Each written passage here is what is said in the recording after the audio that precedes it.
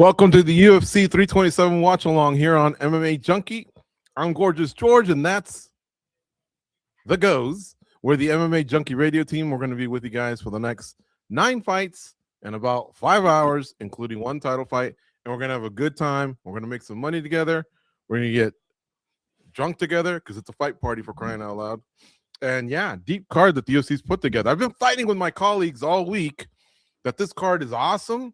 Not the best one of all time, but still a lot of name value. And then there's some, pivotal fights that'll maybe have repercussions, like, maybe getting cut or careers ending. I'm not talking about the retirement of Cub Swanson or even advancement, right, within certain divisions for title fights. So I'm stoked. Goze, have you changed your mind? Are you as stoked as I am? I'm coming around. What I will say is, at the end of the day, I think we're going to have good fights. I think it's built that way.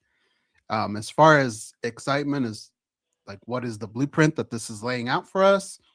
Not a whole lot. Maybe, I think what hurt was, Van and Tyra coming off. I really wanted to see that. But as far as each fight and them being entertaining, yes, I do think that's going to happen. I think there will be a lot of finishes. I'm hoping for that, actually. And we'll see. I'll give you an example. Kevin Gastelum and Vicente Luque, 2 long-time top 10 guys at welterweight and middleweight, they've already fought. And the first fight of the 9 that we're going to be together with you guys, meaning the first one of the featured prelims, has Tatiana Suarez, who fought for a world title last year. She's fighting Lupe Godinez, who wants to fight for a world title. Both of them are up there as well in the rankings. And so this fight could have some implications in the strawweight division alone. And it's 4 p.m. Pacific time, for crying out loud. So yeah, as the night progresses, there's just going to be a lot of fun stuff going on. Fights that matter. Yeah, I can agree with that. There are a couple fights though, and I'll give you an example. That Luque fight, as much as I like both of those guys, I'm kind of with Dan Tom, our fight analyst. When I see Vicente Luque fight, I just want him to be okay. I don't want anything else to ever pop up with the brain issue and all that. I kind of get nervous when that guy fights, honestly. But I love him. I love the way he fights, and Kelvin the way he fights. So we'll see. There's just honestly, I think the judges won't be needed very much once we get past the next 2. I think we talked to him and asked him these questions about a year ago, and he guaranteed us that he does look after himself. He's not just a fool out there, going to get his brains rattled around for money. And that's all we can do. Really, these are adults. These are grown-ass men and women. And yes, as fans of theirs, as media members who cover them, we want the best. Let them talk their smack, and then at the end, one goes home with 2 checks, maybe 3. The other one has to basically pick up the pieces and, live in solidarity or in sadness until your next fight. That's the unfortunate thing, is you can't rectify the situation, the next day, right? In the back-to-back in the NBA, the next week, like in the NFL, nothing like that. Like, you have to live with that. It has to fester, and it sucks. I get it, but that's prize fighting. Yeah, I'm tripping out right now. I'm going to go back and watch this when the card's all over. I think I just figured out what was going on. They did a wide shot, and in the wide shot, you could see Anik, and you could see Cormier, and then in the middle, it looked like there was a female.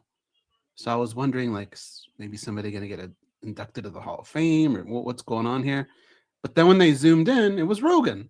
And I was like, there's no way I got that wrong. Because for one, long hair. Maybe we need to check out your head instead of Luque's head.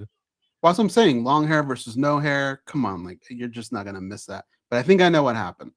It was probably one of those where he was in the cage, but they needed to stand in just to kind of frame things right. And then they just swapped. That had to have been it. But I'm dying to go back and watch it now, because you're right. Maybe something is wrong with it. I could see that for sure.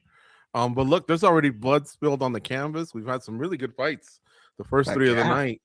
We'll go over them in just a second. But as you know, we don't just join you to chat and watch the fights together. A lot of you like to gamble on them. So we'll pass on what we know, what some of our colleagues know, and some of the sharps out there that we know, what they're doing. And then you put it all together and make your best play. Remember, gambling is like a vice. It can be addicting, so be careful. But still, do what you can, right? So Suarez and Godinez are going to start soon. Goes, why don't you spit out them odds and let's make a pick, and then we'll go over what's already transpired earlier today. Okay. Tatiana Suarez minus 165. Lupe Godinez plus 135. Who do you like? What you think about that? I'm gonna go, man, dude. Suarez's wrestling is so dominant, and yes, she was exposed a little bit when she couldn't get Zhang Weili down, and she was forced to stand, and that sucked. Now that said, Godinez can also wrestle. She comes from a wrestling family, and so she, of all the strawweights, she'll have a good opportunity to at least present challenges to Tatiana Suarez when it comes to stopping the takedown, right? But either way, Suarez, until she really gets stopped like the great Zhang Weili did, I'm always going to roll with her, man. Plus, she's a SoCaler. She's an extreme couture fighter. I do like Godinez, and I'm telling you, Godinez stops her early on with a couple of takedowns. Then all of a sudden, I would look to live bet Godinez because I would realize that I think my bet's basically fried at that point. But I'm going with Suarez. How about you? We're going head-to-head to start the night off, George. Yeah? But I like Tatiana Suarez. I cannot get the image of her just not having a plan B out of my head. I've seen that she has been working the striking a lot, but like you said, like Lupe's sister has been a big part of this camp, right? I think she's an Olympic wrestler. So I think she's going to have that covered. I think she's just going to have a little bit more of an edge to win the fight. Wouldn't be shocked if Tatiana won, because Tatiana on her best night is pretty tough. But like I said, I'm still left with that image of just no plan B in that other fight. So I'm going to have to go against her until she can prove me wrong. Well, again, though, Godinez is not Zhang Weili, but you might be right. If she can stuff those takedowns, then I will feel like that's what I wish I would have bet. That's why I say I'll have to rush to get to the live betting. I'll know early, man. We'll know early. And maybe Godinez improved her striking. Who knows? Oh, nice. And by the way, this is what I'm eating tonight. Round table pizza. I have a Dr. Pepper for now, but I had an 805 earlier.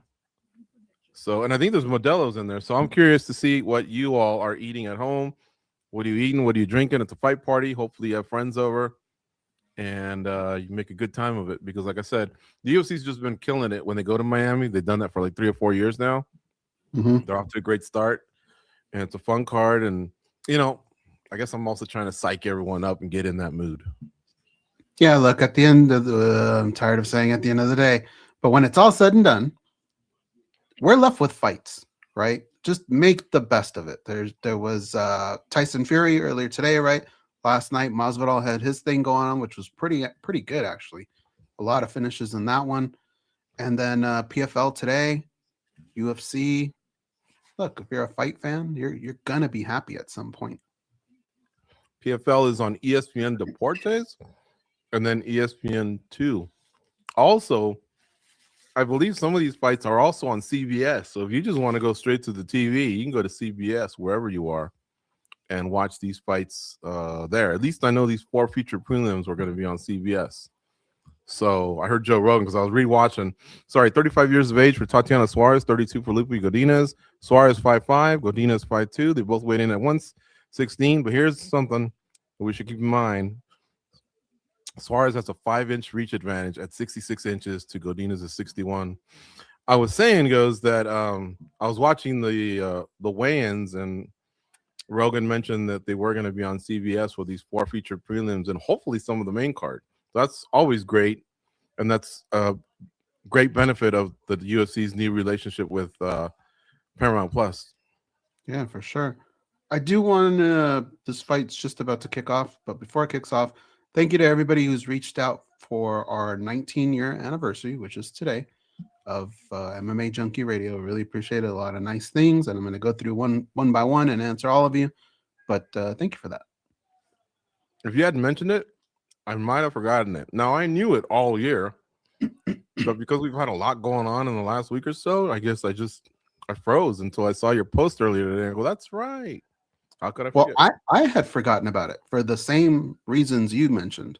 And then one of our listeners, Kella, sent a message, and I go, oh my God, I completely had spaced. Like even yesterday, I'd thought about it, the day before, and yeah. So thank you, everyone else, and hopefully we could do something kind of big for 20 years. Yeah, it'd be nice for sure. It landed on a Saturday, but here we are, still with you guys together. This time we're watching fights together. And this one's getting ready to kick off with Suarez and Godinez. So we'll chime in as we watch. I don't think you need an actual play-by-play and color commentary. Maybe we'll save that for the last few fights. But look, with Paramount Plus, I think the whole world has it. And CBS, the whole world, and I think a few from other planets have that one. Mm-hmm. But usually we say the play-by-play for the main card. Godinez is already getting a little aggressive there with a couple kicks to the thigh. That was pretty impressive, actually.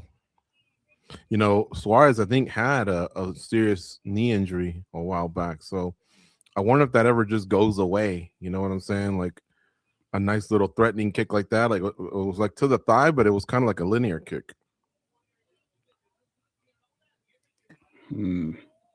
Whoa.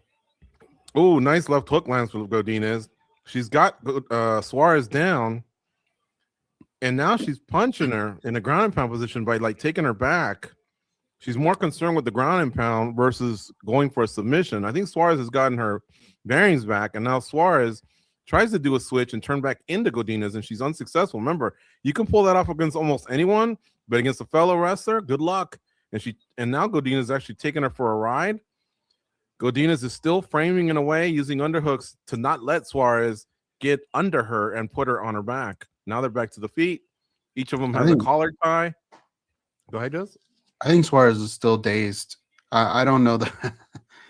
I don't know that Lupi's that light years ahead of her in wrestling. The way she was throwing her around like that, I think she was still kind of dazed. Yeah, that's true. Are you saying that Tatiana's the one that's loopy right now? Now she's coming out of it. She's got Loopy down on her back, but Loopy's trying to get back up. How many pieces of round table did you have today?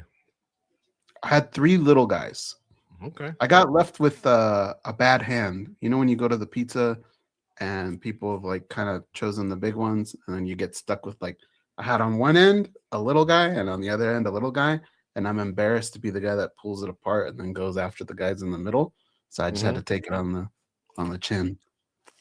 But they were good. Loopy's throwing some elbows from the bottom. Tatiana is yet to really get her game going from the top, but she's in a good position. She's got Loopy up against the fence a little bit. And now we're about halfway through that first round. And Suarez has taken that top position. Now let's see if she can keep it there. And if it's going to be a rinse and repeat. I mean, because Godinez did put her down with a legit left hook, but Suarez has survived that.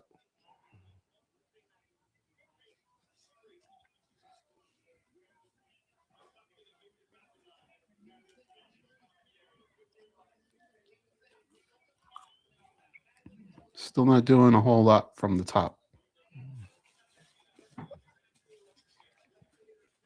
150 left in round 1. She's in her half guard. They're up against the fence. Godinez's legs are open, which is good. She should try and regain full guard. But now she's using one of her legs to push off the fence. Okay, she did regain full guard. Closes her legs. Now she's going to basically open them up again, except now use her feet to create scrambles. Maybe push off, create some distance. Keeping her legs closed isn't going to do it unless she's willing to just give in to round 1. But I think Suarez has basically made up for that that knockdown goes. And well, I don't know, man. Godinez also had some ground and pound on her, right? She did, but I think enough is probably when you add how long she's been in this position with the striking that she has landed. I mean, if we're not there already, we're a couple strikes away. It would be a shame to actually knock someone down, kind of, and then ground and pound them and still lose the round. Because remember, damage is such a big criteria in MMA scoring. But Suarez has done a good job of regaining this round back. Yeah. And I think she's landed enough now from the top that, I really think as defensive as Loopy's been from the bottom, had she just maybe thrown a couple more elbows, a couple more hammer strikes or something, she could have maybe offset some of what Tatiana did. But she really hasn't done much from the bottom. And they're in Godinez's corner. So hopefully they're telling her, hey, look, man, you see an opening, get up. Because right now, this is a waste of 5 minutes after getting such a nice start to the round. Mm-hmm. Okay, that's it. That's the end of round 1. 10-9 goes, Suarez? Yeah. Yeah, I think so. I apologize. It was a straight right, not a left.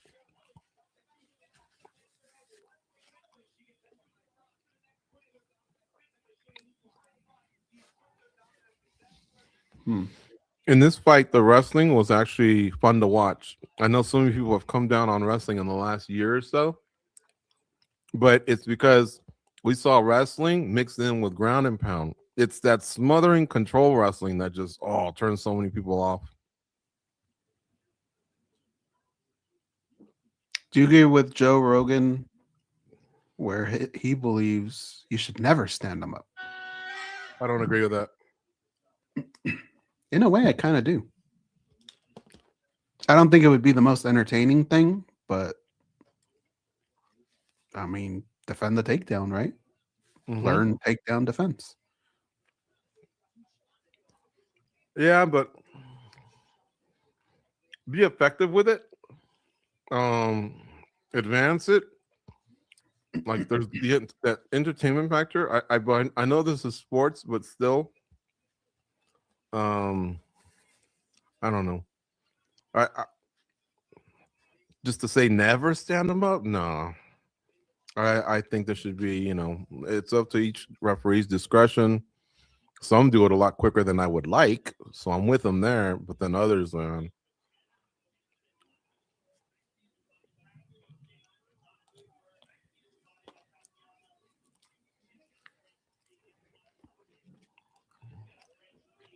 Tatiana's kind of bullying Godinez now a little bit. Yeah. She's got a front choke on her right now. Or she's working on one. Loopy gets out of it, though. Now they're up against the fence. I like when Loopy throws those elbows at the side of the head. Mm-hmm. But she chooses not to do it right now. She's got an overhook and an underhook. Was it Fabian Edward just got knocked out by those, right? Yeah, title fight. And now Suarez rides her down to the ground, trying to take her back. Loopy grabbed the fence for a moment, but she still got taken down. Now Suarez has her back, and she's trying to get the body triangle on. Almost. She does have 2 hooks. I thought for a moment there, Godinez might be able to turn into her if she would have done it quick, but you just cannot hesitate in this game, man. Mm-hmm. If you're thinking about it, so are they. So you better get to it quick. Otherwise, they will have thought about how to stop what you're about to do. Well, Tatiana's leaving that opening. I mean, she could possibly still do it. Yeah. She's got a choke on now. And it is somewhat under the chin. Just a bad angle, though. She'll have room, I think.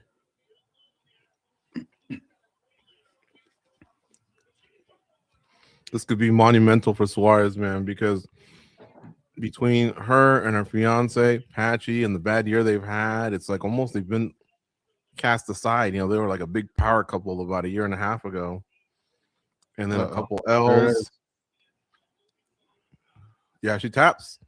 Suarez chokes out Godinez using wrestling and jiu-jitsu, and it's very impressive. Godinez gives her props.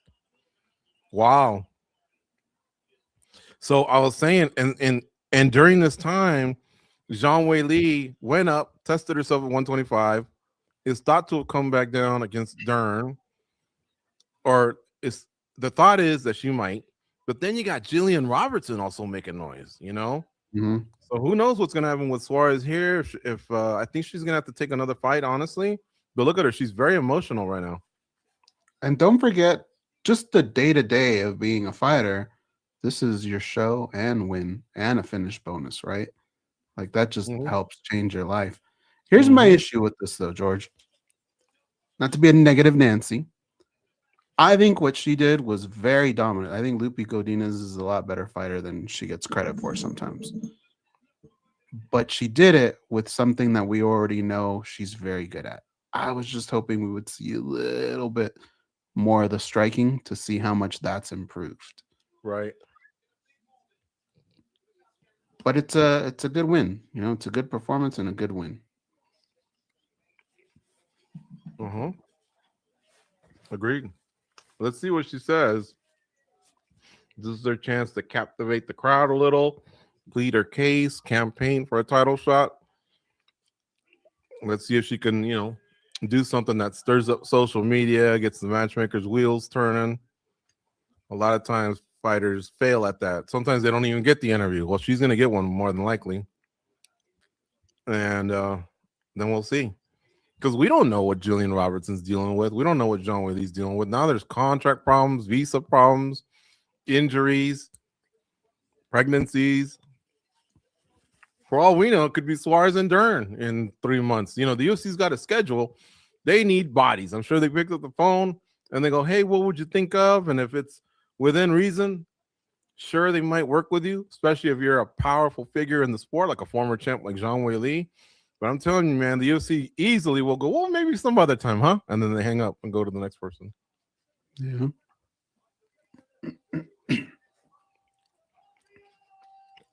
Huge miss, though, for Godinez, man. This could have been an epic win for her.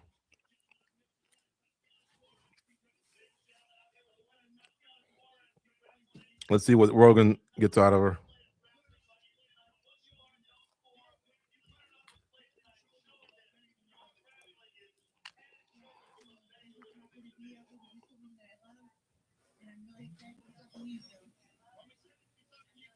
That she's happy to be here and excited to talk to Joe Rogan.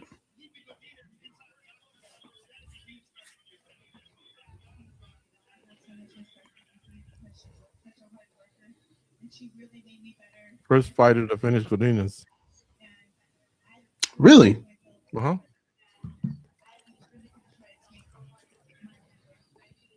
Suarez said she pushed herself. She was expecting a tough fight from Godinez.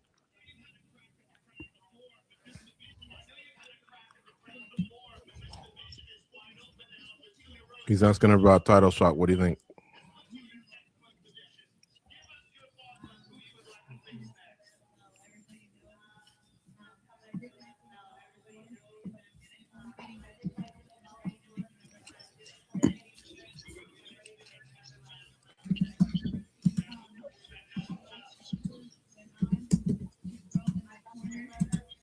Oh, shit. She said he lost her brother. A brother or her brother? I don't know. I don't have it that high. He said he was really sick.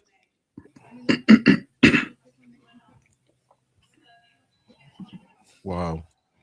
Either way, whether it's blood relative or not, it sounds like it's really hurting her. Yeah. She fought with a heavy heart, thyroid cancer, I'm hearing. Wow. That's our head coach there, Nate Pettit from Extreme Couture. I didn't see Patchy Mix. That's kind of weird, isn't it? Everything's still good with him? I don't know. She was pointing to the crowd. Oh, okay. So I don't know. Maybe he's there. I don't follow the day-to-day, like the news yet, but not like the drama, the social media, the relationship status. Sometimes I'll find shit out like months later.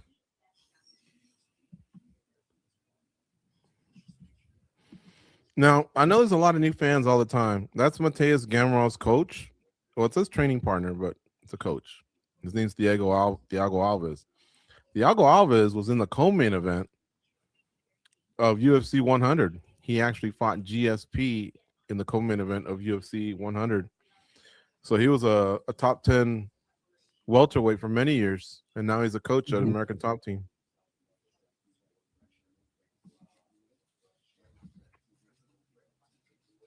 Really good person too.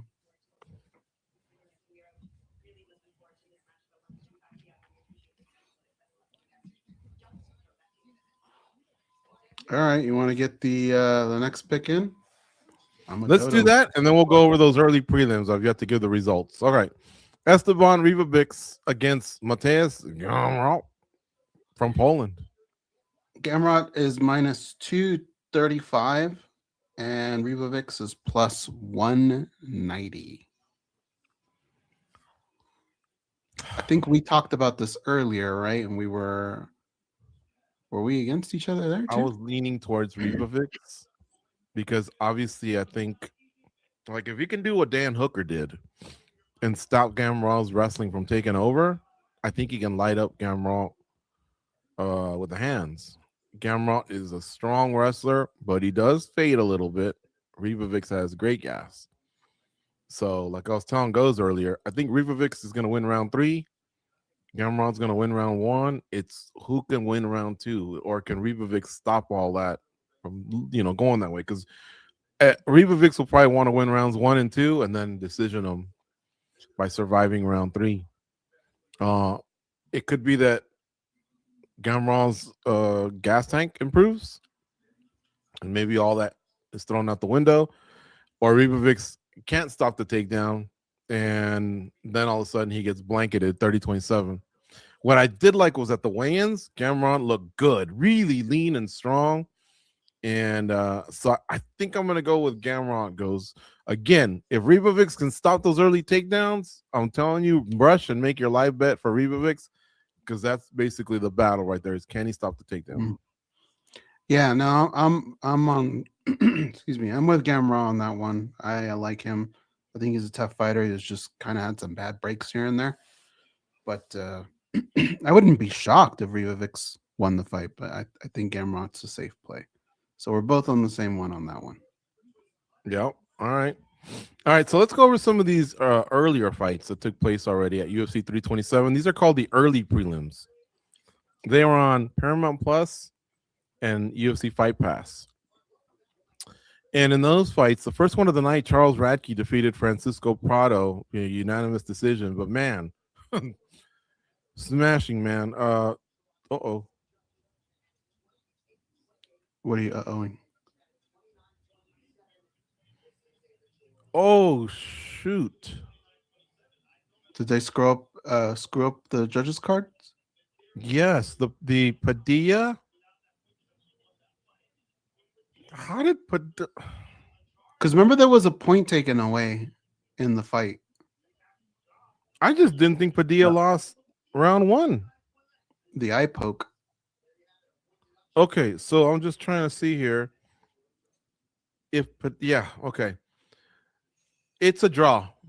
The Padilla Madero's fight, which I hadn't gotten to yet, was a majority decision win for Chris Padilla. However, they realized the judges' scorecard, and now it's being called a draw. What I kept staring at was one of the judges who didn't give Padilla round 1, unlike the other two, because if he had, then Padilla would still be the winner. I thought Padilla clearly won round 1. So that's, I don't know, a little disappointing. But anyway, yeah, it's a draw, man. Crazy. It was a good fight too. And Padilla had a pace on him. Madero's just, every time he turned around, there was a different type of strike coming towards his way. I can't believe it took them that long to clear that up. I know. And you know what? I don't like to bitch about everything. Sometimes it's fun, but come on, man. Like, how do you make a scoring decision at this level? Like, that shouldn't be that common. And I thought we had one recently. And I don't know if that's the time when Buffer read out the wrong guy, or if that was a Buffer mistake. But what's going on? Like, they huddle up, all these commission officials. They have the announcer, the scorekeeper. You would think that this really wouldn't happen that often, if ever. Well, it doesn't really when you think about the long scheme of things, especially in boxing. In boxing, it tends to happen quite a bit. Mhm. But yeah, it's just been kind of close together. That's what makes it so weird. Right, but you're all your. It's not like I'm giving you a piece of paper that says 87, 114, 999. Add these up. It's basically a 10, a 9, an 8, or a 7. I don't think I've ever seen a 6. Mm-hmm. So add that up. If I see 2 10s and a 9, 29. If I see 2 9s and a 10, you see what I'm saying? 28. Like, what is going on here? Anyway, all right. Radke defeated Prado. That stands. Unanimous decision. And they were 3 30-26s. Then Vicente Luque choked out Calvin Gastelum. Easy, too, in round 1. He went up the middleweight to do it, by the way. So that's that. And then Chris Padilla and Markel Maderos is now being shown as a draw, majority draw, because it was 228-28. Tatiana Suarez just submitted Lupi Godinez, and now the next fight is Mateus Gamrot and Esteban Reabix. You know what? Sometimes we say this, but I don't know. In Miami, I thought there'd be more people there early. They seem to be pretty hardcore, I was just about to say that too. I'm glad you brought it up. You saw how they panned to the crowd. There was a lot of empty seats, right? Yeah. That can be kind of normal depending on where you're going. But, I don't know. This just seems like a very hardcore crowd. I thought they would be there, especially with some of these fights that are on the undercard. If this was the West Coast, I'd give it more of a pass because right now it's only 4:30. But over there, it's already 7:30. Now there's going to be a lot of people that tell me, "Oh man, you don't know how they roll in South Beach, baby. The night starts at midnight." All right, I get it, but the fights don't start at midnight. So yeah, I think 7:30 is plenty of time for you to have already gone out, done what you got to do, and you just missed Suarez fight and Luque and Gastelum, and you barely might catch this one. And the next one's Holland and Randy Brown. Folks, it was really empty too. But I did hear it's a sellout. Good. Oh, could it be that because the rumor is that President Trump's going to be there, it's slower to get in? Well, it's like that for media, right? So I don't think it would be crazy for that to happen with fans. There could be. Maybe that's it. Because our colleagues who have covered events where Trump's shown up said it takes them about an extra hour to get in through all the security. Mostly cold coffee, our videographer, because he walks in with like lights, cameras, action, just kidding. Like book bag or backpacks. Mm-hmm. And so they're kind of sorting through all the different pockets and checking for stuff. So maybe his process is a little longer, but there's quite a few of those guys and gals there. And then you got the normal media and they got their laptops. And I guess Secret Service just really does a thorough check, which they should. But if that's also happening with 18,000 other folks, I don't know. Yeah. But that's the rumor. I'm not sure if he'll do that. After all, we do have a situation going on in the Middle East, so maybe he does, maybe he doesn't. I don't know. The next fight again is going to be Esteban Reabix versus Mateus Gamrot. If you could hit the like button if you're watching on YouTube, that would be tremendous. If you haven't subscribed, kindly consider subscribing and join the 400 and other 30-some thousand hardcores that love this channel. It's free. You just need to subscribe. Let us do the rest. But we do pre-fight interviews, post-fight interviews. You'll see the post-fight press conference. We had the actual wins, the ceremonial wins earlier. You had I mentioned already the press conference, the one-on-one with the media, on top of all the stuff that we do as a team, interviews, spinning back click show, these watch-alongs. It really is the channel to be at if you love your MMA. And you're getting it from a straight source that double checks all their facts. and I can count on one hand the times we've had to apologize for a mistake that we've made, because we really are very careful in the news that we put out. So we're professionals, what I'm trying to say. We try to be, yeah. Have you ever had to apologize for anything? I don't think I've ever had to.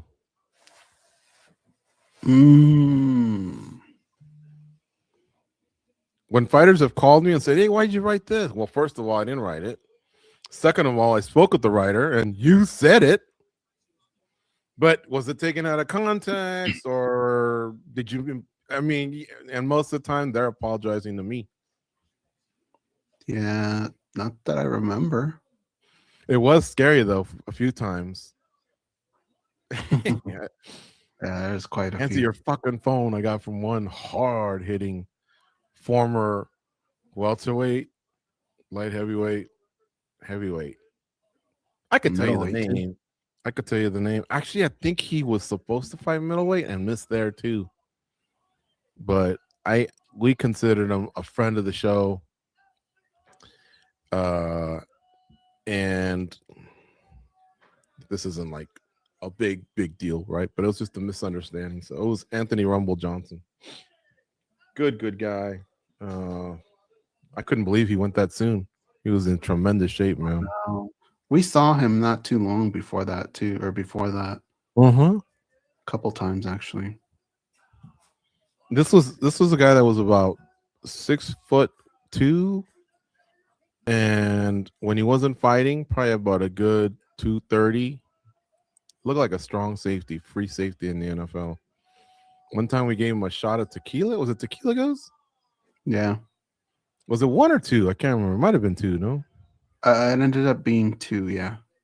And this was like at 9 a.m. And when we saw him at 5 p.m., he said he was still buzzing. Yeah. He just never drank.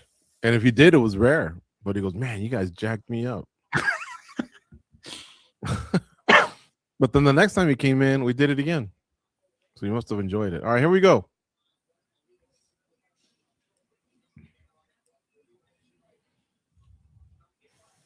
Can Reabix in the blue stop Mateusz Gamrot in the white from taking him down?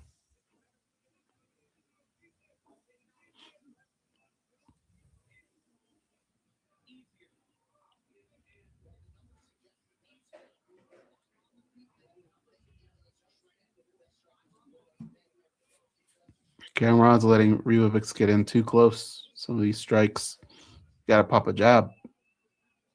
Gamrot, I think, is working off 2 losses in a row. I believe it's Oliveira and Hooker. But he's also got a win over Arman Sarukian. So he's not a jabroni, that's for sure. Can you put this in the fridge? Reabix is Argentinian, right? Yes. Now here's the takedown. It's not easy. He's got a single, and he does get him to the ground. Reabix had a little bit of balance, but he never thrusted his hips. And so he was basically just pogo sticking, and with the right leverage and right technique, Gamrot was able to pull that leg out and get him down. And now he's in side control, and then they're in the center of the octagon with 3:40 left in round 1.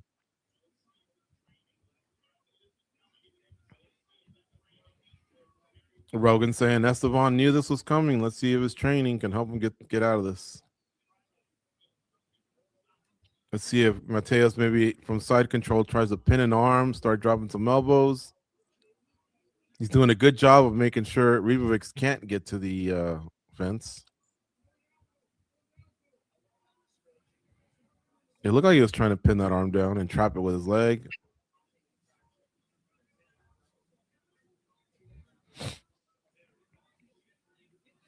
Gamrot could stay here all day if he wanted to. Trap that arm. Yeah, he's trapped that arm. Now, Reabix has gotten to all 4s, but he's still on his knees. Let's see if he can pop up here.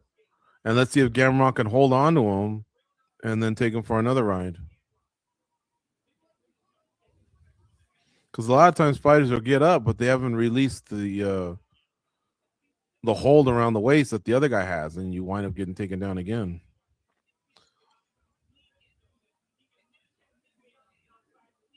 Okay, Reabix is up against the fence, and he has managed to get up, and now he's trying to work on freeing up the hands with just over 2 minutes left here in round one. Gamrot pulls him down rather easily, but Reabix gets back to one knee. Again, being up against the fence is a big advantage. A little bit of a cut on Reabix's the bridge of his nose. Yep. Not much to worry about, though. Now, would you say that he could easily get this takedown again in round two? Or do you give a little bit of props to Reabix for surviving? Maybe turning his fortune? I think he can do it again in round two. Feels like it, right? Yeah.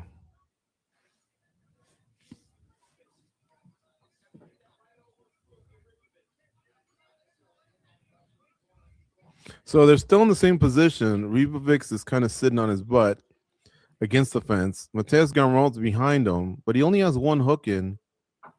Fans are starting to boo a little bit, but I don't think that's well deserved. There's been some pretty good action. Reabix is now flat on his back, and Mateusz Gamrot is back in side control. Trying to trap the arm, mixing in some strikes. And now Reabix has gotten both of his feet against the fence. Let's see if he can push off and explode. No, he lets that go. He's still getting smothered from side position. But now there's about 30 seconds left. So if he can get through this, they'll start right back on their feet. Tough round for him, though. Yeah. We're not in 10-8 territory or anything like that, but he's just been controlling them. That's the thing, is Gamrot hasn't created any damage. Gamrot got a couple nice elbows in on Reabix's ribs. That's the end of round one. Back of the head. Yeah. This is an ATT versus Kill Cliff matchup. Two South Florida teams that are about 10 minutes apart. Reabix is with Henry Hooft out of it's weird because I know they're called Kill Cliff, but I was watching Embeddeds earlier and it still says Sanford Mixed Martial Arts. It does? Yeah. Remember they were like Zillions at Hard Knocks, Sanford. I could have sworn they had one more name before they finally settled on Kill Cliff.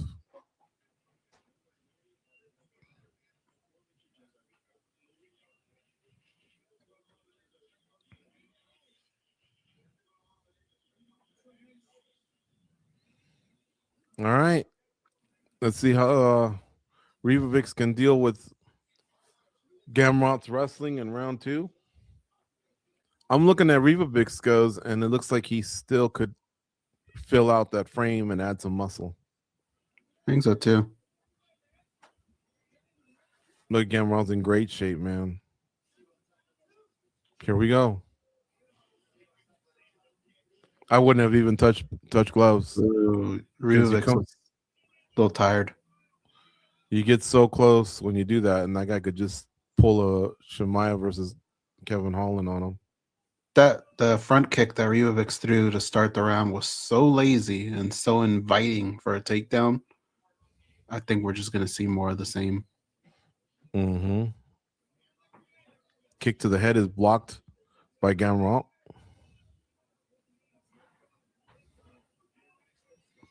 Reabix switching his stance up a little bit, and they're in the middle of the octagon. There's 4:20 left here in round two.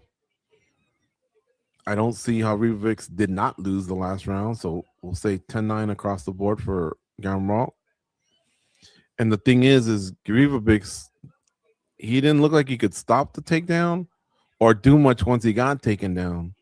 He needs to really be careful, because if he's down 2-0 going into round three, then he's only left with, being able to get the finish. Now, that was a great job, because Gamrot tried to go in there and get a takedown like a single, and Reabix did a good job of, like, I wouldn't call it a sprawl, but he thrusted his hips back, and they both kind of slipped, and so it worked. Now, that said, Gamrot just took him down right now.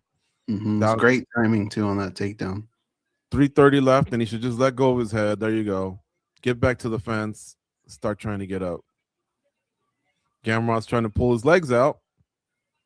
Reabix crawls back, has his back against the fence. Gamrot's trying more of the same, but Reabix is able to get up to his feet. Let's see if Gamrot can drag him down, and he sure does. See, Gamrot just looks like he's more experienced and a step ahead of Reabix. Now he's got his back with both hooks in. Just under 3 minutes left. Same position Suarez had Godinez in the last fight. Although the arm is yet to go under the chin, and Reabix is doing a good job of using both of his hands to attack Gamrot's arm. Now, Reabix might have a chance of turning, and he no longer has his back, but now Gamrot's on top. And the Gamrot looks real comfortable inside. Goes, he hasn't even thought about half guard. He's really liking side control. Oh, no, he's trying to get into a half guard now. He kind of do what he wants. Yeah. There's just no resistance, really, from Reabix.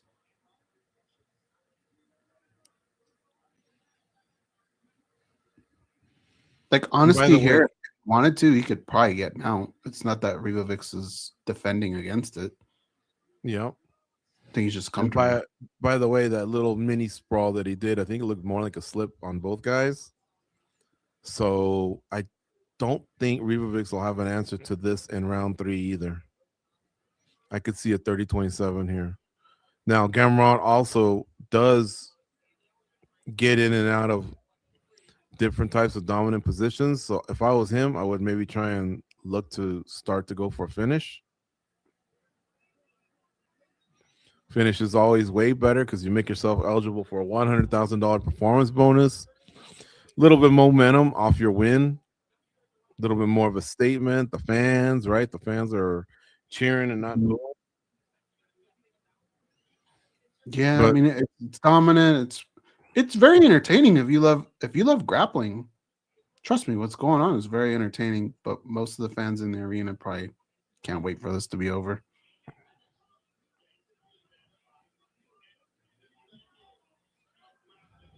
Uh-oh. Gamrot's going for an arm triangle. And it looks like he's in a good position to get it. Is he out? Reabix is answering the phone. He looks like he might be out. He looked like he had gone out for a second. He's not out. Good refereeing. Now he's out. The ref, I think it was Kevin McDonald, did a good job of, grabbing his hand, and Reabix still had a firm grip. Referee stood in there, and then all of a sudden Reabix eventually started to go out. But Reabix was answering the phone, which is what they're saying when you're basically trying to put your arm all the way back and make sure you create a little bit of space from where the guy's trying to tighten up the squeeze. And it looked like he was doing it for a while, but that's it. Now look at this, Goes. Now he's eligible for a bonus.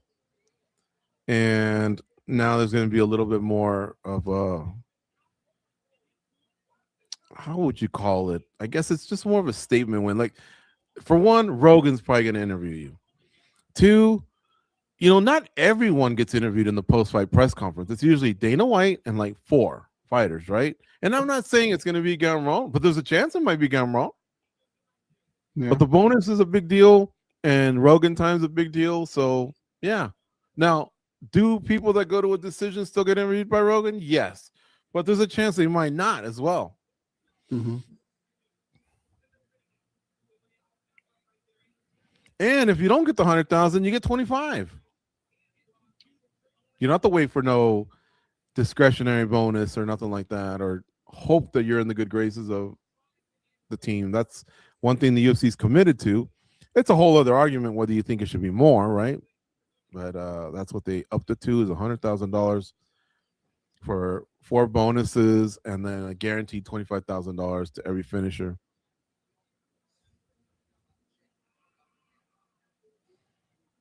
Goes a long way, man. does part of you almost think the UFC could have gone 150 and 50? So 150 for the bonuses and 50 for all finishers? I do think that, but if I were running the UFC, I see where they're coming from. They do this thing where they pull people as far as they can go until they're ready to snap. And then rather than giving them what they deserve, they give them a little bit and make them feel like they won something when in reality they probably didn't. Like your way makes more sense given how much time the bonuses were the way they were and how much more money the UFC was making. What you're saying makes more sense. But at the same time, I also get the UFC that I think they just try and avoid paying these guys. I think part of it is, of course, they want to hold on to the money, but I think part of it's too is like the more you give them, the less they're going to want to fight and be available. Some of them, you know, they just don't have the need anymore. Yeah, and like I've said many times, you can't just walk in that room and say, I demand a raise, because the UFC can go, you know what, we can let you go right now, and it wouldn't hurt us a bit. And I'm talking about of the $800 fighters on the roster, I'm talking about 775 honestly can just go, you know what, I quit, and the UFC would go, well, have a great life, and they would not miss a beat. Now, of the other 25, they could as well. Now, the UFC wouldn't like it, right? They wouldn't want a John Jones or a Conor McGregor to quit in their prime. Jones is quitting because he's at the end of his rope. McGregor's had troubles with that injury that he had, and then maybe excessive partying, whatever. But they haven't been around much, and so the UFC keeps growing and growing. The UFC already knows this. But yeah, they do big business when their big fighters fight. So it's also nice to do it. It's good PR. But to see John Jones had the shortest retirement of all time today. Now what did he do? He did an interview where he goes, John Jones, the fighter's retired. You know, now all you got left is businessman. And maybe hours later did another one. He goes, I just spoke to Hunter Campbell. It's like, enough already. No, I was just about to joke. What's he gonna wait 2 weeks and then unretire? Yeah. So what John Jones said was, I got arthritic hips, but for the White House, I could definitely get motivated to train. I'll be all right. I do have arthritic hips, but I can still compete.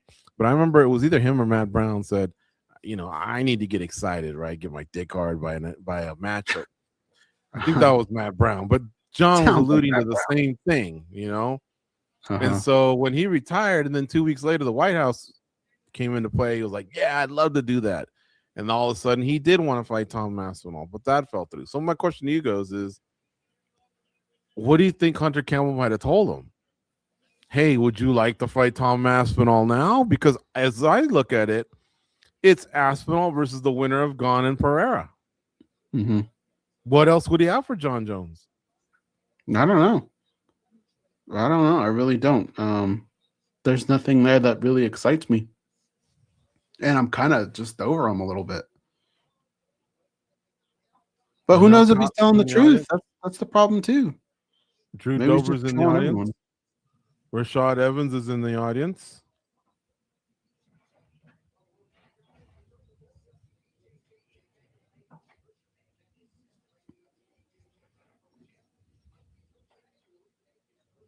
You ever met Drew Dober? He's one of the nicest dudes. No, I have not. But who did that interview with him? Oh, it was the guy from MMA Fighting, Jose Youngs, where he talked about video games. Very nice guy too. For like about a good half hour. And I was like, bro, seriously? Except Drew Dober loved every minute of it because he's that hardcore of a gamer that they were talking strategies and secrets and tips.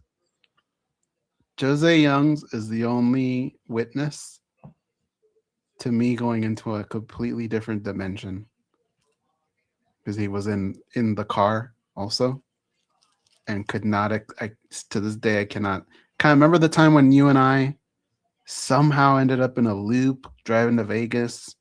We have no idea what happened. It was like that.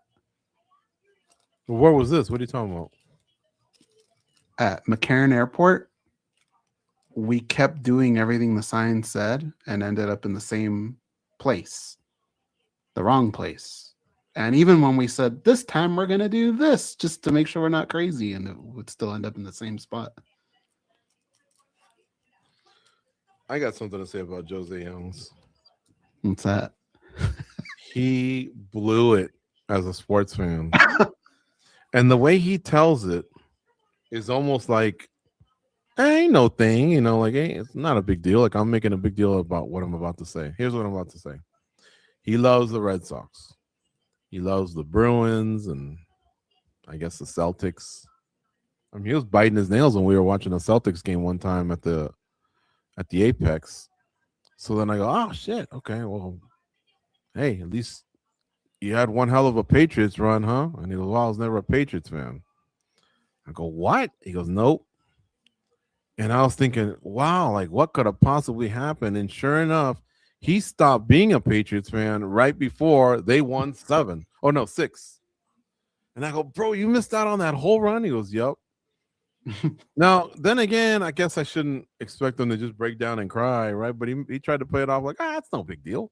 I'm like, oh, what fan of an NFL team would want to miss out on 6 Super Bowls with arguably the greatest football player ever, arguably the greatest coach ever? Like, that's a big miss right there. Hey, we got to get this next pick in. Oh, let's do it. Are we 2-0? You are. Okay, next fight is Kevin Holland against Randy Brown.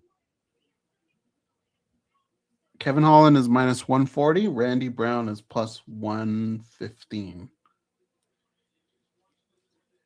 I don't think I've ever won a Kevin Holland fight in my life. That's whether I'm betting on him or against him. So I'm actually going to do whatever you say. Well, I think Holland's better on the ground, and I don't think he's that far behind Randy Brown on the stand-up.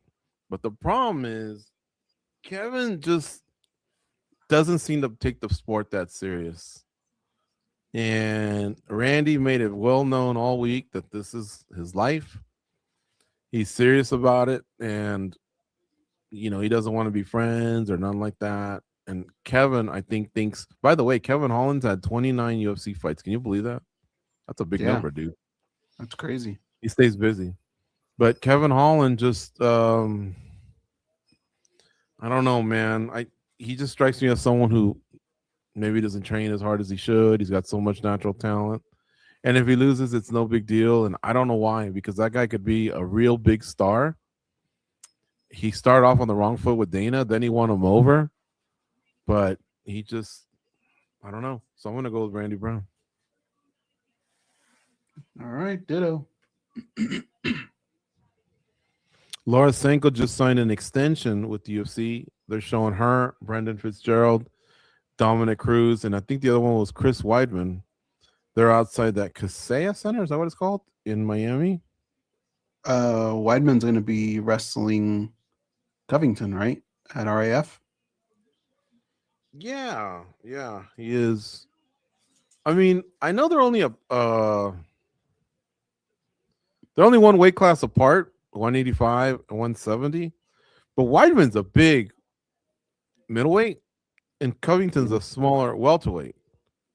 So you're almost seeing a big lightweight face a smaller light heavyweight. True. And I think Chris Weidman can match his credentials, his wrestling credentials. So I don't like this matchup for Covington, to be honest. I think the size is going to matter.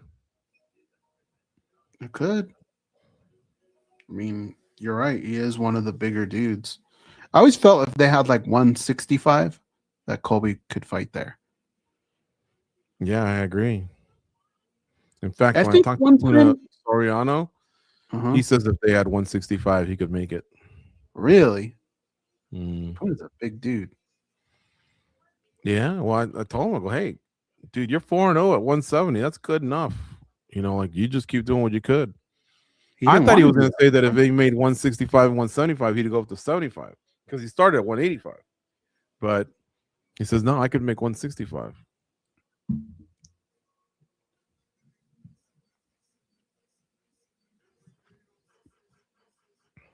You think you could? Well, no, I know the answers. You could never live in Miami, right? That to wring your shirt out every 5 minutes. I know I make a big deal out of the humidity, but remember, I was in Rio de Janeiro for 6 weeks, and that's pretty humid. I definitely would sweat regardless, but you definitely also get used to it. So it would have to be a great opportunity, a lot of money, so that I could afford my AC to run 24/7. You know what I mean? Like, Yeah. I couldn't have some sleazy apartment that has no AC. I would melt. Now, do I like that crowd? I don't know. You know, when they said, I think one of the Nelk boys told Topuria, wow, you married a Miami girl. Almost like that's a big no-no. The one time I was there was which was a while ago, but from what I heard from people, it does look like it's a party scene, and I don't know that you're meeting the most genuine people there, you know. So if you're there to party and have fun, sure, but if you're there to looking like to settle down and all that, I don't know. Doesn't seem to work out for too many.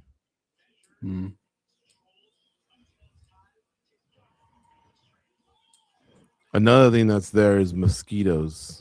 Not a fan, and I heard they're coming to Vegas this summer. Yeah. Not a fan of mosquitoes. Did you see the embedded when Jiri Prochazka and his team went out on an airboat ride? Did they just see one gator? Because they showed him seeing one gator, but I could have sworn they said we only saw one gator. I'm like, fuck, you went on the wrong one, because when we went, we saw a lot of gators. Dude, they were everywhere. Somebody else, was it Reyes? It was jet skiing too, right? Yeah, that was in the ocean though. Yeah. Well, yeah. Fuck, I would never do that. Yeah. Yeah, he said he was gonna test the speed. He wanted that high. But yeah, if he had done something to hurt himself, that would have sucked. I think what I would have done was done that afterwards. These dudes are tough though. It'd have to be a serious injury for them not to do anything. By the way, Goze, congratulations on 19 years of doing MMA Junkie Radio. Today's the anniversary date. Thank you. You too. Oh, thanks.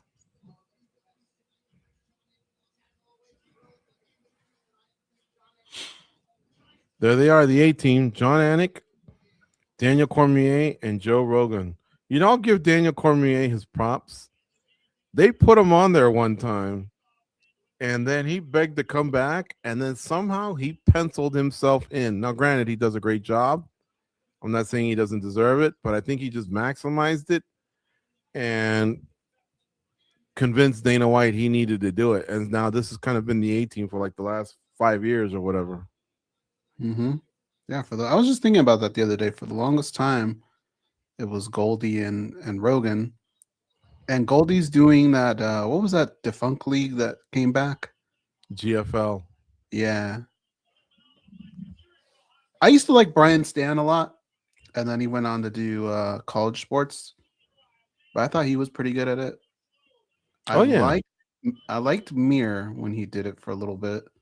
I like Dan Hardy at PFL. Yeah, he's very good. You could tell he's just passionate about the game. He's well prepared. I liked when he was doing the UFC. You know, he was like the European team or the Middle East team, and then that opportunity went away. But he does a good job.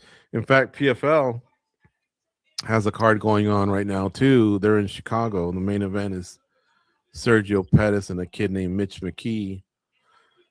Raytheon Stotts is also on the card. So if you want to put it on, I think it's ESPN 2 for the main card. starting at 6 p.m. Pacific, 9 p.m. Eastern. If you have a couple TVs, you have a game room or something like that, you can watch both cards. The next fight here goes. Did we make our pick yet? Holland and Brown, we did, right? We got Brown plus 115. You are 2-0. I'm 1-1. And they are on CBS, it looks like, for the main card too. So no complaints here. No $80 out the window, and it's available on CBS. Now, I did like that Randy Brown and Kevin Holland chirped at each other a little bit all week. So someone's going to have to eat a little crow. But it usually makes the fights more interesting. But they have to also do their part to build it, and pick a side. I think that's what Hokett was doing a little bit too, trying to schoolyard. Yeah, he's just gone overboard. I don't know. I do like it when some guys have personality, but he's just shoving it down our throats, and I'm like, okay. They're showing some highlights here, and I'm telling you, Holland is really good on the ground. So hopefully Brown didn't just phone in his grappling training either.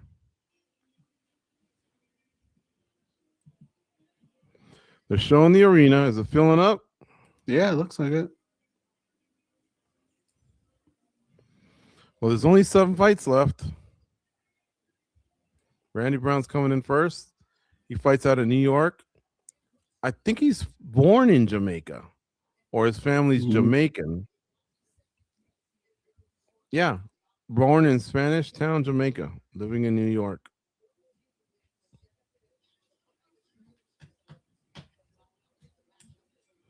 Is that Joe Pfeiffer? Yeah, look like it.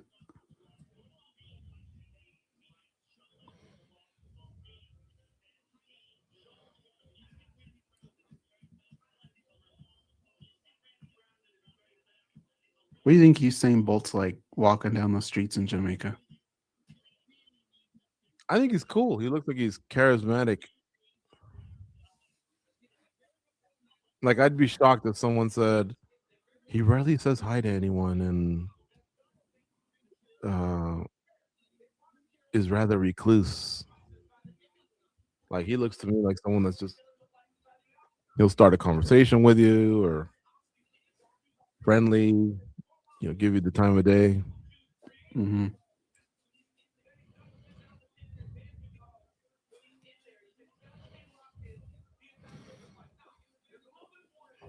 Kevin Holland is he's actually got an interesting personality, but he's become so detached from the sport, and I feel like he blew it. I think, well, I mean, granted, I guess he didn't back it up with wins. I think he had, of his 29 wins, 29 fights, most of them were wins. No, not most of them. He had more wins than losses. Yeah. But,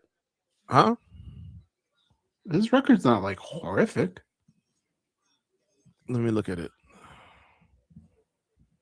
But he just does not like to do media. And I think he took kind of like the Ronda Rousey thing, where detached from the sport, doesn't like media, doesn't like fans, that type of thing. Okay, he's got 1, 2, 3, 4, 5, 6, 7, 8, 9, 10, 11, 12. So he's got 28 fights and he's 16-12. That's not a great record, but people seem to like him.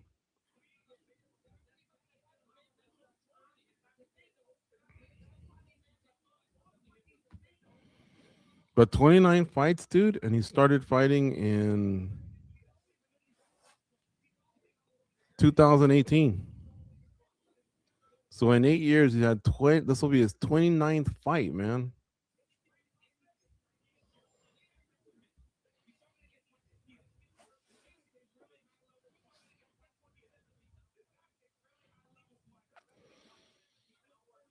Most wins in a calendar year, 5. Wait a minute. Didn't Don Fry had in 1997 have like 9 wins? Possibly. Or was it Frank Shamrock? I remember that year because we did have him in the conversation of possibly being fighter of the year. Remember he took one like on 2-3 weeks, like back to back. Who? Kevin Holland.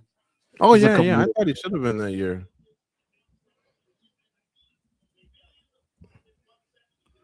Shamrock wasn't in the UFC that long. But he made the most of it. He won a title and defended it 4 times. I'm talking about the other Shamrock, Frank, not Ken. He won the inaugural UFC light heavyweight title against Kevin Jackson.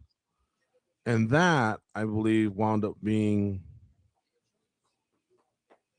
it was 200 and under or something like that at the time. I don't know if they made it 205 yet, but he won that.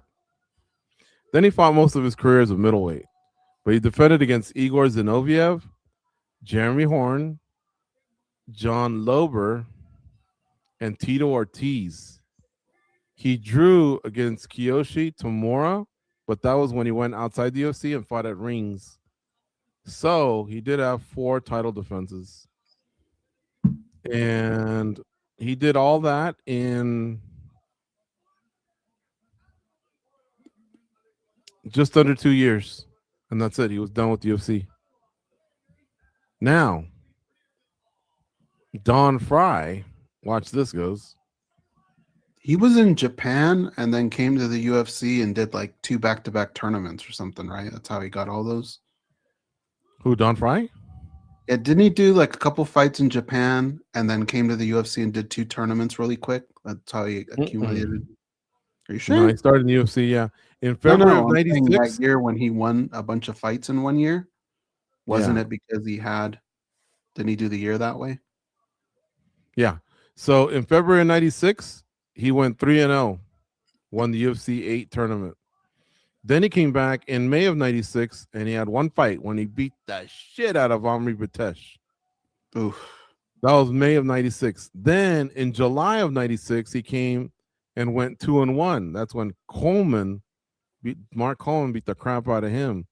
But at that point, that's 7 fights in 6 months.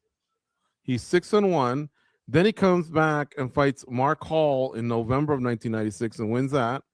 And then he won the ultimate in December of 96 by going 3-0. So all told, he went 10-1 in 1996. And that's it. He never came back to the UFC. 11 fights in 1 year. Now, granted, these were multiple in one nights, and then he went and did his thing in Japan. But he definitely deserved to be a Hall of Famer. All right, this fight's underway. Both guys really, really tall in the welterweight division. Are you just got underway, or are you just saying that? No, it's at 424, 423. Okay. Where are you at? I think I have to pause for a little bit because I'm at 415, 414, 13. Pause 2 seconds. Both guys definitely can cover a lot of ground because they're tall guys. They have long legs, so they can move around and use their athleticism to throw strikes and avoid strikes. Both guys kicking and punching. I think Kevin Holland felt like, hey, I'm more popular. We're very similar in what we've accomplished, but I'm more popular. And he didn't want to fight Randy Brown. Mm-hmm. And Randy Brown, after a while, was like, well, hold on a second.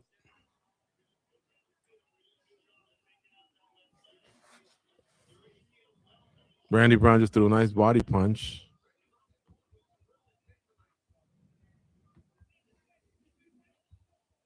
Oh, big left hook lands for Randy Brown. It looked like it hurt Kevin Holland. Then Kevin Holland recovered. Dude, I thought he was going to slump down, but Kevin Holland didn't shut down, man. He stood there. What a left hook that was from Brown.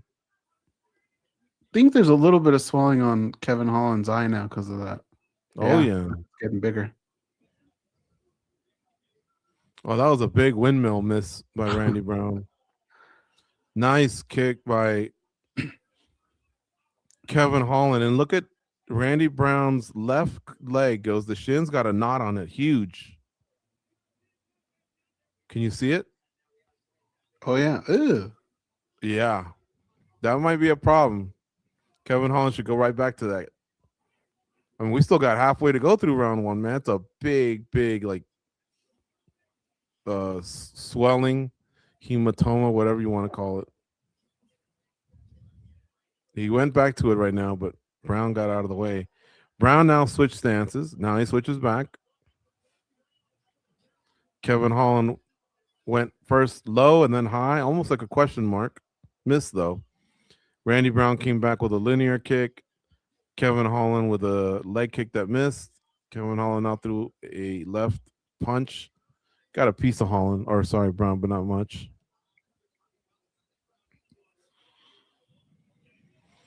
But one of the biggest strikes of the round was actually that big left hook that Brown threw.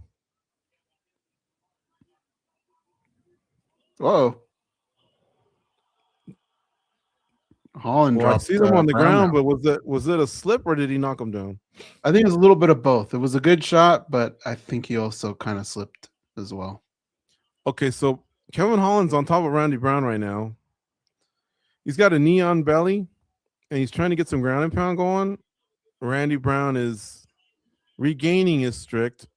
He's using one of his legs as a shield, and he prevented Kevin Holland from really getting up on top and pouncing on him.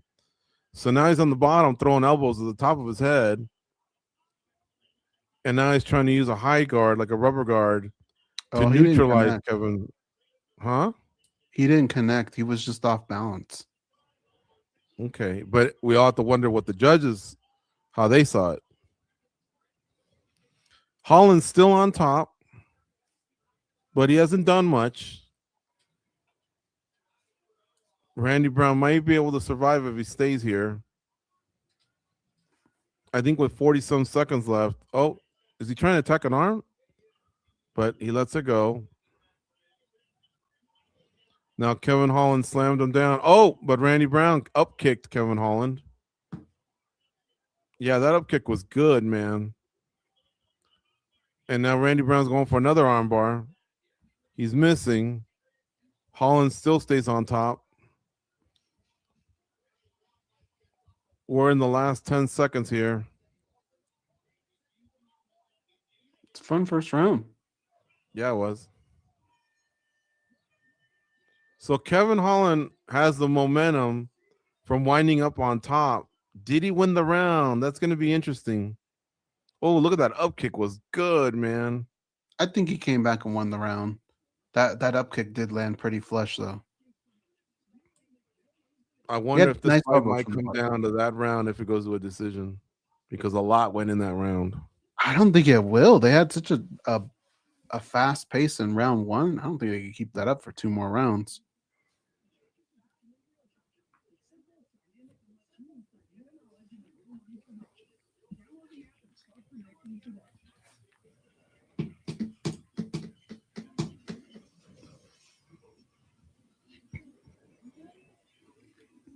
The hell is this? Oh.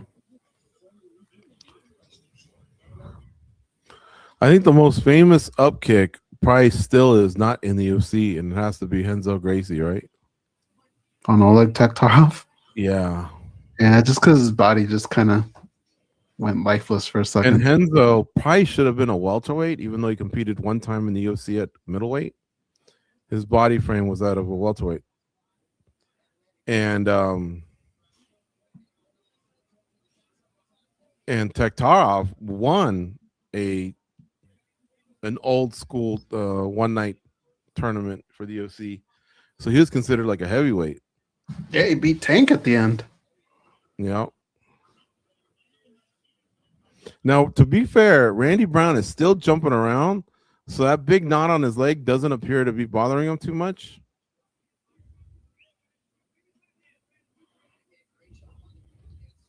$10-9 for Holland from Sports Illustrated.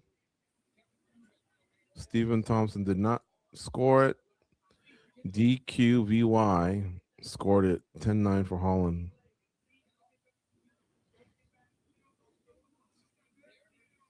Oh, good leg kick there by Kevin Holland. He spun him all the way around. That knot's getting bigger. I think Randy's got to throw more straight punches, straight kicks. He can cover so much ground. Kevin Holland's talking to Randy Brown, trying to clown. I don't know exactly what he's saying. They just collided legs. Oh, Kevin Holland got a good one in. Right on the spot. Kevin Holland's feeling himself a little bit. I think he thinks he can touch him when he wants.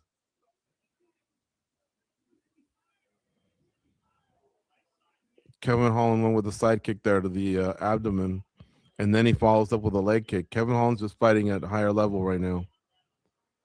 Randy Brown's kind of chasing him. He's got to set up his power shot. Randy Brown said, I'm going to go for a takedown, and Kevin Holland caught him. He's got a front choke on him. Is he tapping? I thought he tapped. I saw his arm come up, but I don't think he tapped. Okay. Well, if he can get out of this, that'll be good. But this could be trouble, man. He's got his legs trapped and everything. It's a front Darce choke. But he's still fighting it. In fact, he's trying to get his leg out, which is kind of communication to the ref that he's still in the fight. And now it looks like Kevin Holland's letting go of it. He's readjusting a grip, but I just don't think he's got the choke. And to be fair, Goddard's right there looking at him. It's tight right now. Yeah, it is. Randy Brown's trying to take pressure off using his legs.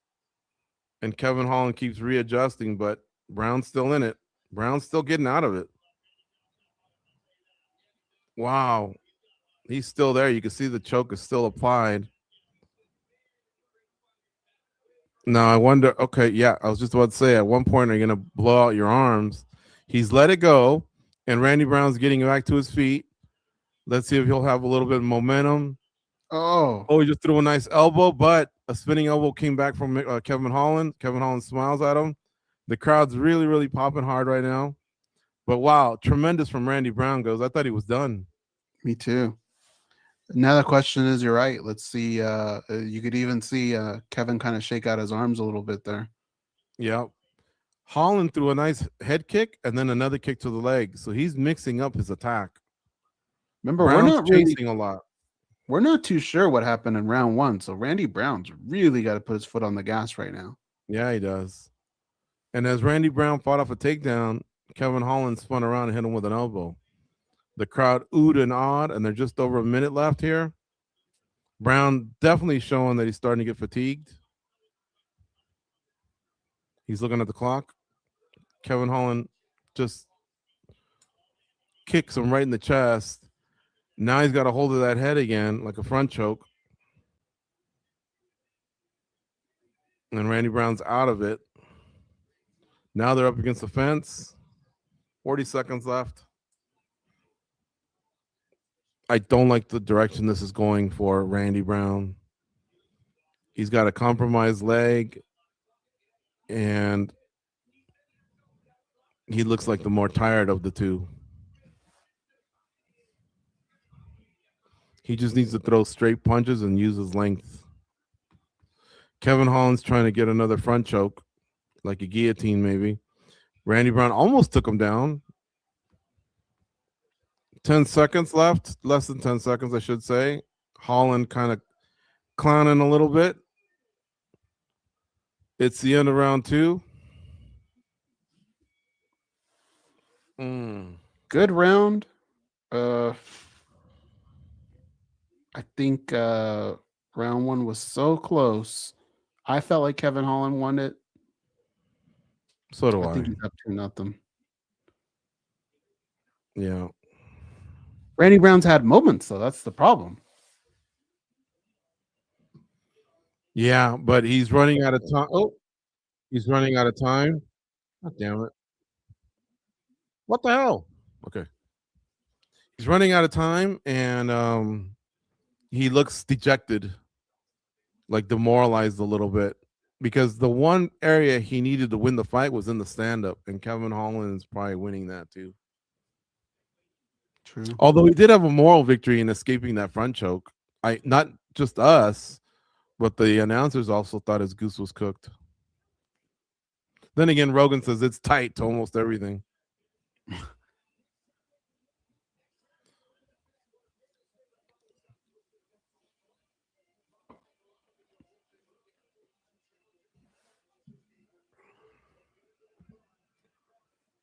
Isn't Colby supposed to get the winner of Burns and Malak?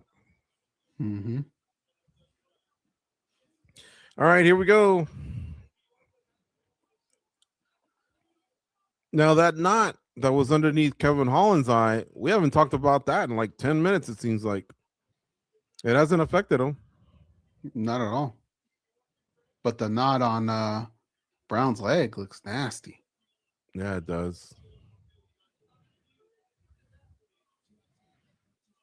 This would be a bigger win for Randy Brown over Kevin Holland because Kevin Holland, even though he's 60-12, just kind of carries a bigger name than it would be for Holland to beat Brown. But, you still got to win.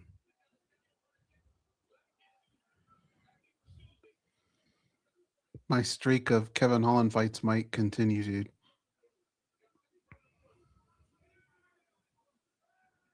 Oh, another kick to that shin.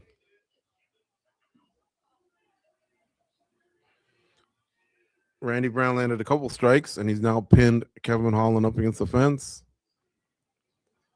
Holland kind of slapping him, boxing his ears. Holland talking as Randy Brown's putting him up against the fence. He doesn't look too concerned. Takes a couple deep breaths. Now, he is bleeding a little bit out of his cheek, but it doesn't look concerning to him. In fact, he's now spun Brown around, and he had Brown up against the fence. They're kind of dancing out there. Their arms are locked up. I think they're pretty tired too, man. The pace of this fight's been insane. Brown now just put Holland up against the fence. Now, again, if Brown won round one, which he didn't have the momentum at the end, but if he did, then whoever wins this round wins the fight. But it could be he's drawing dead too. I think it'd be foolish for him to think that way, right? I mean, we've just and it would be seen foolish for Holland to assume that he's up to nothing too. True. Okay, here we go. Now Holland just threw two nice strikes, but Brown ducked out of it. Stay true to your game. You got half a round to go, and this is me saying it to both guys. Win this round. I don't think one guy's going to finish the other because they're both tough and durable. But win this round at least. Don't coast and say, I thought I had him, and then lose a split. Mm-hmm. Win this round, and if, Man, he just threw him into the cage like a kid. Yeah. Holland threw a kick that Brown caught, and then he pogoed all the way back until Brown just shoved him into the fence. Kevin Holland looks like he's talking to Goddard. And he's just talking a little bit of smack. But if Brown can't do anything with it, he's really not making him pay. Now, what would be the worst is if Brown won a close round one and a close round three, because overall, I think Holland's won the fight. I mean, he's got a good position right now. He could probably throw him to the ground. Just standing here is not going to help his cause. There's a minute 22 seconds left in this round. He probably needs a stoppage. And one of the stories from the week was Holland saying he bailed out Daniel Rodriguez out of a prison in Tijuana because he wants to fight him because he's got a bitter taste in his mouth from losing a close decision to Daniel Rodriguez. But here you are. This is going to be a close one too, Goze. Mm-hmm. It could be 30-27 as well. We don't know. We don't know how it's going to finish, but there's only a minute left. I'm just telling you all the possibilities of stuff that can go down.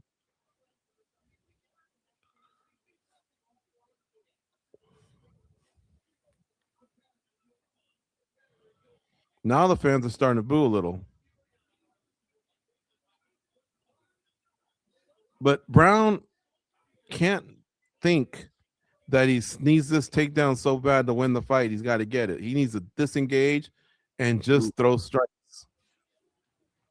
It's not like he's wobbled and hurt, so he just needs to go for it. Holland's throwing some big shoulder strikes, and he's laughing, having a good time. It's hard to tell because he's got those teeth on the mouthpiece, so I can't tell if he's actually laughing or his mouth's just open. The fight's over now. They're both exhausted.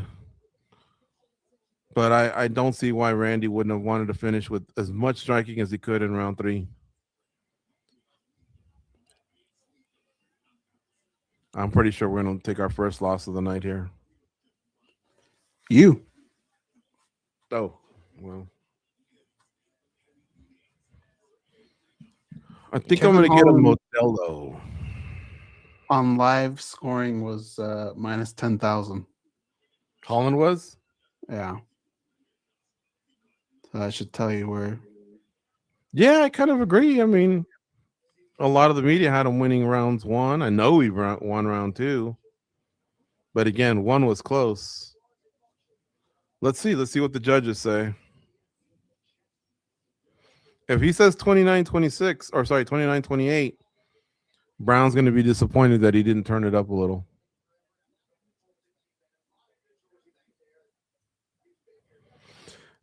They're being very cordial with each other. So any animosity's out the window. That usually happens, man, because obviously you can smack someone around, but if they smacked you back a little bit, you're like, okay. Neither one of us is that much better than the other, where you feel like there's levels. 30-27. 30-27. The winner's Kevin Holland. Like when Islam beat Moicano, even though it was a title fight, and even though Moicano had a decent streak going, like Islam showed him, man, there's levels to this, and yet we're both 2 of the best lightweights in the world. Right here, I think Kevin Holland has respect for Randy Brown. Yeah, he's going to need stitches under that eye. That was a deeper cut than I thought.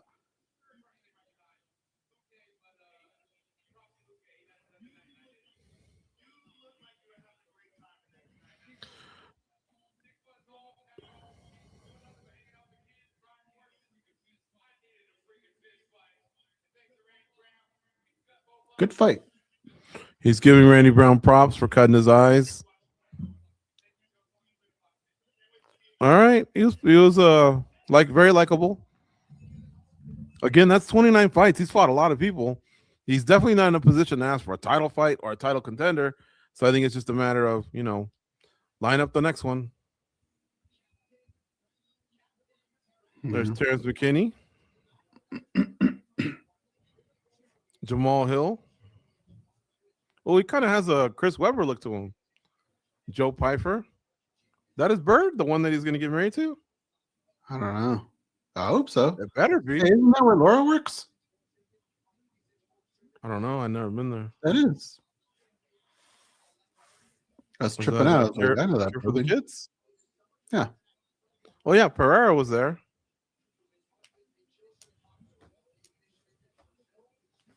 So Pereira gets that award. Wow. Yeah, Very so that's cool. where what you're seeing there is a visit to the hospital where Goze's girlfriend works at. Cure for the Kids. Huge in Las Vegas, and they've saved a lot of lives and they've helped out a lot of families. But it's nice that the UFC goes in there a lot and visits the kids and stuff. Yeah. Congratulations to Alex Pereira for the Forrest Griffin Community Award. I think that's what it's officially called. Of course, he'll be fighting for a 3rd title, albeit this will be for the interim title. I think people still consider it a title and still an accomplishment, but it definitely wouldn't be like his 3rd undisputed title. But I think he would have a great chance to then go for the undisputed title, because usually the undisputed champion, which in this case is Tom Aspinall, who has now declared himself healthy and ready to go, they unify versus the interim champ, and the interim champ will be the winner of Pereira versus Cyril Gane.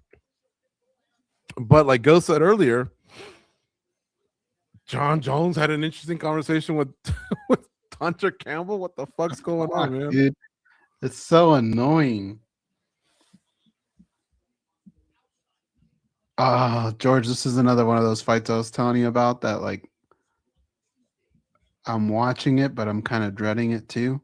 I think the world of Aaron Pico as an individual, as a human being, and as a fighter. I think he's got tremendous skills, but things have not gone that kid's way. And he's probably the last person that deserves it because he puts in so much hard work. He's such a good person. I don't want to see him get his lights put out. You see how lean he looked today or yesterday at the weigh-ins? Yeah. Yeah, super cool dude. Pitbull's also towards the end of his career, and he's acknowledged it. So this is basically gravy here. Whatever he does in the UFC, his accomplishments were more of being a champ over at Bellator. He went for a third title and it didn't go his way. He got shut down by Sergio Pettis, who's fighting for in the main event at PFL Chicago tonight. But still, to win 2 different weight classes in any promotion is something else. That's what RDR did as well over at One Championship.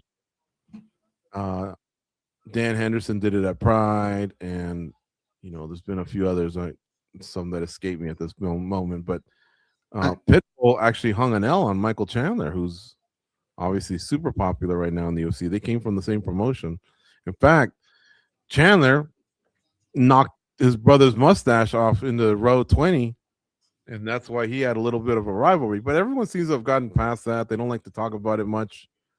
But yeah, Pico's 13-5, if I'm not mistaken. It's just that his 5 losses have all been ugly. Mm-hmm. And I know Pitbull is like known for being an edgy guy and all that. But he's actually really nice as well. All right, there we go.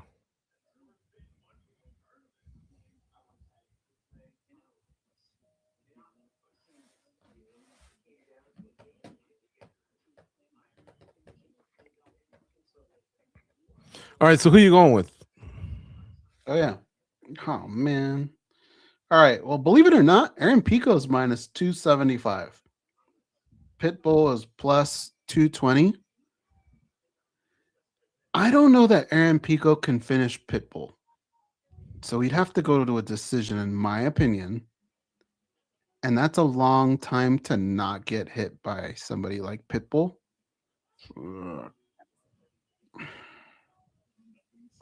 I think I'm gonna go Pitbull. I don't wanna, but I think that's what makes sense. And if I'm riding with Aaron Pico. And me too. Damn it! I think he's gonna turn it around at some point, and I'm not saying he'll be a world champion, but what's really hurt him the most is the chin, man. The chin just hasn't held up to some hard shots. I mean, look, that elbow that Murphy threw probably could have taken out a lot of people, including Volk. I mean, it was pinpoint. So when he's gotten starch, but still, earlier today we saw Randy Brown land a nice punch on Kevin Holland. It wobbled him, but it didn't finish him. So that's what we need a little bit more out of Pico. It seems like when Pico does get touched, it's not a good result. So therefore, it makes it scary to back him, especially when you're doing it with your money. To be fair, anybody who gets hit with that shot from Lerone Murphy's probably gonna go out. But yeah, he's just he's had some bad ones.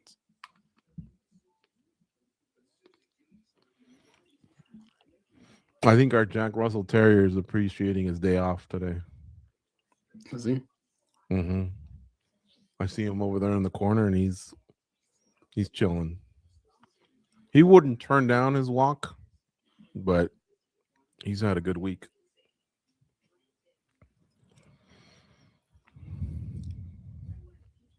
What did you think of Artemis? The 9, 10, 11-day mission around the moon? Did it blow you away? Were you proud to be an American? Te valió madre? What? God, I have to be a cold individual to say something like that. No, I thought it was cool.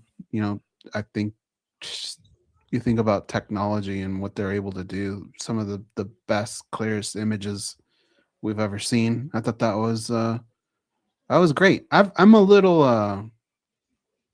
When I was a kid, I saw the Challenger explode live on TV, and that's always kind of stuck with me. I've always just rooted for them to get home safely.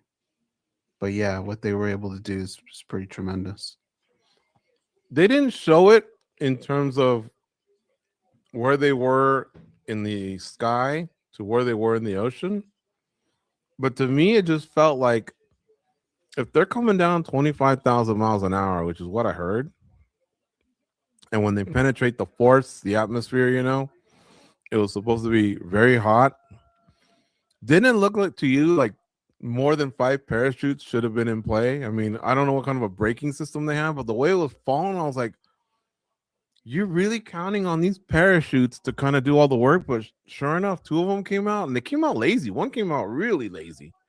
Then when they opened, it looked like they slowed them down a bit. Then all of a sudden they let go of those, and then 3 more came out, and I was like, that's it? Like these 4 lives are counting on these fucking parachutes? Like I thought there should have been something. I thought there should have been like a lot of parachutes or thrusters from the bottom that look like, they're preventing some horrific accident. Yeah. I've had bad luck with parachutes. I'd stay away from those. Juliet, can you bring me a Modelo, please? All right, this fight's about to go here, folks. Some Bellator on Bellator crime.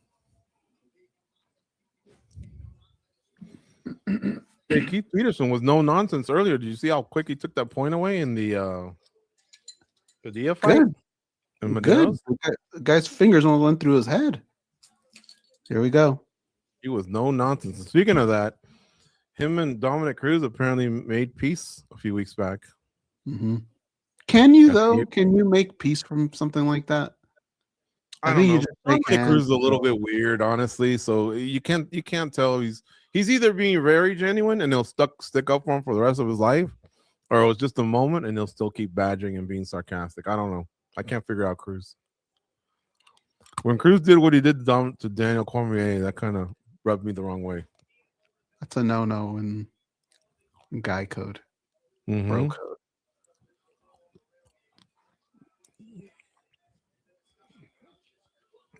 All right, so Pico obviously out of the blue corner, Pitbull out of the red corner. Pitbull's wearing black trunks. Pico's wearing blue tights. I don't like how Aaron's left hand keeps dropping. Yeah, and guess what? Right now he just got hit with the jab, and it looked like it hurt him a little. Oh, there's another punch to the side of the head. Now Pico gets a takedown. Pico was 1 match away from being an Olympian. I believe it was in 2012, or it might have been Rio de Janeiro. I can't remember. So he's a high-level wrestler, and then prior to that, he actually boxed before he wrestled. So he's got 2 major components of MMA kind of mastered in a way. Mm-hmm. Oh, big kick there by Pitbull. It was a calf kick. Now, if I was Pico, I would relax a little bit. It seems like he's really, really hyper and hasn't settled down yet. Whereas look at Pitbull.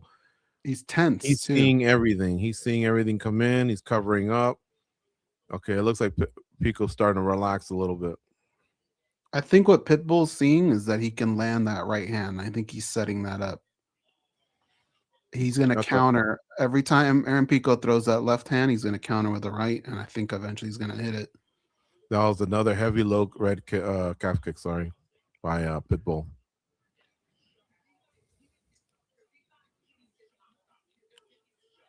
Oh, nice left hook thrown by Pico, but man, Pitbull just ate it. Mm-hmm. Oh, great takedown by Pico. Great timing on that. I wouldn't even rush, honestly, if I'm Aaron. I kind of hang out in this position for a little bit, ground and pound, tire this dude out. Dude, the Pitbulls are no joke. They got good ground game too. So yeah, you're right. Just well, I would have kept that position a little bit longer, man.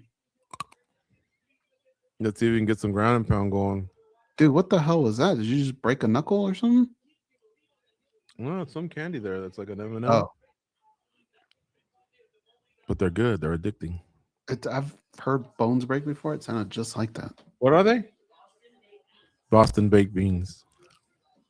Speaking of Boston, how about a shout out to Cupcake Katie, who never misses a major holiday or a birthday to send an old-fashioned card, like actually writing out the card, putting her name in the top left-hand corner, addressing it. I bet you there's a lot of kids walking around this planet, and I get it, who have never even filled out a return address on an envelope, but she still does it the old school way, and it puts a smile on my face every time we get one. She can box too. She's watching these angles that are being created from both of these fighters. She's trained in boxing, so she's seeing what's going on, the traps that are laid, the jab that's established, the hand that comes down, and when it should stay up. So shout out to Cupcake Katie, a longtime listener of the show. Good person. Oh, look like both guys got some shots in there. We got 57 seconds left in round one, and if this continues this way, I think it's an Aaron Pico round. How about you? I would agree with that. But again, until the 15 minutes are over, you're always wincing with any shot, you know. Mm-hmm. Now it looks like Pitbull might get Pico down. Nope, he didn't. Pico's got a cut on the bridge of the nose.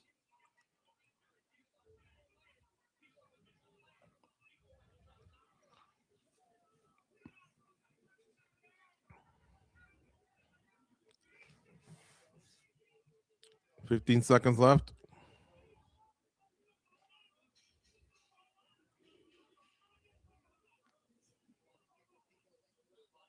Pico misses with a head kick. Now he looks relaxed. Nice little jab. You see how smooth that jab comes out? Yeah. I'm telling you, this guy was a Golden Gloves boxer, man. He's a lot. He's good, dude. He's lost big fights in an ugly way.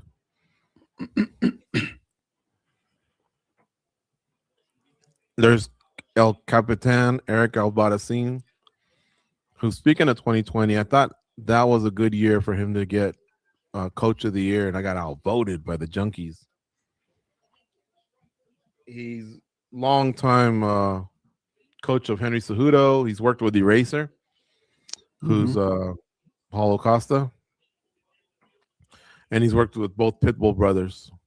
If I'm not mistaken, I think Patricki's already retired, right? I'm not sure if that's official.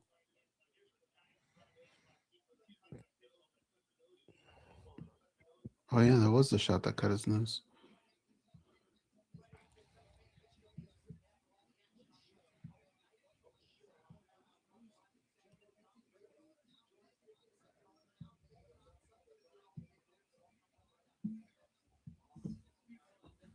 Here we go. See, Pico's got the reach advantage. Just throw that jab. Score points that way. The same way he's testing your leg. Now he just threw like oh, nice 1-2 from Pico, man. Fast hands. That whole combination was nice. And I like that he didn't really like rush him afterwards. He's taking his time. Me too. That's where mistakes sometimes can happen for him. I think on the next watch along, Pico 10-9, by the way, from Sports Illustrated. Oh, that's what I like that he does. In favor of Pitbull. Did he go to the body? Yep. Yeah, he's really good at that. I can't believe I haven't brought it up. He did. Next watch along? Next watch along, we should do a drinking game. Every time they show Korean John, we got to take a shot. That could get dangerous, huh? You see how nice that uppercut was, Goze? Yeah. Dude, hell no. Korean John? We'll be like the pirates in Pirates of the Caribbean.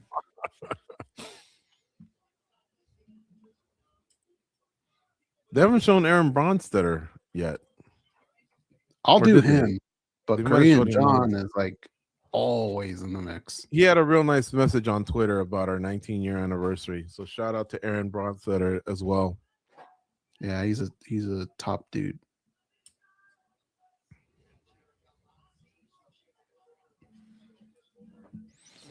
Pico definitely taking control of this fight, and I hate to beat a dead horse, but again, it can all get shut down if Pitbull, who has a hard right hand, can connect too. So, but other than that, Pico's in great shape. As you can tell, he's not slowing down. He's not breathing hard.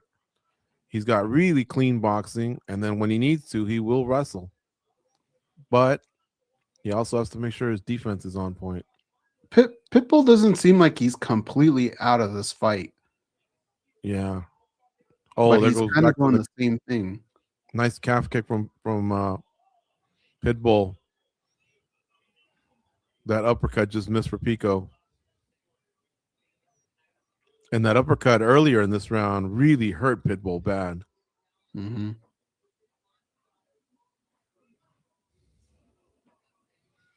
Oh, a nice 1-2, and then a head kick by Pico. 2:15 left. Oh, nice right hand by Pico. Be careful going in. Don't get Scott Smith.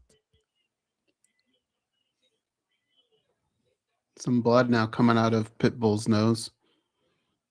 Oh, and now Pico's going with the wrestling, and that's nice because that mixes things up. He finishes it with a nice shot to the body. I mean, he knows how to rip them too. And I know I mentioned Paulo Costa's name earlier. He's got great body punches. He just doesn't throw as much as he used to. Pico with a nice combo to the head. It's hurting Pitbull, but to Pitbull's credit, he's got a chin, man. He also hasn't gone away. And he just stuffed the takedown and landed a nice right. This is a dude that the UFC will push. Trust me, if he can get this win over Pitbull, you'll see Pico in a decent fight next one. Well, when Dana White was asked about Pitbull, Pico, and I think McKee or something, I remember he said, I'm not too sure about this guy and that guy. But then when they mentioned Pico, they go, oh, no. The matchmakers really like him. Mm-hmm. But we're not the only ones glazing here.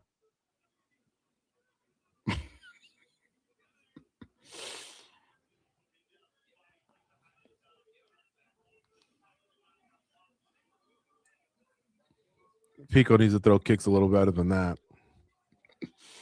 He looked like Kid and Play, you know, when they were tapping their legs and dancing. I mean, come on, connect. Punish them.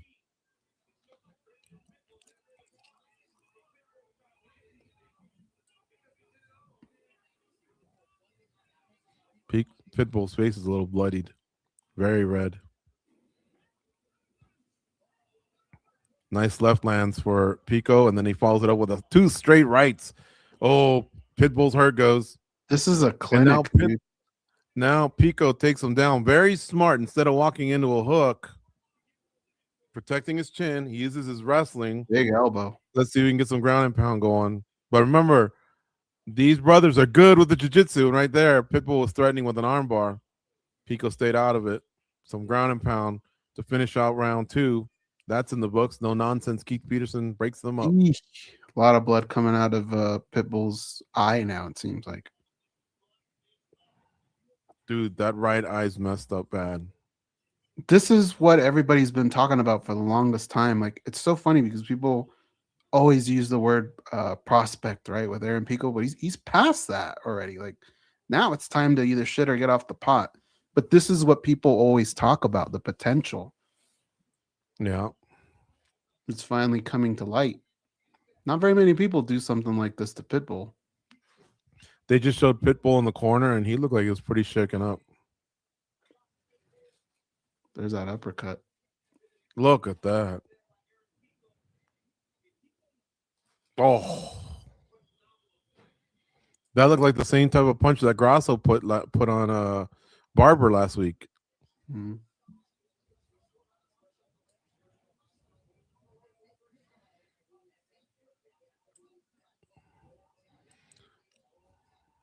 Well, remember, some media members scored it 10-9 for Pitbull. So this could be 1-1, despite the fact that across 10 minutes, it looks like Pico's really giving him a thumping. It's basically Right. 5 minute fights was what this thing boils down to. If this were Pride, it would be Pico's fight right now. I agree. I think people should go back to stinging jabs, fast hands, and mixing up the wrestling. Don't get carried away. Oh man, he just went with a nice 1-2 counter, and then he went to the body. And Pitbull gave him a smile, almost of acknowledgement. Oh, another swat to the left hand with the left hand. Oh man, I don't. Joe Rogan referencing Mike McCallum saying Pico throws clean punches just like him. I'd almost like to see him take the fight to the ground. And he just tried, but Pitbull shut it down.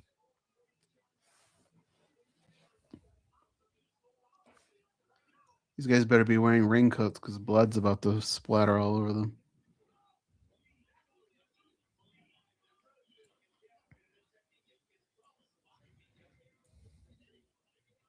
When he has him up against the cage is when Pico likes to throw that body shot.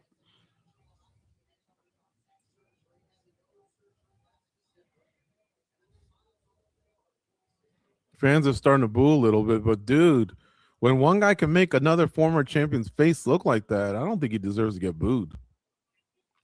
Hell no, not in this fight.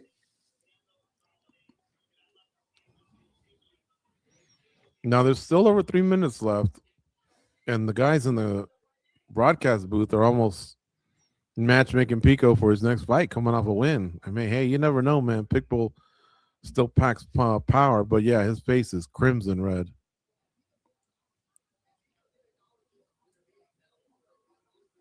I would almost bait Pitbull in a little bit and start going backwards and then throw that straight right down the middle.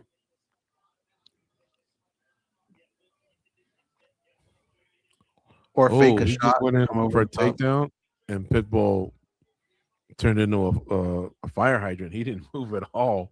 Mm-hmm.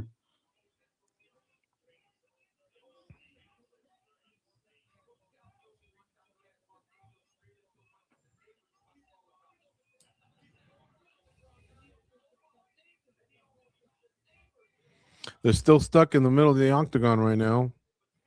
Just over 2 minutes left. They're throwing knees at each other. Oh, nice elbow by Pico to break up when they broke up right there. It wasn't that long ago that the idea of both these guys fighting in the UFC, let alone fighting each other, would be crazy, right? Mm-hmm. Oh, Pico got a nice opportunity. Slipped some punches, got his hands around Pitbull's waist. Pitbull then kind of, his body momentum took him to the ground along with Pico and getting his arms around him. And now it looks like he may complete the takedown. He's up against the fence against one knee, but now we're down to 130 left. This could be a huge win for Aaron Pico, arguably the biggest win of his career on the biggest stage of MMA against the former champion, considering all the fights he's had. And he's had some great moments. Like I say, this could be a big one for him because I'm telling you, man, you lose to Lerone Murphy a lot. He had to have read, even if he stays away from social media, he just had to have read, had to have felt that people thought he was maybe even fraud checked. And you know I hate that term. Mm-hmm. All right, Pico just wrestled him to the ground. Pitbull popped up for a second, and now Pico once again got him down. The fans aren't really exactly wild. Pico could start to throw some ground and pound, except Pitbull gets back up.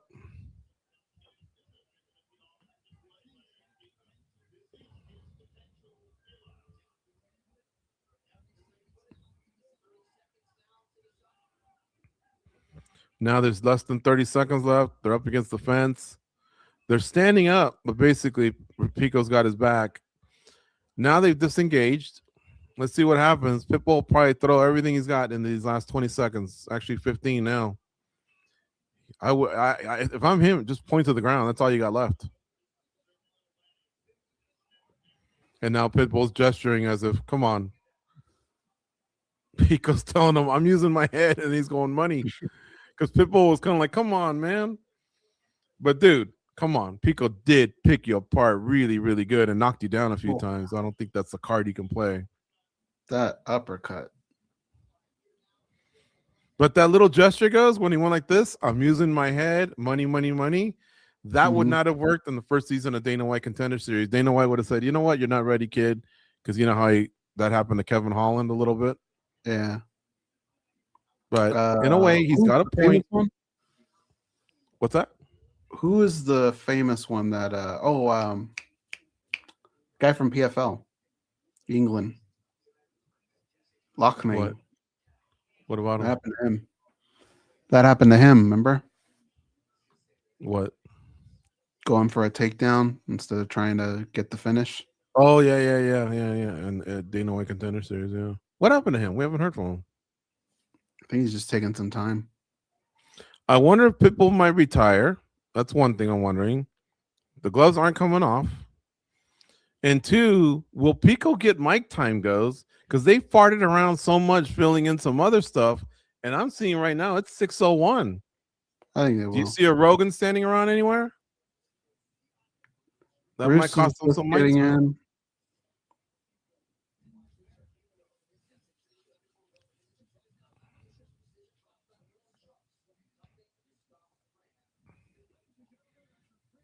Maybe not.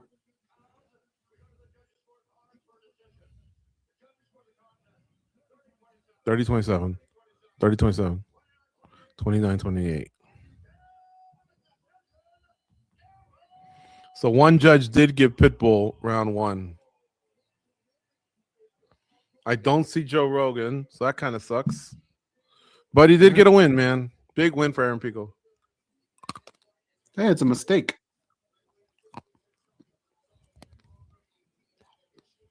Yeah.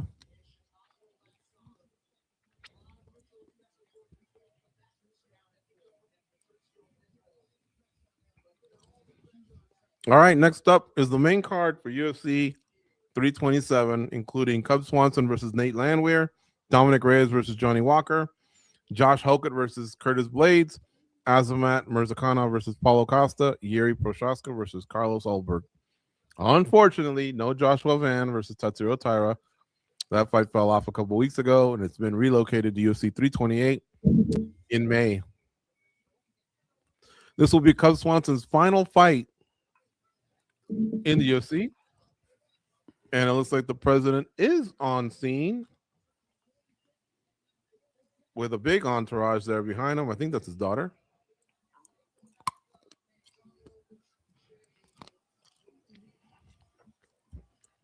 Dana always makes the funniest faces when he's walking out. It's almost like he's uncomfortable or something.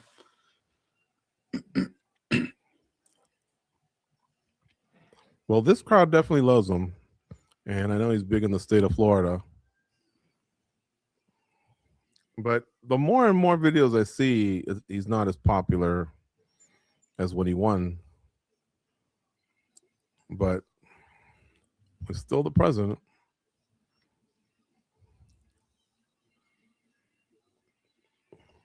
I couldn't tell, but that might have been Dan Bongino around and that he shook his hand.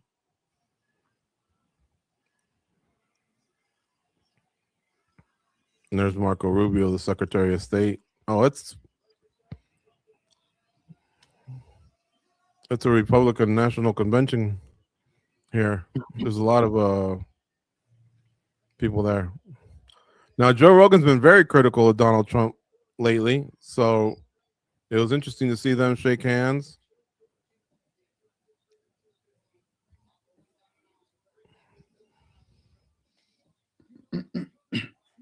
All right. And there's the, let's see, I think that was Pete Hegseth, Ivanka Trump, and I think Tiffany Trump. Anyway, all right, so that's done. Next up will be Cub Swanson, who I was saying is fighting for the last time, a former WEC and now a UFC veteran. Started in 2004, so over 2 decades. And he's been doing some coaching now. He's already kind of basically, there's an overlap between what he's finishing out tonight and what what's next one, which is coaching. Is that Ron Perlman's voice, Goze? Yeah. I mean, it usually is. Yeah. Man, Ron Perlman recently was very negative towards Trump. That's why I'm wondering why some of these things are still kind of pleasant, like the pleasantries and all that.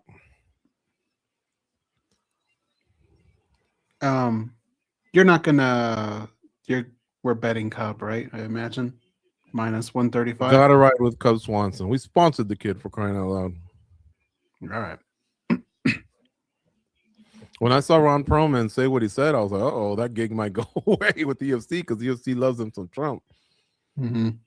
And then, like I say, Rogan in the last few weeks and Theo Vaughn. I think Ron Perlman. Hard. I think he does a decent job, but he doesn't seem like irreplaceable. Yeah, I agree.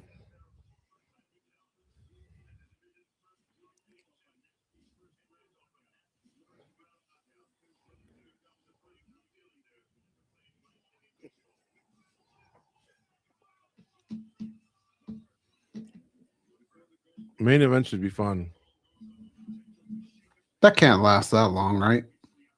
I think Josh Hogan's gonna wish he was down to 205 because his weigh-in is less than what most people walk around at for light heavyweight. Some of the bigger ones. He only weighed in at 235.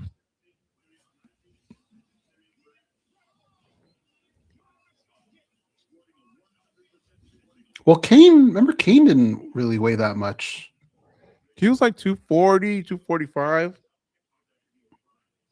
I think a little more solid than Hogan. Look at Hogan. Like, it looks like he's still a little. He doesn't have like a massive chest, massive arms, soft around the belly. Remember the Orange Bowl where we drove by it in 1990? Did you know they knocked it down? Did you know they knocked it down in 2008? No, I didn't. Yeah. So, folks, we grew up in LA.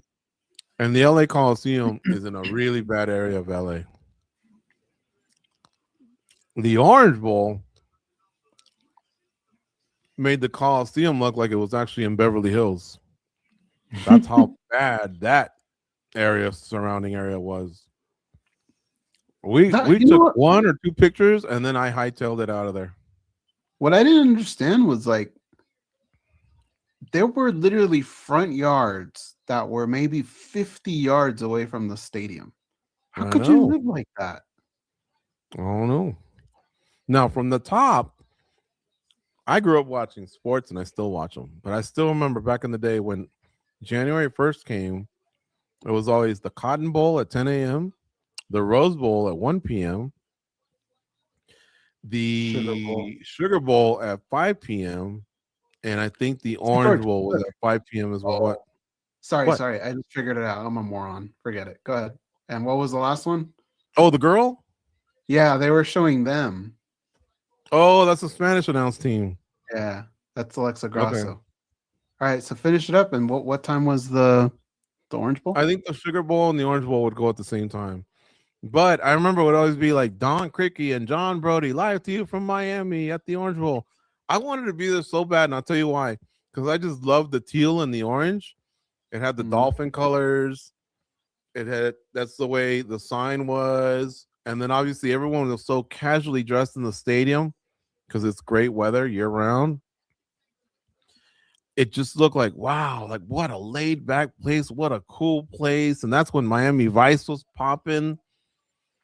I just knew that one day I wanted to be inside that stadium. It just looked like it was so cool until we drove by it and realized if not for that field and the Orange Bowl sign and the teal and the orange or whatever, you have no business wanting to be there unless you're in the game. Yeah. If your job's not to ref it or to play in it or your kids playing in it, just you should not be going there, man. That's how unimpressed I was with the neighborhood. In fact, do you remember when we went on a bus ride, or it was kind of like a mini bus? just inside the fence at Afghanistan. Remember we saw some kids playing soccer outside the other fence? I would have rather gone and climbed that fence and said, hey, can I get in the game? I'm an American, by the way. I would have felt safer then than if I would have got out of our car at the Orange Bowl and just said, what's going on in this area?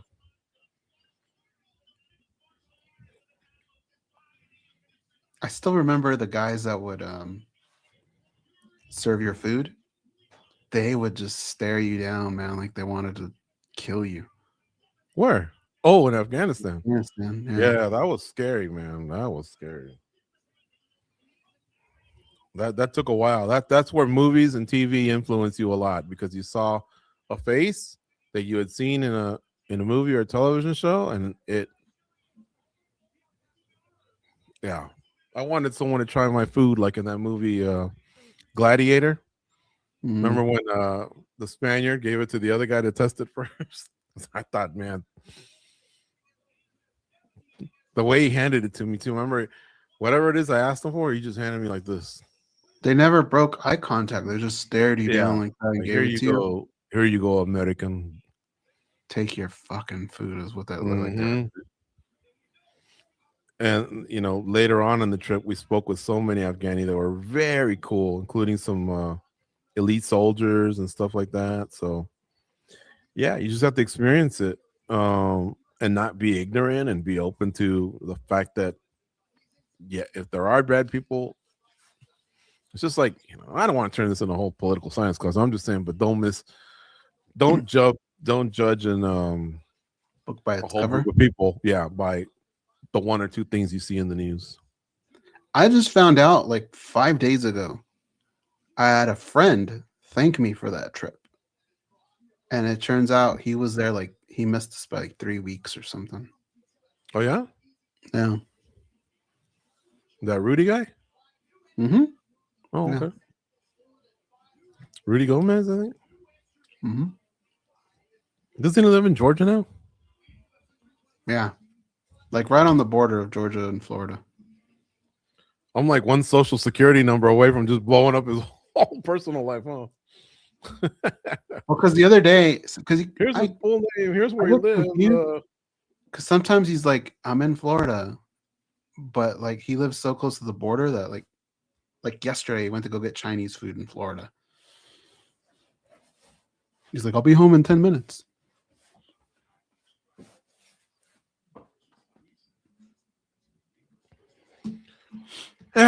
Still wish the UFC would have interviewed Aaron Pico.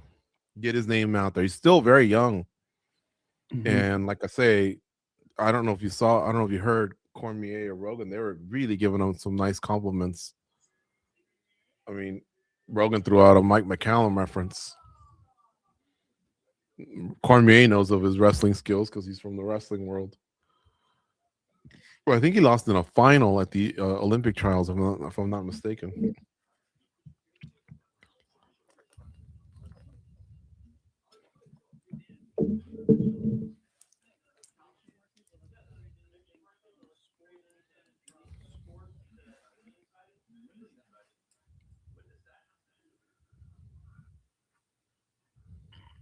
I might actually give golf a try, George. Oh, yeah? Yeah. I hate golf, but too many people love it. I'm considering giving it a shot. Well, you have a perfect instructor across the street. Yeah.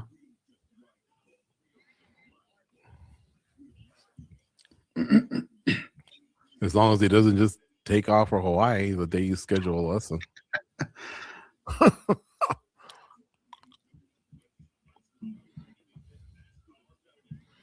So, folks, back in the day, you'll hear me say that a lot. But this is true. I don't know how else to say it. A long time ago,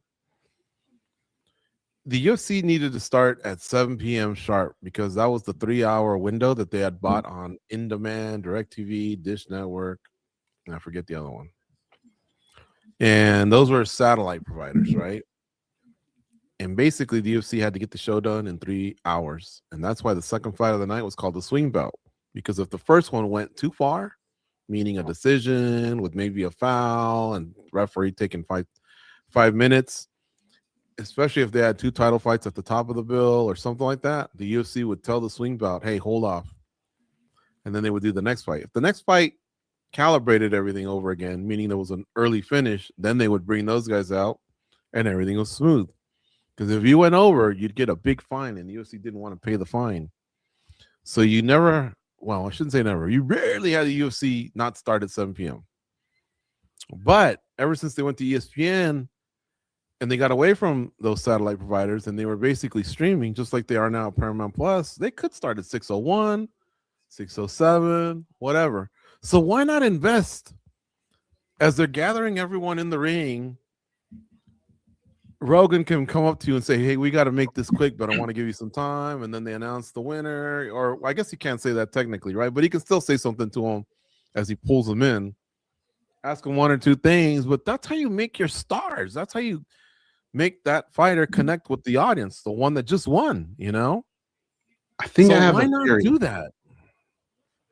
I think because they know Cub is going to retire, so that's going to be a whole thing in itself. And maybe a Hall of Fame. Yeah, but still, it's a minute or 2. What's the difference if the whole thing? I'm gonna use specific time. If the perfect landing is 6 p.m. to 9 p.m., right? What's the difference at the end at 9:07 or 9:11? Like if you go over, you go over. You're not getting fined, but you can basically, tick every box. Yeah. Remember, there was a few times where they wouldn't do that Baby O'Reilly video because there wasn't enough time. Now they don't have to do that. The handcuffs are off. They can do whatever they want.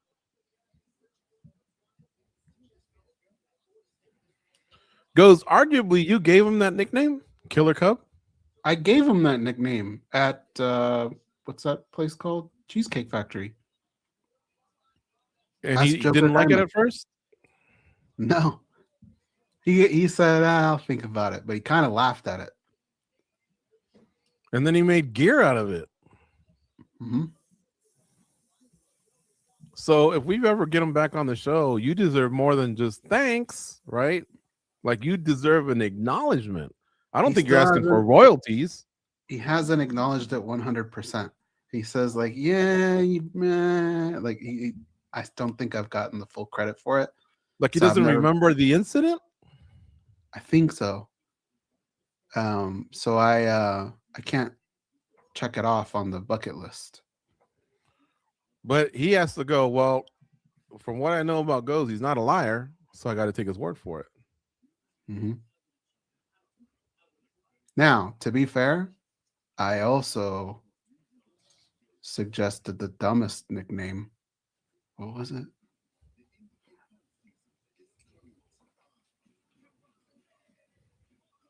It had to do with a Cub sandwich, like a club sandwich, but I can't remember exactly how that went down. But I do remember I told him just do. I remember when I told him, he said, I don't think the UFC would let me do it because of what went down with Mir, I think at that time. Is that when he said he wanted to witness the first death ever, or not want to, but he thought if he might or something? He wanted to he wanted to kill someone. He wanted to create the first death ever in the octagon, is what he said. Mm-hmm. Now it's like, boys will be boys, if you say that shit. Mm.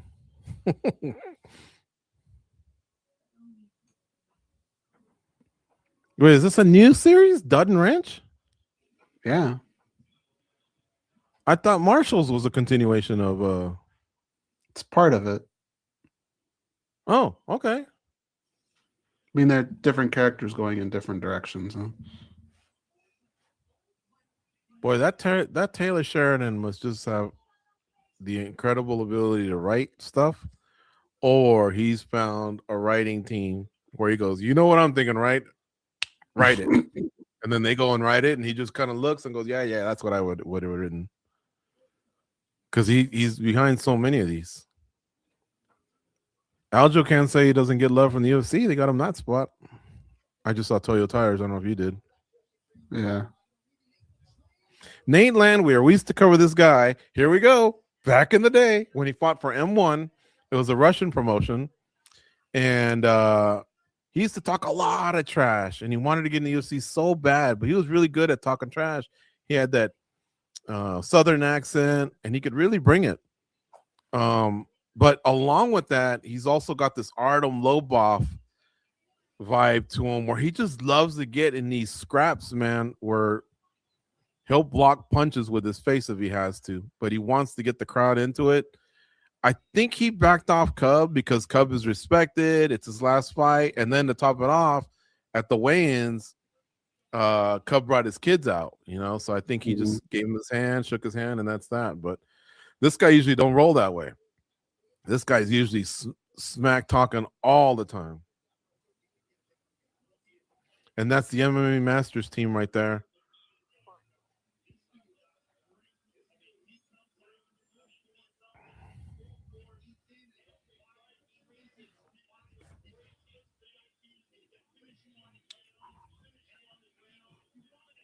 There it is, former N1 global featherweight champ. The Russians really loved him too because his scraps were just a ton of fun, and he went out to Russia and fought quite a few times. Remember, he used to just like fight in the middle of a field. They would just set up a cage. He said like alongside a mountain. He's a fun interview. I don't understand. We probably should interview him a few more times because even though he's not the top featherweight in the world, his interviews are just always funny. Mm-hmm. He broke away from the management that I used to use to book him, but I'm sure he can't be that hard to pin down. Coach Carnero, Coach Valverde. This is like probably the third biggest gym in South Florida to ATT and Killcliff. That's where Colby Covington used to train. I don't know if he still trains there. Luis Baboon. Palomino. Oh, yeah, Palomino. I spaced it. Who fought at UFC, WSOF, and then became arguably the greatest bare knuckle champion ever for bare knuckle. He's lost his last two, I think, but he had 2 weight class titles, and I think he was like undefeated in his first 10 fights. And there's Cub Swanson, first name Kevin. That's why he jokes. I don't want to fight Kevin Vallejo because he's got a goofy first name. That's his real first name is Kevin. You want to hear a back in the day story? Can I do a back in the day? Sure, do it back in the day. Back in the day, he got really mad one time because not a lot of people knew that was his first name. And Josh Barnett had Sherdog switch his name on their, was it Fight Finder or whatever? Mm-hmm. He did not like that joke.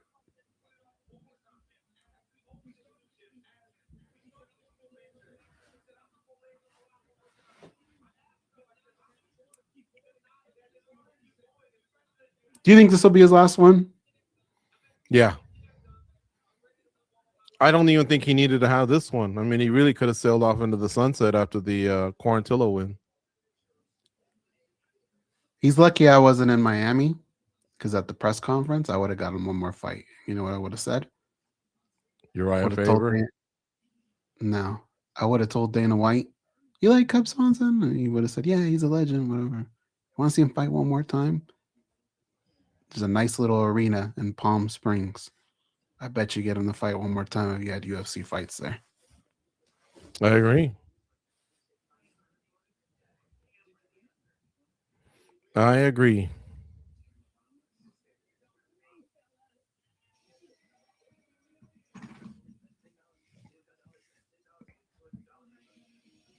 I wonder if he rents his house.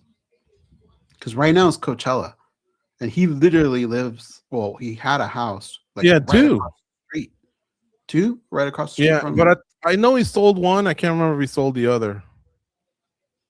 And then he used to live in Yorba Linda, but when they did an embedded recently, it said lived in Orange. So I don't know if he's moved around or he just has different real estate or what.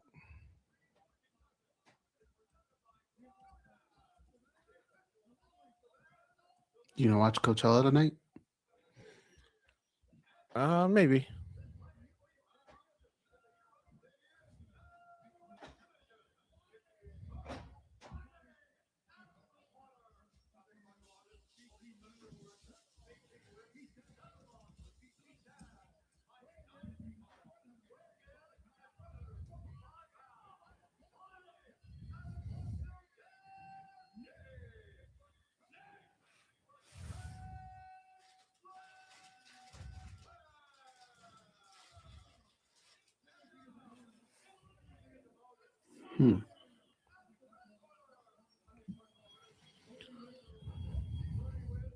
Now, Cub enjoys fighting with his hands down, so don't think he's low IQ.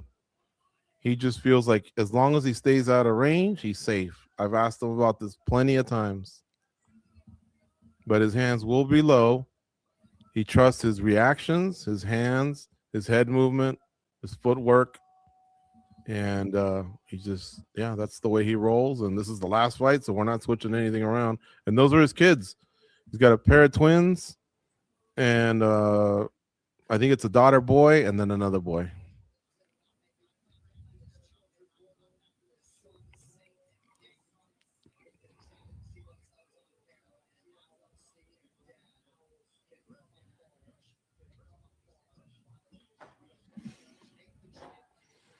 All right, here we go. It should be a fun fight. I think the UFC was right to put these guys there because they will throw mostly hands. And that's all Lanwir wants to do.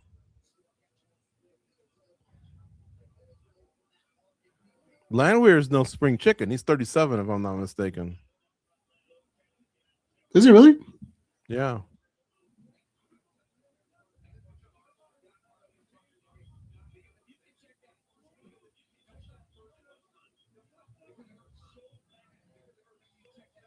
Mostly a feeling out process here in the first 45 seconds. Calf kick there thrown by Cub Swanson. He doesn't look as big as he normally does. Cub or Nate? Cub.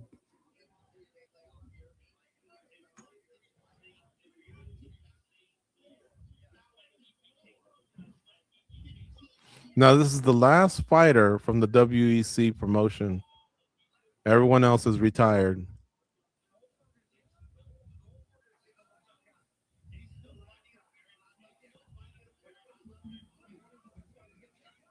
He did have one chance when he could have fought for a world title. I think he had just beaten Duhu Choi or Artem Lobov in Tennessee. I can't remember. And they asked him, hey, Cub, what do you want next? That type of thing. You think you're ready for a title shot? And then Cub said, I don't beg. And he just kind of walked away. And I'm not saying he should have gone on his knees and begged. GSP once did that. But I just thought if he had just maybe said the right thing right then and there, or I don't know, maybe he could have manufactured a title shot somehow. Nate's not throwing punches. What? It just makes no sense. Oh, and Cub's lighting him up too with leg kicks and punches. Fans are starting to react too. But Nate can take a punch, Goze. So he's not going to get him with just one or two. But he did rock him pretty good. And now Cub's feeling himself pretty good too. Oh, he just planted him. Nate just got up though. Another left hand lands for Cub. A calf kick lands for Cub. What the hell's going on with Nate? I don't know. It's almost like he's fighting a sparring partner. He doesn't throw anything, and when he covers up, he still gets hit.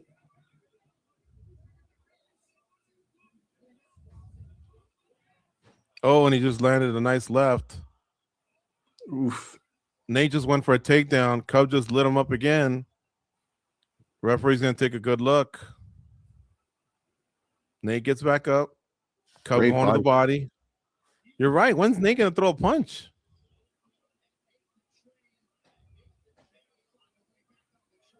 He just threw a left right now.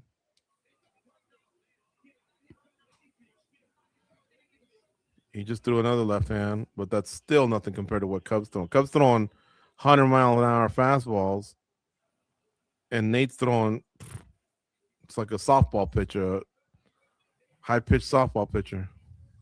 He's going to run out of room. I mean, he keeps backing up, and then Cub's going to light him up against the fence. Yeah, I don't know what Nate's strategy is, and I don't know if he's nursing an injury or what, but this isn't his style of fighting. Now, that said, Goze, Cub's punches look pretty sharp, man. Ooh, his knee. Oh, big kill shot. Yeah, no, he gave him a chance to stop it, and that's it. Herb Dean calls it, and a good call by Herb, because Nate just tried to get up, and then he lost his footing. Mm-hmm. Try to take down Herb That was a Dean. masterpiece. And there's Kenda Swanson, his wife. President gives her a pat on the back. And Cub's very emotional. He's got his 3 kids there too, man. That's a risk he took, that's for sure.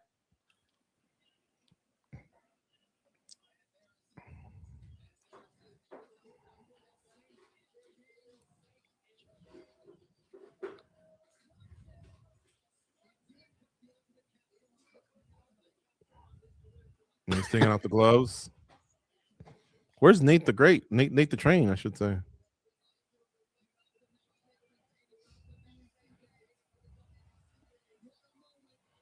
That's Juan Archuleta, former UFC, Bellator bantamweight champ, if I'm not mistaken.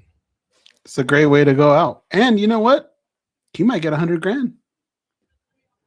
And Lanwir's very respectful. Very respectful. What could Landwehr be possibly telling him right now? I thought well, because Lanwir's very emotional. He's like the type that'll just run out, like, you know, he's very emotional.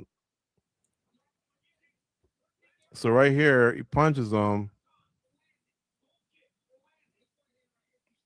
Look at his knee when he went down. So Cub gave him a chance there, and Landwehr goes for what looked like a single. I think that's when he steps in. Yeah, the knee and the ankle. Herbs knows all this. Yeah, and that's it. So even though Landwehr right here is getting a hold of him, he is on his feet, he's stumbling.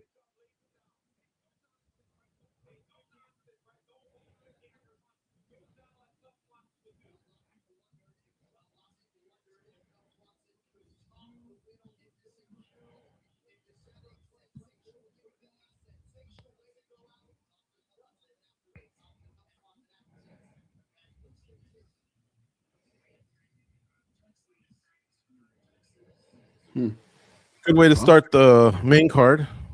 Yeah, I expect a lot of finishes here.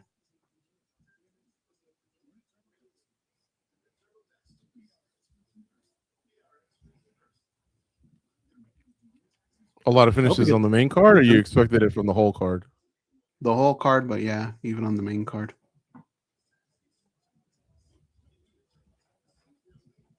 He can bring his kids in, right? I think so.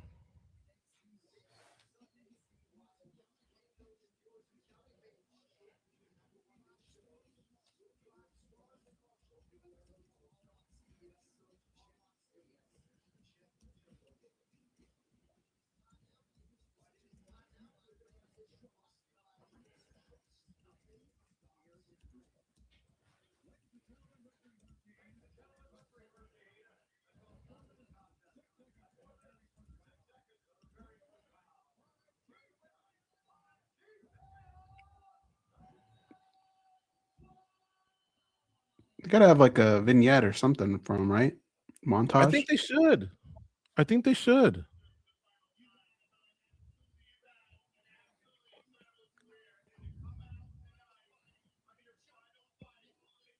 I mean, I know he's not the hometown guy, but I thought they did a little bit more for Anthony Smith.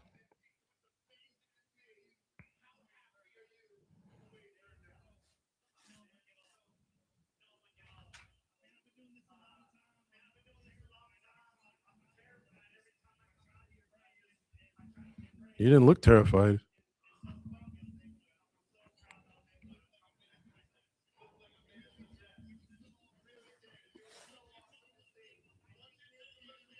Oh, he ain't gonna make it through this. There it is. A reel. I like it.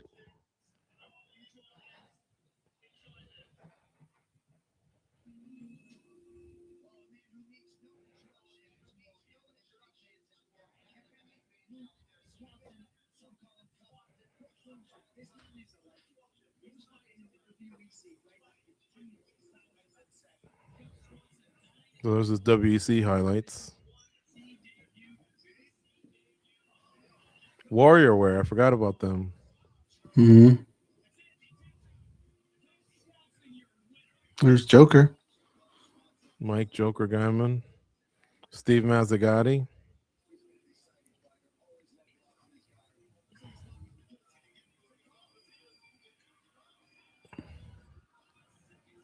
I've been in that guillotine. That's no fun.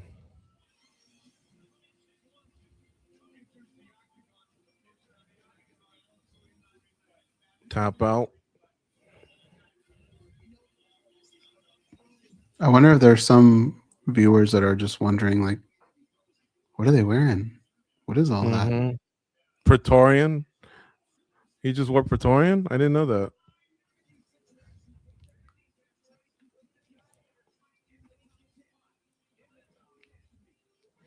He's beaten Charles Oliveira and he's beaten Dustin Poirier, folks.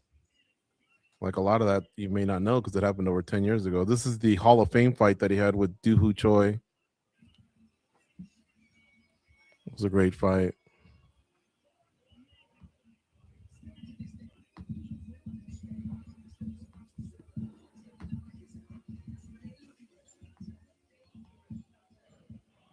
His hands look good tonight, Goze. I just don't want to go overboard because Nate looks so bad. And Nate's better than what he looked tonight, but I don't want to take anything away from Cub. Right. He did look terrible, though. I don't know what happened there. That's not a typical Nate Landwehr performance. More than anything, I want to say this. Cub didn't look like he had any rust on him for not having fought in 16 months. Did you see how sharp his punches looked? Yeah. They were fast, man. How many fighters are envious of this finish too, Goze? A win, a finish, you know what I mean? And proclaiming it before. So knowing what you were doing going into the fight week. That's the way most fighters want to do it. And they can't. Some don't know until that night where they go, that's it. You know? Yeah. Or maybe they don't even get a chance to renew a contract. I think Andre Arlovsky either won a fight or whatever, but his fight contract didn't even get renewed. So he didn't have a send-off like this. And he was a former champion, 2-time, with title defenses. Mm-hmm. See, this is what oh, man. Never mind. Marlon Vera, Henry Cejudo. I see Amanda Nunes in the back. Show her. There's Joanna. Show Nunes. Oh, man, you clearly saw her back there.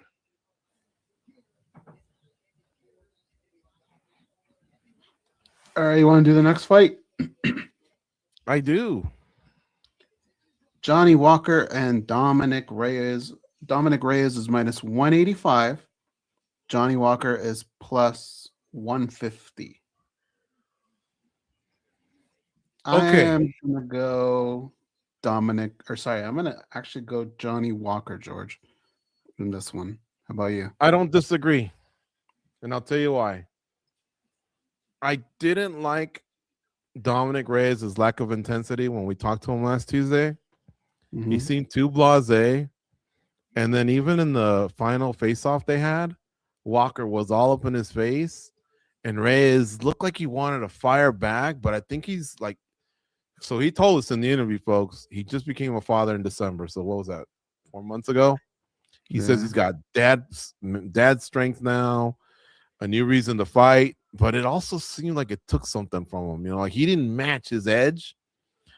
I get it. Some guys are silent killers. Cub kind of came in silent, and you saw what he just did. I get it. But Johnny looks like he's in good shape, and he just looks like he's rediscovered himself since coming back to well, not back to, but leaving Ireland, and now he's in Vegas at Extreme Couture at the PI. Remember, he beat Zhang Mingyang, I think that's how you pronounce his name, out in China. So I just think he's riding high, man. I'm going with Walker, and I like underdogs. He's got the type of game that I think can surprise Dominic Reyes. I think he's going to end it with some sort of spinning attack. Yeah, I agree. Or a knee. I mean, he's so unorthodox. Mm-hmm. Them judges, I don't think they'll be necessary here.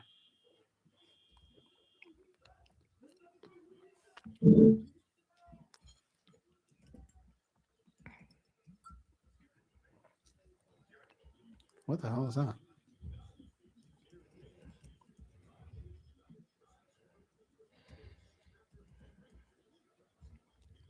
Do you like the new Colonel? I didn't pay attention. Is he young or is he old?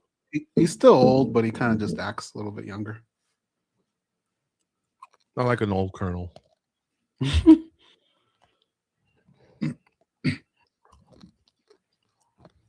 Is this season 1 of Marshals? Is it good?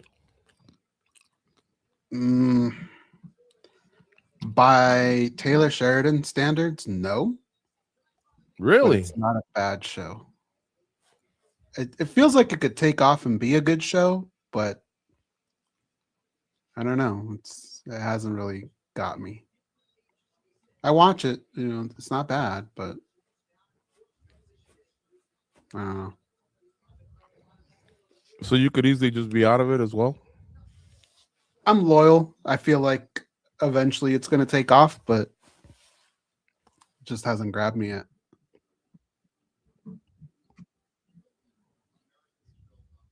Hell, even I think the Madison was more. Oh my God, what's this? That is a cool promo. Oh, this is a promo for the White House card.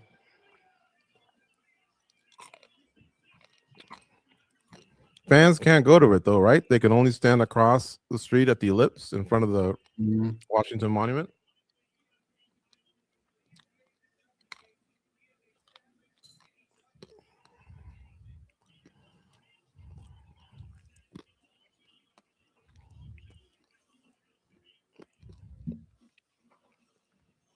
That was pretty cool.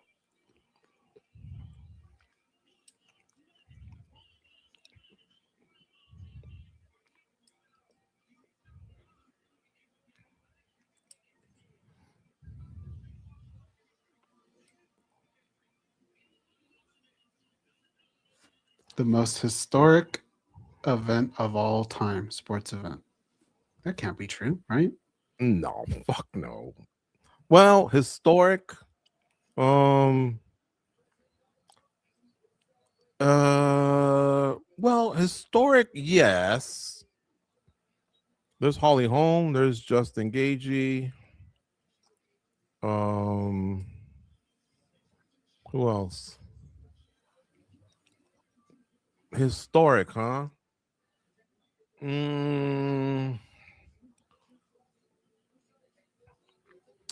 I think most patriotic. Yeah, something like that. Because, dude, like I'm the thinking like Super Bowl is so massive, dude. That I'm thinking like Rumble in the Jungle, things like that are just things that have stood the test of time. I think this is big, but I think it'll probably be forgettable. Are they having a fan fest out there? I didn't see. So the reason I'm asking Goze is because we got what did we get? We got press release about this year's International Fight Week, and it had everything minus the Fan Expo. So it had Hall of Fame, Power Slap, UFC, and even a Zuffa Boxing on Sunday. But it didn't have a Fan Expo. And I just thought, well, why not? I mean, I suppose they could still have details yet to be announced. But the one thing I'll give the UFC is, at least for that event, usually it's all out there. Like, what's there to think over? Like, they start planning these things way in advance. So I'm scared that they're not having one because we usually enjoy it. Or it could be that they're attaching that to maybe this event in Washington, D.C. I don't know. I will be right back. Okay. All right, we're in between fights here. The next fight coming up is Johnny Walker and Dom Reyes. Cub Swanson just defeated Nate Landwehr, and they looked impressive. First round stoppage via punches, and he rides off into the sunset. He's retired. Cub fought in the WEC and in the UFC. He, I think, made it to like a number 1 contender status or number 2. Didn't get a title shot, unfortunately, but he had a lot of great fights and he had a lot of bonuses, and he's just beloved by fight fans, especially because of the longevity. He also married Kenda Perez, who's now Kenda Swanson, and Kenda Perez she's like a UFC ambassador right now, but at one point she was on Fox Sports and she would do Pride Fighting Championship highlights. So if you maybe recognize her face but can't kind of put things together, that's what she used to do. And if I'm not mistaken, I see her at a lot of UFC events, so I think she might still host or just have other duties that require her to be there instead of at home with Cub and the kids, I imagine. I don't know, but they'll show her sometimes in the stands and Cub's not there. So I think, like I say, in some capacity, she still works with the UFC. Maybe they have this VIP room right in the back where a lot of people go. That's why you see Chuck Liddell at a lot of these events. I think he's paid to just do those on a monthly basis. I haven't seen him today so far, though. Hope he's well. Chuck Liddell, a legend.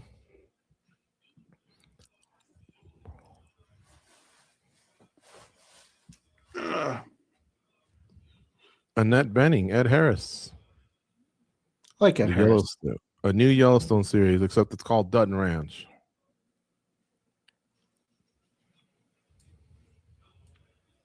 What I do like about Taylor Sheridan, well, 2 things. He always has hot chicks. That's one thing. But 2, he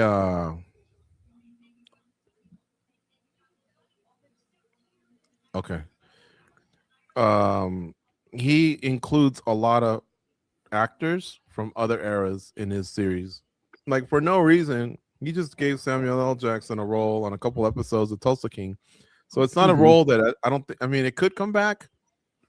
If you've never seen it, I don't want to give it away, but I just like that he grabs, like Dana Delaney, for example, Michelle Pfeiffer and Kurt Russell. Yeah, exactly. I think that's awesome. Demi Moore, you would have thought a lot of these might have been retired or just done or just waiting to do movies, and instead he's like, hey, come do this role. Andy Garcia, and so I like that. And honestly, some of his series have been like, wait a minute, no one's ever talked about a ranch in Montana and the politics, behind the government and, the Native Americans and, people, the ranchers. And so he's done that. And then Landman is pretty unique. I'm sure there's a whole lifestyle and to the oil rigs and all that stuff that happens in West Texas. Tulsa King's a little bit much for me. And Mayor of Kingstown's a little bit much for me. I mean, I could see some of that having some reality to it, but I guess it's a series, so you need to speed things up. But a lot of crazy stuff happens in these series. And then what's the other one? Lioness looks looks authentic. Let me ask you something. So a friend of ours, listener of the show, Sam All Jam, I recommended for him to watch Landman. He claims, oh, there's Yogi. Hi, boy. He claims, okay, that he tried to watch it and he couldn't get into it. Which one? Landman. I think he'll lie. I don't think he tried. He has this thing where he says he's against Westerns. He doesn't like Westerns. And I think he thinks that because Billy Bob Thornton wears a cowboy hat, that it's a Western because it's in Texas. But the first season, the second season's not as good as the first season. I'll give it that. But I thought, if anything, that first episode does really get you. I'm not going to spoil it, but some crazy shit happens in that first episode. I would be shocked, based on other things that he likes, that he. But you once told me he didn't like Tombstone because he doesn't like Westerns. No, I gave him the Riot Act, and then he goes, "I've seen it," and I was like, "Oh, okay, never mind." He liked Tombstone. He just doesn't like Westerns very much. So he was like, "I like it, was good, but I'm just not." What's he think? It's Bonanza or some shit? I think he thinks Toy Story is a Western because Woody has a cowboy hat. He's a cowboy. Like, I think maybe he doesn't like cowboy hats. I don't know. But do you think he really watched Landman, or you think he just a lie? Yeah, no, I think he really watched Landman, and I don't remember what episode 1 was, to be honest, but that's right. Yeah. Don't say it, but yeah, I mean that it'd be tough to not. Yeah, it does pull you in. You're right. Now, Peaky Blinders, I watched it one time, and I remember saying through 3 episodes, I couldn't get into it. I'm rewatching it, and I stand corrected. Those 3 episodes are actually interesting. And my mistake is this goes, I'll watch something, and then I'm distracted by the phone or notifications because I try and think that I can do 2 things at once when I really can't. I need to just shut everything off, put the phone in the other room, close the laptop, and just watch it like this. And not think of stuff, not look at the clock and go, oh, I need to call so-and-so. Oh, I just need to block off that time, either late at night, and just concentrate and enjoy it so I don't have questions and I'm not, because sometimes I'll come back the following week and it'll go on last week's episode. I'm like, when the fuck did that happen? And like, sure enough, I probably had came back late from a piss or thought I could put a load of laundry in real quick and just miss the first couple minutes of something, and I can't be doing that. What's the one with the English gangsters? Well, there's a lot, but Peaky Blinders, Paramount Plus. Yeah, it's called Mobland. Mobland. One time I saw you with no laptop and no phone, and you probably went through about 3 or 4 of them at once. I was shocked. But you seem to capture everything. Like you just went right through it. Yeah. So what I'm doing now is I'm maximizing. Like when I do stretching, I'm just watching the screen as I stretch, and I have a little alarm that says "tee, tee, tee, tee, tee," not like stretch the other leg, but I'm still watching or whatever. But yeah, okay. Dominic Reyes is 36. Johnny Walker 34. Walker 6'6". Reyes is 6'4". We both weighed in at 205, but Johnny Walker's got a 5-inch reach advantage. He's got 82 inches to Reyes is 77. And I know John Jones has one of the longest wingspans ever, and Walker's 2 inches shorter than that. Now, that said, that Stefan Struve had to have had a pretty big reach too, and that Robelli to Spain had to have had but they never reached championship status. Now, Johnny Walker, he started off his career very similar to Aaron Pico, where he came in, destroyed, and then he got his chin touched. And then he started having violent ending. Look, at Dominic looks a little softer, Goze. A little bit, yeah. He looks a little softer, yeah. I'm glad I picked Walker. And he's a fellow SoCaler like us, man. But I don't remember him looking soft like that for other fights.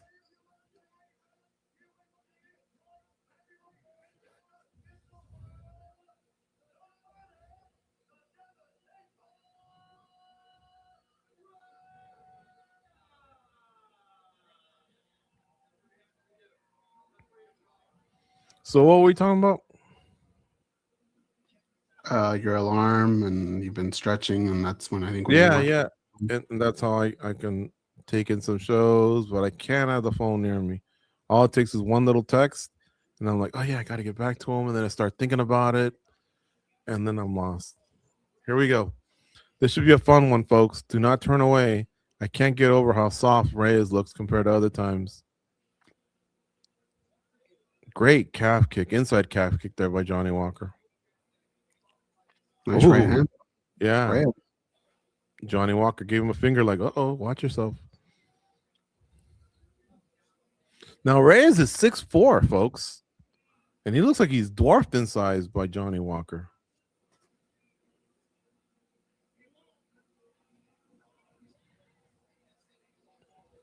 Reyes played football at Stony Brook University, if I'm not mistaken. And then he told us earlier this week he also played baseball. He was a pitcher. Big Lakers and Dodgers fan. and a big fan of Kobe Bryant. He liked it when Goze brought up the Mamba mentality. Reyes also took his fair share of nasty KOs, Goze, but he's come back from that.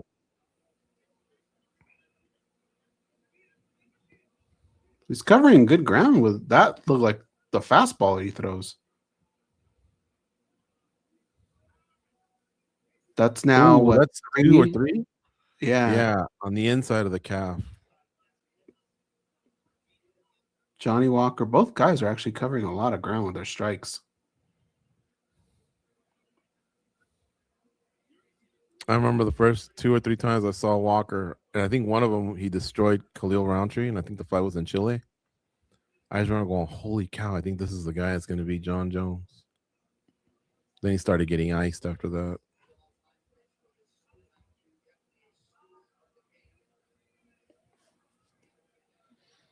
That was our Jack Russell Yogi that I put up on the screen a little while ago.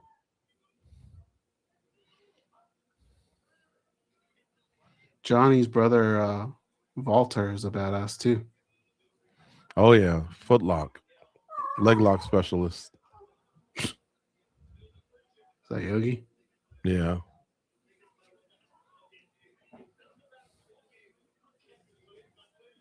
I think that's Northern Lights refereeing, by the way, if anyone's wondering.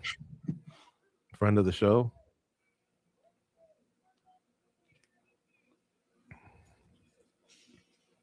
All right, guys, come on, pick it up a little bit here. Yeah, exactly. You guys are supposed to deliver the exciting KO of the card. Everyone said this is the one to not sleep on. Walker just threw a nice head kick, and it was blocked by Reyes.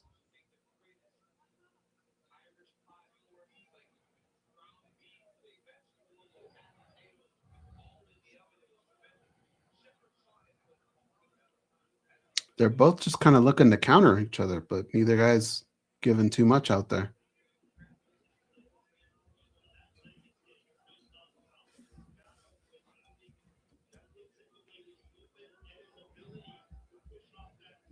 A little exchange of some calf kicks from each guy.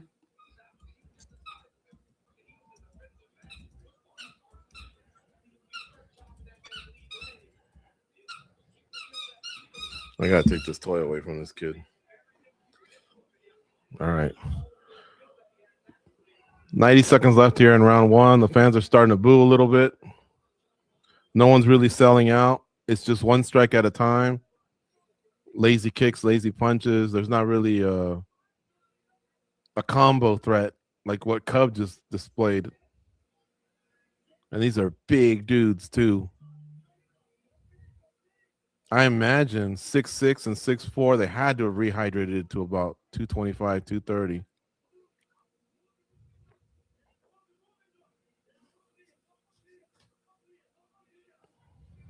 No, Yogi.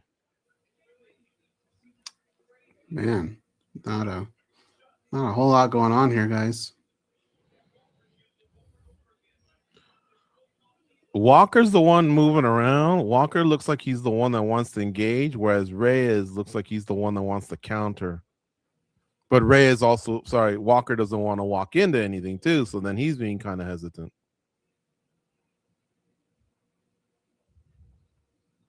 Less than 20 seconds left here. Another lazy kick by Walker.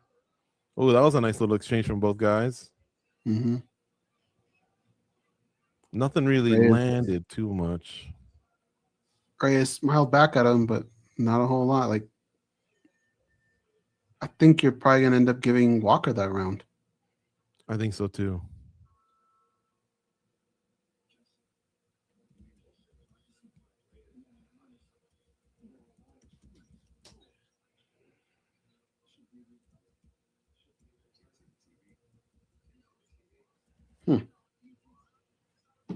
I wasn't expecting that.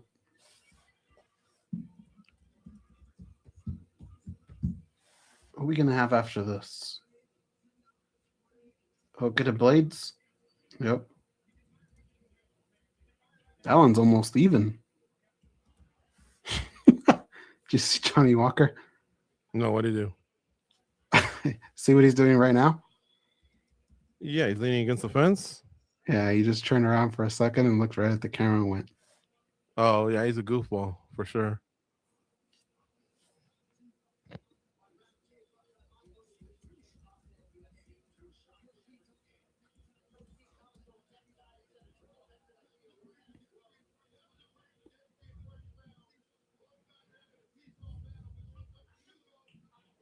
All right, here we go. Round 2. Let's see if more action comes out of this round.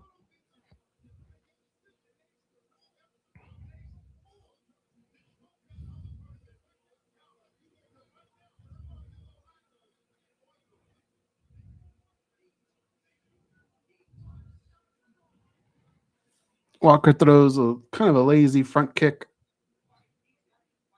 I think Walker should go back to that inside calf kick. I mean, when he kicked it, he almost spun Reyes around 2 or 3 times.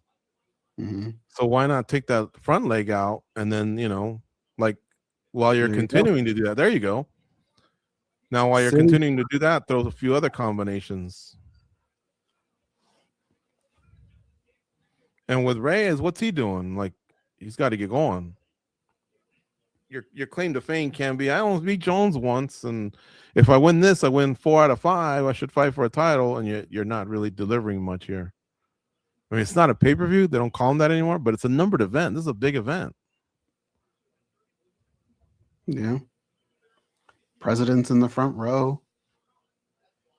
They just badass just ended his career 1 fight before.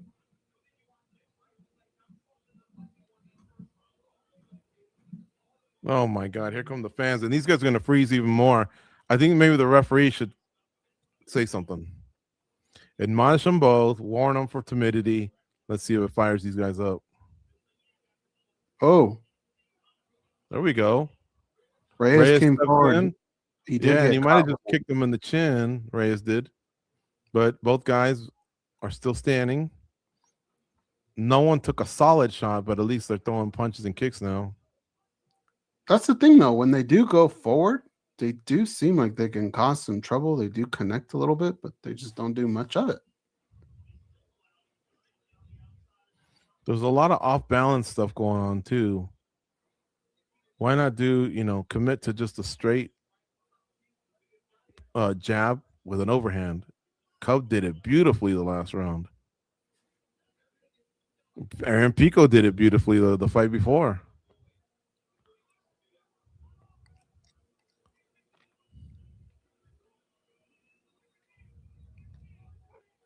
I almost feel like even if one of them did something spectacular right now, they wouldn't get a bonus just because what's played out so far. Walker's picking it up. He's got some outside calf kicks and thigh kicks going on. And Joe Rogan just pointed out that Dominic's leg is a mess, and it is. Like I said, I think Walker can continue tenderizing the legs a little, but throw some more hands. He's got a formidable Muay Thai plum, too. Reyes, that's about all he's had is that kick to the liver. He's had about 2 or 3 of those. But that was another inside calf kick like 10 seconds ago by Johnny Walker.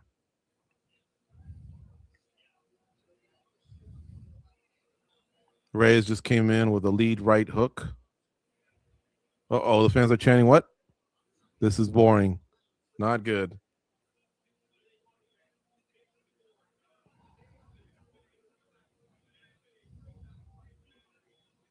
Goes, that Miami crowd probably paid a pretty penny too, man. That's one of them cities where the cost of living, I think people go strong, like $5,000, $10,000 bills at the club and $1,000 bills at the steakhouse. So they probably paid $800 for a ticket or $1,200 for a ticket. They want their action. For sure. Especially when you get to the main card. That's when the best stuff's supposed to happen. I remember they were expecting another fight too at the top of the bill, and I got taken away. Oh, this is going to be a nightmare round to score. I got Walker. Really? But we're down to 40 seconds. I thought I was thinking Reyes. Oh, see, Walker kicks hard, man. Reyes just blocked a head kick with both of his hands, and it still looked like it impacted him. Walker's now trying to go for a takedown up against the fence, but Reyes is fighting it. Walker finally threw a knee, but now they disengaged. And now there's 15 seconds left here in round 1. 10 seconds left. Yeah, Walker just did a spinning back kick, missed wildly. Outside leg kick by Walker. Both guys go back to their corners dejected. Come on, give us volume on Nixick in the corner. Let's see what he says to him.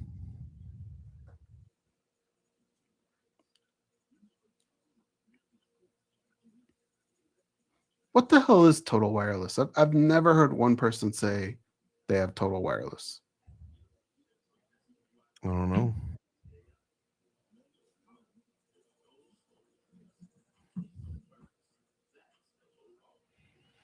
For it to be Total Wireless would mean that you don't have to plug it in to charge it, right? You just maybe let it soak up sun rays. I mean, I don't know. Sounds weird.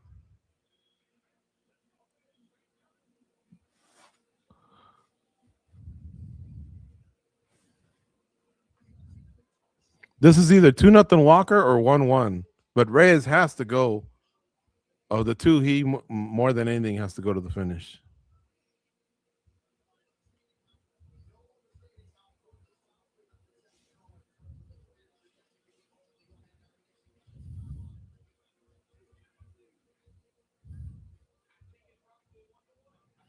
DC thinks it's 1-1.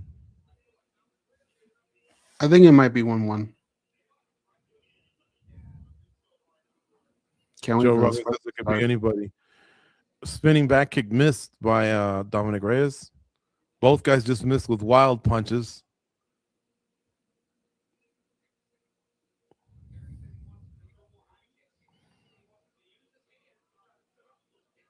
Dominic just landed an inside thigh kick.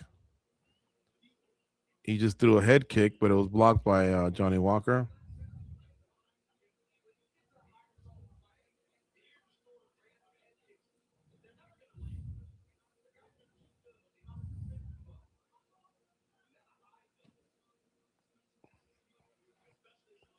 Johnny Walker goes with a head kick. Dominic Reyes sees it and blocks it. But see, it's just a kick and that's it. Now Walker just went to an outside kick. So did Dominic Reyes, but that's it. Another outside kick by Dominic Reyes. Neither guy's being stopped from it or slowed down. Reyes just threw a third one. More hands need to be thrown, Goze, and I think more straight boxing punches. Right. Oh, I'd even go for another takedown if I'm Johnny Walker. I think Reyes is winning this round, and we're 90 seconds in, a little bit more than that. Fans are still restless. Now the fans are booing even louder.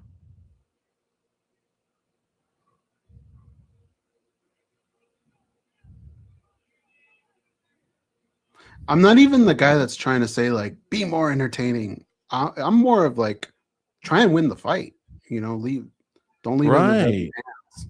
I'm not saying you got to knock him out, but the judges literally have nothing to go off of. Walker landed a nice left hand on Reyes right now. Reyes threw another outside leg kick.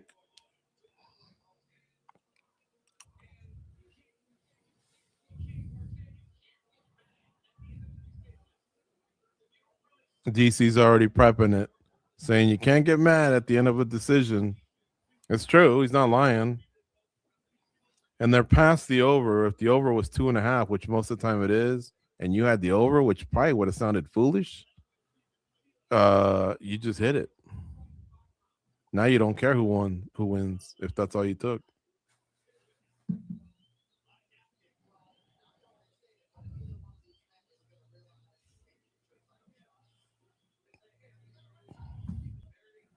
These guys are Look at that. 17-8, 11-9, and 6-8 is the significant strike count. Just to give you an example, Mario Bautista had over 50 in his last, or who was he that he fought? When he fought New Jersey?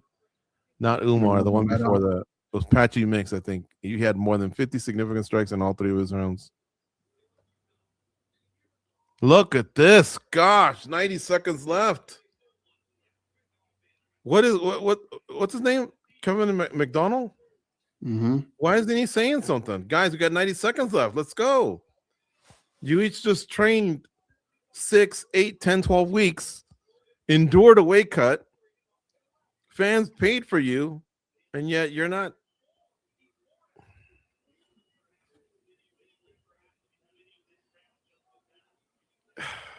They're setting up spinning attacks, folks. It's so frustrating because they're missing wildly. The other guy sees it coming, and that goes for both of them. And now the fans are booing again. It's Another almost like a outside leg capoeira kick demonstration. Yeah.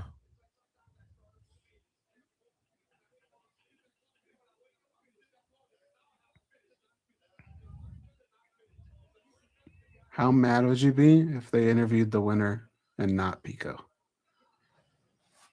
Jeez. Pretty mad, man. I'll put it this way. DC and Joe Rogan are laughing their asses off right now. There's just nothing to call.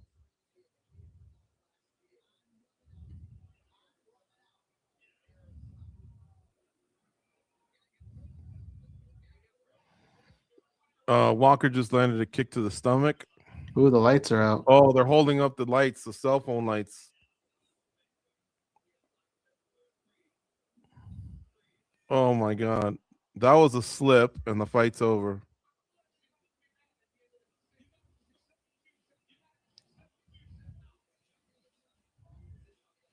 Wow. Whew. I mean, it happens to some of the baddest MFers ever. I still can't believe what I saw out of Derek Lewis and Francis Ngannou. It must become a mental block, or, you know, I don't know.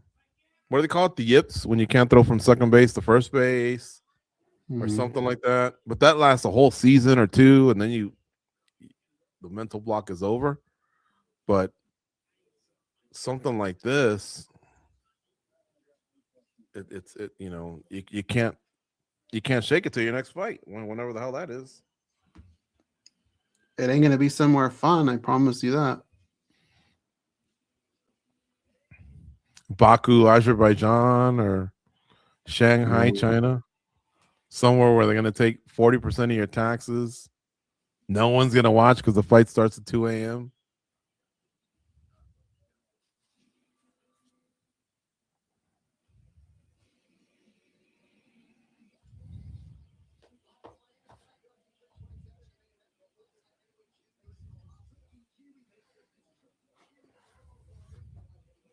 That was brutal.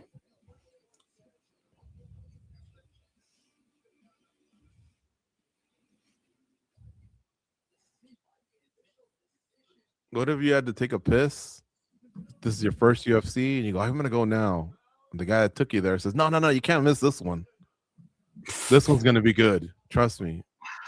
And right now, you just lost 25 minutes of your life. Pissed your pants. Split decision to top it off.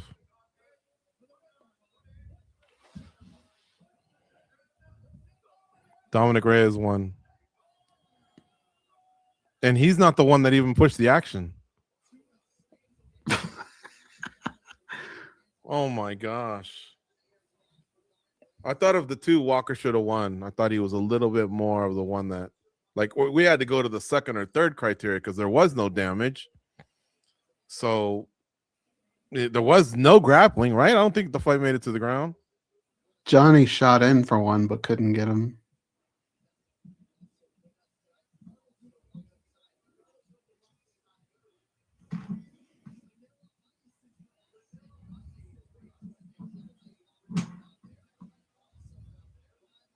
Kayla and Amanda.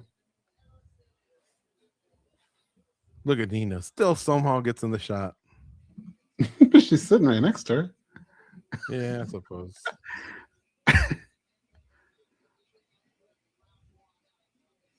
Thank God for Cub Swanson these last 2 hours. Who was the last fight of the prelims? I forgot. Pico and Pitbull. Oh, that was fun. Pico and Cub. My hat's off. These two? Oh.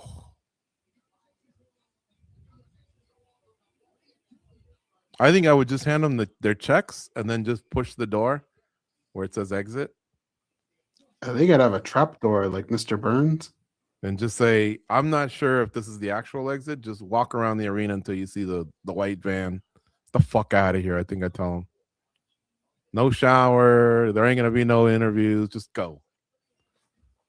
The more I see, the more I'm getting disgusted. I tell him. You're 6'6" and you're 6'4". You guys are monsters, man. And you guys are usually very exciting. What in the hell was that?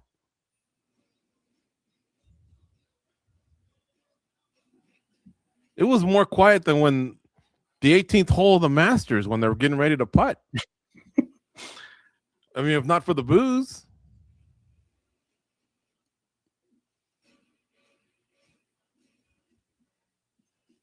Well, hopefully we get the reverse of that, Josh Hokett.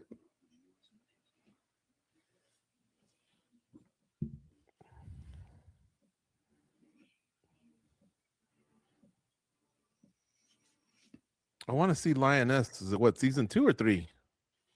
It hasn't come out yet. Was that? That's what I'm saying. What's the next one going to be? 2 or 3? I'm not sure. I want to say 2.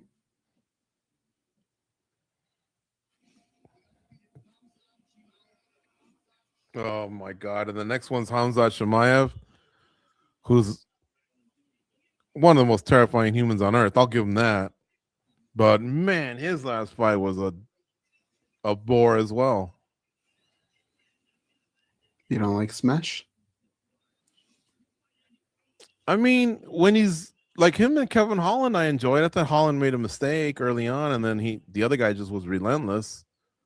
But I don't like rinse and repeat over and over. And then I don't like the whole, if you can't stop it, I can still criticize it. And there's teams that you know, they'll run the wishbone, right? And you can't stop it. Not as much now, but back in the day, 35-0 didn't mean that the game wasn't boring. Now I'm really missing Joshua Van and Tatsuro Taira. Mm-hmm.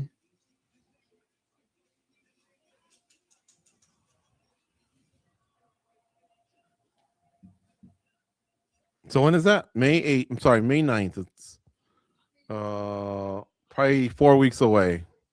So we don't have to wait too long for Van and Taira. Strickland will make it fun because all fight week will be fun. But then Strickland, I think, will also present a challenge in that I don't think it'll be that easy to take down and that easy to hold down. But that's not saying Hamzat still can't do it. I'm just saying, like, Dricus had nothing for Hamzat. And then again, here's the other thing goes. Why did it take, I think it was last August he won the title. Why did we wait 9 months? What could Shemaev have gotten hurt? You know, like what? Why did they take so long to rebook him? I mean, maybe because of Ramadan or I don't know what. I don't know why, but I have a feeling Sean will give him a better fight. I think so too. Hell yeah, he's gonna give him a better fight than Dricus. Can't give him a worse fight. The only way he could give him a worse fight is if we blindfolded Sean. Dricus's round 5 output was a lot better. So he kind of made something out of it, but by then it was a shutout, you know? It was almost like the Lakers are beating a team and then they just empty the bench. Mm-hmm. Okay, Volkov versus Waldo Cortez Acosta. That's nice. Sean Brady versus... Hang on, let me look it up because they took it away. Hey, this card's not bad, Goze. I might... Huh? I think I might be behind you or something. I haven't even seen that part. Well, they already took it away. Okay, listen to this main card. King Green against Jeremy Stevens. That should be fun. They're not in title contention, but it should be fun. Yes or no? Yeah. Sean Brady versus Joaquin Buckley. Yeah, right. It's great. Alexander Volkov against Waldo Cortez Acosta. Yeah. No problems there. Joshua Van, Tatsuro Taira, and then Hamzat Shemaev versus Sean Strickland. Okay, now the prelims: Jan Blachowicz against Bogdan Guskov, Atiba Gautier against Osman Diaz, Joel Alvarez against Yaroslav Amosov. Roman Kopylov. Huh? Did you say I'm a slob? You're a Slav. I'm a Then slob. again, I'm a Slav. You're a Slav. I'm a Slav. Also, Marco Tulio against Roman Kopylov, Clayton Carpenter against Jose Ochoa, Basinger Saskarev versus Desjardins Santos. That's a good main card. That main card's better than this card. Yeah. But then again, this card lost Tyra Van. Oh, now we got this jackhole. Okay, so the next one's Josh Hokett against Curtis Blades. Huh? At least the fight is fun. Yeah. But yeah, the characters, I got over it very fast. Yeah, me too. All right, give me a second. I got to take a leak. Okay. And get the taste out of my mouth from that last fight. We do have to get a pick in. And I'm pretty sure, I want to say he's going to take Blades, but I will get mine out of the way. It's Curtis Blades is minus 105. Josh Hokett's minus 115. It's practically a pick 'em. I'm going to go Curtis Blades. Despite all of the things that you hear, as far as Josh Hokett and his characters, and kind of just seems like a guy that doesn't take life serious. From what I hear, he does take fighting serious in the gym, and we haven't seen too much of him in the cage, but I think he's a lot better than people give him credit for. But Curtis Blades doesn't have too many hiccups. I think he's still improving. I think he should be able to get it done. So I'm going to take him. I'm pretty sure George is going to do the same, but I don't want to put it out there unless he signs off on it. What the hell is this? Oh. Huh. Yeah, that card coming up is pretty good. This one here, boy, this last fight really took some steam away. Overall, it's been a decent night, though. It hasn't been too bad. PFL, I'm not watching right now, but I'm interested. I'll go back and I'll watch that. And Tyson Fury fought earlier today. Got some BKFC news this week with Darren Till joining the bunch. I should be interested. He seems like a guy that's tailor-made for that type of organization.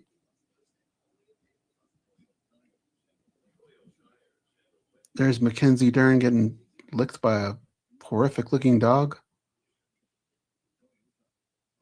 God, I wonder how many takes that took. Oof.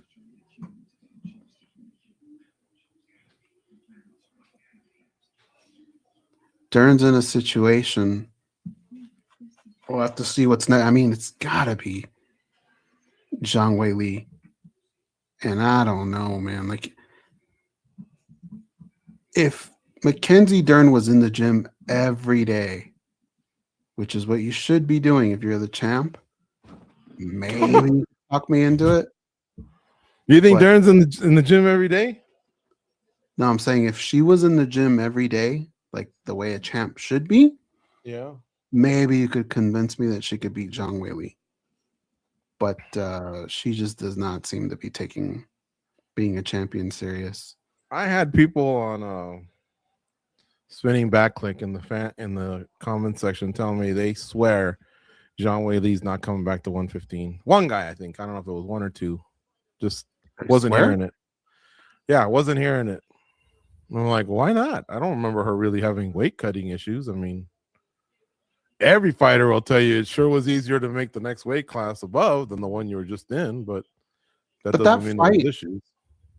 That fight, so much of it felt like, I mean, yeah, look, she lost to another fighter that has a lot of skill, but it felt like in that fight, size was just a big factor. I agree. But if she don't do it, Suarez just made the case.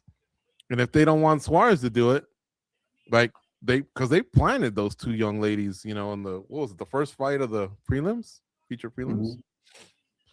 Then maybe Jillian Robertson's in the lead. I don't know.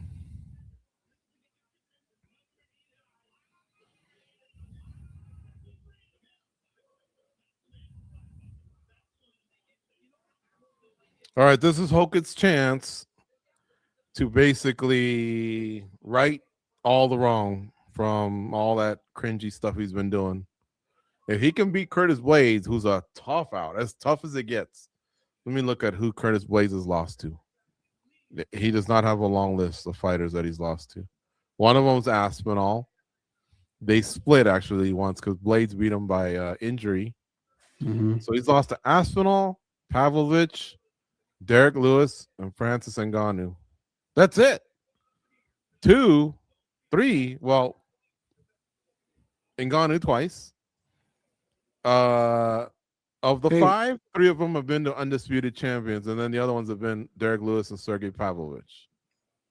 A lot of empty seats, no? Really? There was a shit ton of empty seats. Look like an AEW event. I believe Danny Segura. I thought he said it was going to be a sellout. I thought him and Nolan King did a little bit of a preview show. I could have sworn it was them that said it was a sellout. Watch if they see back there.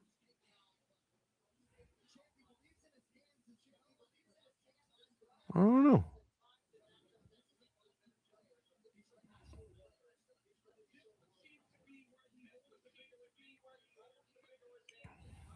That the old man from The Simpsons on the other side of Blades? Is it a guy with a big white beard? I saw him earlier. Yeah. Yeah. What's that guy's name? Abraham? No, Abraham's the dad, huh?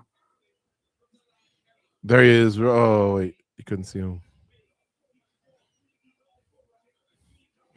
He's the guy that says, ooh, tough customer, right? Mm-hmm. Well, this will be embarrassing for Blades if he loses.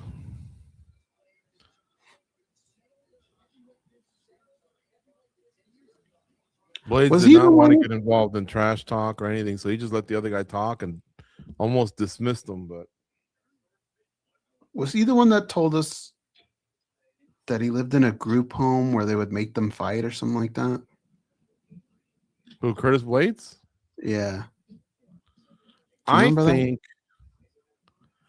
think that was Justin Willis. Ah, yeah, I think you're right. Yeah, Big Pretty. Big Purdy or Big Pretty? I think it was Big Pretty, right? Or did you say, or did we have to say a Big Purdy? Here, I'll look it up.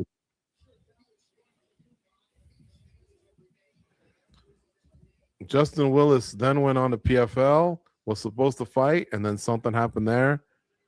And I don't think he did anything after that. He's now 38 years old. What? Somebody said he was hard to deal with. Yeah, he's 38 years old. So the last time he fought was when he beat Mark Hunt. That was an impressive win. Then he lost to Curtis Blades via decision. No shame in that. I just gave you the list of fighters Curtis Blades has lost to. So he usually beats mostly everyone. And then that's it. He didn't fight since 2019. 7 years. He's got to be retired at this point.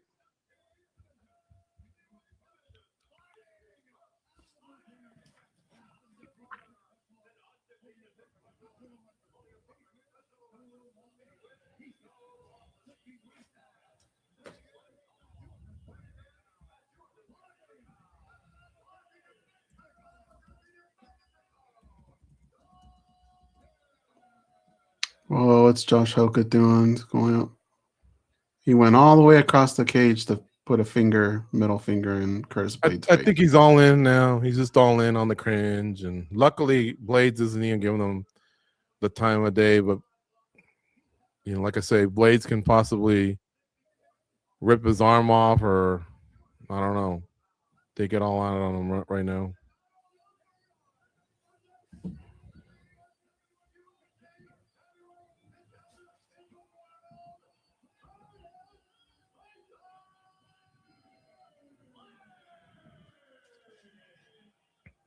It looks pretty crowded to me, Goze.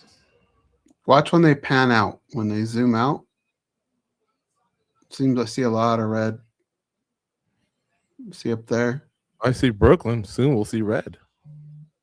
Judge. Hey, look, there's Don Jr. Here we go. Here we go. Josh Hokett sprints across the octagon, throws a big overhand right. So far, guys, we're not even 10 seconds in, and there's more action in this fight than there was in the last fight. Mm-hmm. He's got Blades against the fence, and Blades finally says, all right, enough of that, grabs the single, but Hokett was trying to take his head off. Hokett just flipped him off because he got out of that single. So he's trying to get Blades in an emotional state, Goze. Blades is answering with some hands up. Oh, and Hokett just knocked Blades, knocked him down. Well, no, not yet. He's still on his feet, but he's going to knock him out soon. Blades needs to get back to wrestling. Yeah. Holy cow, if he can get away with this, he's giving us all the middle finger, and he'll get all the praise. He might have broken his nose. Unless it looked like that before the fight. Blades is still hurt, and he needs to try and get a single or something. He's blocking everything with his face. He is stumbling around everywhere. Hokett is flipping him off. He's actually like a Diaz brother, except cringy. I think he's getting a little tired, though. But Blades hasn't gone away, though. But Blades he's absorbing too many punches. He's not blocking any of them. Even though his hands are kind of high, you got to get him higher or just wrestle. And now he's going to get him down. Blades has got him down. Now Hokett's starting to get back up, and he did get back up. Let's see if Blades takes him for a ride. 3:30 left here in round one. Blades is now, I think, recovering. Blades is bleeding all over Hokett's back. He's got his back, but they're standing. Herb is right there to make sure Hokett doesn't hang on to the fence. Blades still has a hold of him around his waist, almost dragged him down, but he is just leaking all over Hokett's back. His nose has to be broken. I mean, he took a lot of punches. I kept saying I think he's going to knock him down, but it's just that Blades kept standing up, but he was just teeing off on his face.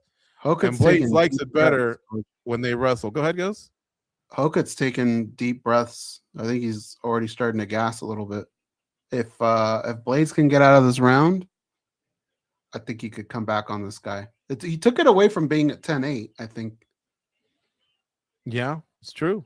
It was on its way to a 10-8. Hokett's grabbing the fence, the top of it, and Herb admonished him to not do that. He might have just held on to one of the panels. Curtis is all over him. So I think Curtis is already starting to shake all the cobwebs, and now he's just controlling him. But he's not damaging Hokett. And every time he's gotten Hokett down, which I think is twice, Hokett's gotten back up. But Hokett is breathing out of his mouth. Mouthpiece is hanging out a little. But he threw a lot of punches, folks. Now, Curtis landed a couple big ones. Hokett's still flipping him off. Hokett may win some fans over because he backed it up with his actions and not just the cringe. Yeah, he is. But this is the type of fight that might save those two buffoons from the last one. And Curtis is just unloading, but man, Hokett just throws his hand in his face. He better watch the fingers. Oh, Curtis might even knock him out now. Oh my God, the fans are going nuts, but they're really swinging, folks. These are two heavyweights just swinging away. Oh, Curtis just landed another one and an uppercut. This is nonstop action. Uppercuts from Blades are just hurting Hokett. What a chin from both guys. Hokett throws back every time it gets close to maybe being stopped. Big elbows from Curtis Blades. There's still over a minute left, and that was a ton of action right there. This is crazy. Let them catch their breath. The fans are erupting. The roof is going to get blown off. This is the antidote, Joe Rogan, the Reyes and Walker, for sure. I think both of these guys are going to get a bonus goes for fight of the night. Because that's some crazy shit, man. Night's still young, though. Now let's see who has a second win, because I think they're just going to hold on to each other here until the end of the fight, or sorry, the end of the round. There's just over 30 seconds left. He can't even get the finger up. It's still flipping him off. He flips him off and smiles, so he's sticking to his thing. Curtis Blades is stoic. His mouthpiece just flew out, I think. Oh, man. Curtis is throwing some heavy hands. Big elbow. I think Curtis should have mixed up some wrestling and just prepped him Yeah. for a knockout in round 2. Because when Hoka does load up, he's got some power. I got to give him that. Herb wants to jump in, and he does, and that's the end of the round. The crowd is going nuts. Hoka's playing into it. He's soaking it up. He's waving to the crowd. Now he's got to find his seat. He can barely walk. He's so tired. Look at him. Yeah, this is a Jackson Wink fighter. They're waiting for him. Don't even sit down. Got Bob Lazar as his cut man.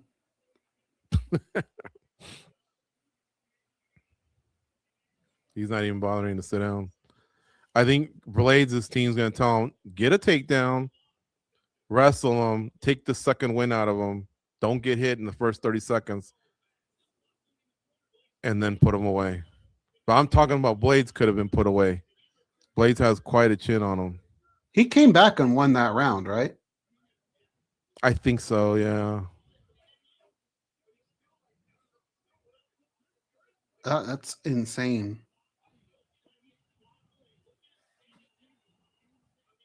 Right now, live betting, Curtis Blades is minus 350. Yeah. Wouldn't you kick his legs? He's also the pressure fighter. But look, Hoka, he has a Diaz style to him. He just walked out right in front. Same with McGregor. McGregor would also stalk you. Blades had his back to the fence because he was like, what the hell? Oh, big right hand by Hoka lands. Curtis and now the fans are yelling like it's a soccer game. I'm telling you, they're right back into it. Oh, big right hand lands for Blades. Both guys get excited when they land, but then they got to make sure they don't walk into something. Blades just attempted a takedown, and Hoka stuffed it. Now Hoka gives him a middle finger and smiles. 4:20 left here in round 2. Overhand right lands for Hoka on the side of the dome. They just exchanged jabs. Oh, little right hand lands for Blades. A lot of power behind it. It was kind of lazy, but still some power behind it. Hoka's still the one that stalks him, though. That wins fans over. You know, a lot of fans could care less about techniques and martial arts and all that. They just want blood. Oh, dude. Nice right hand lands for Hoka. He can land that all day if he wants. Yeah. There's no defense from Curtis Blades right now. Now it looks like he's caught a second win because he's connected a few times on Blades' head. Now he's coming back with some uppercuts, and the fans are starting to erupt again. David Letterman in the front row. Blades just landed a nice right hand. This kind of reminds me of Bigfoot and Mark Hunt a few years ago, and I think they did it for 5 rounds. Oh, uppercut lands for Blades. Big knee down the middle lands for Hoka. God, I hate seeing that. I hate when a judge is kind of like trying to get around that. Yep. Yeah, me too. I hate that. There's no reason for them to have to do that.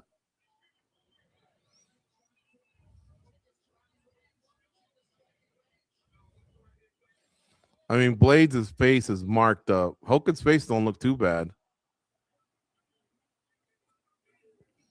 Hoka almost has a little bit of a Fedor body, huh?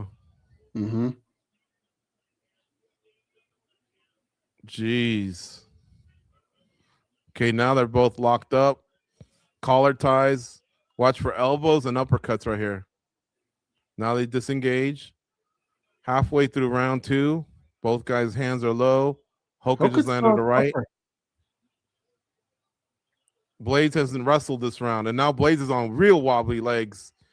Except now he's not as fresh as he was in round 1, so you better be careful because Hoka's throwing some steam, some heat behind his punches. Oh my God, what is Blades doing? Goes either cover up or wrestle. Idea. These guys are throwing.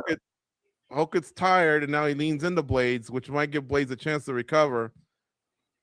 Oh, uppercut. Blades lands an uppercut. Blades has no defense right now. Oh, now nice he's landing by Blades. Oh, 1-2 by Blades.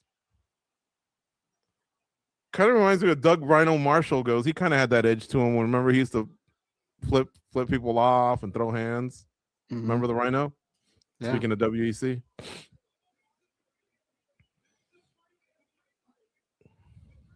I would throw a knee if I'm Curtis right to the belly. Oh my gosh. Right now they're clinched up. Blades just landed an uppercut and a forearm. It's a hockey Hulk is fight just right holding on. Now Blades is working the body. Watch this fight, Juliet. They have been going at it. Oh, it looks like a hockey fight goes the way they're just collar tied around each other, throwing uppercuts. But they're resting, even though they're sneaking punches in. You can tell they're resting, and then they're going to come in and have a flurry again. But it's Hokut that still walks down Blades. He won't let Blades rest. Good chin on Blades, man. This is a Hokut round for sure. Yeah, great knee from Hokut to the body. Now, and an what uppercut. Blades didn't do this round is wrestle, and that allowed Hokut to just freestyle. He tried to, but Hokut had a nice stuff at one point. So I see it 1-1 going into round 3. We still have 15 seconds left here in round 2. Let's see how this ends. But this is going to be a Hokut round. This fight is so crazy that I wouldn't even want them to point to the middle of the octagon in the last 10 seconds. I'd just say, no, just go back to your corners. You gave us enough. And look at Hokut just dancing around, playing up to the crowd, whereas Curtis Blades is like, he's got his hands on his knees. It's crazy, man. This is insane. I think for 1 second, he might have even thought that was the end of the fight. He might have. It did look like that. He's exhausted, though. Look at him. He can barely stand, Hokut. I don't know how you corner someone like that. Like, what do you tell him? Because what he did in round 2 worked, but he's so exhausted, and they won't let him sit down. I don't think he wants to sit down. I don't think he can get back up if he does. Greg Jackson told him, I need 4 straight punches in a row. There's no defense whatsoever from Curtis Blades. Like, as long as Hokut throws, he's going to land. Yeah.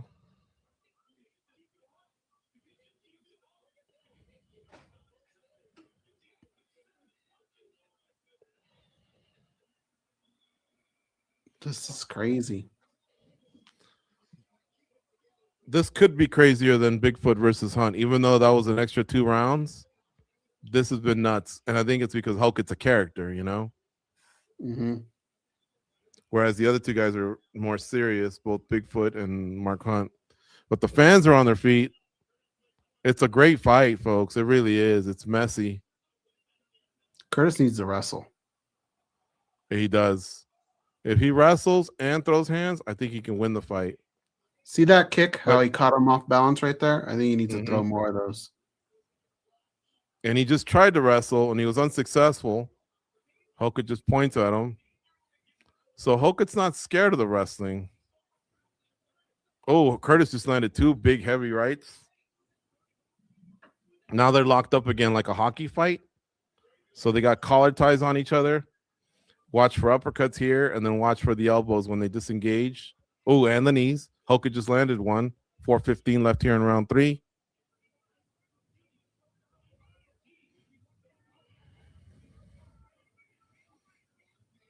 I don't know if Dana White does this, man, but this is one where I would just write them big checks aside from the. I'd say, you know what? It was UFC 327. You're each getting $327,000. Yep.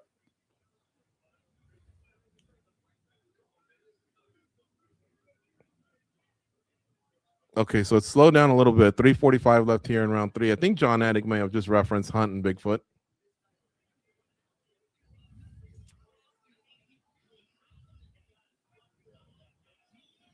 Yeah, Hokut's face is still pretty clean, Goze, despite all those shots. Mm-hmm. Curtis's face is, I mean, unrecognizable. It looks like he got jumped. Like, yeah. Like carne molida at the market. I mean, it is just red, man. And now he just threw some heavy shots. One of them got a piece of Hokut. Now Hokut looks like he's got an extra wind in his sail.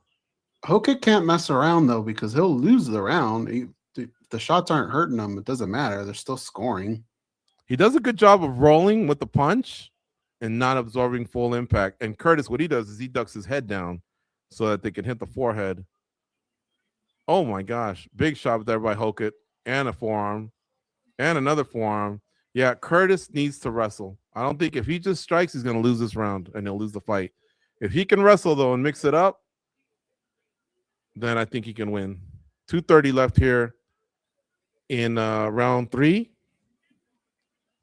The over-under already hit. I don't know why they're flashing props to watch. I mean, it's already over. Or maybe that's what they're trying to say. What's the prop? Who's going to get to the hospital faster? I don't know, man. Hokut sneaks in these elbows.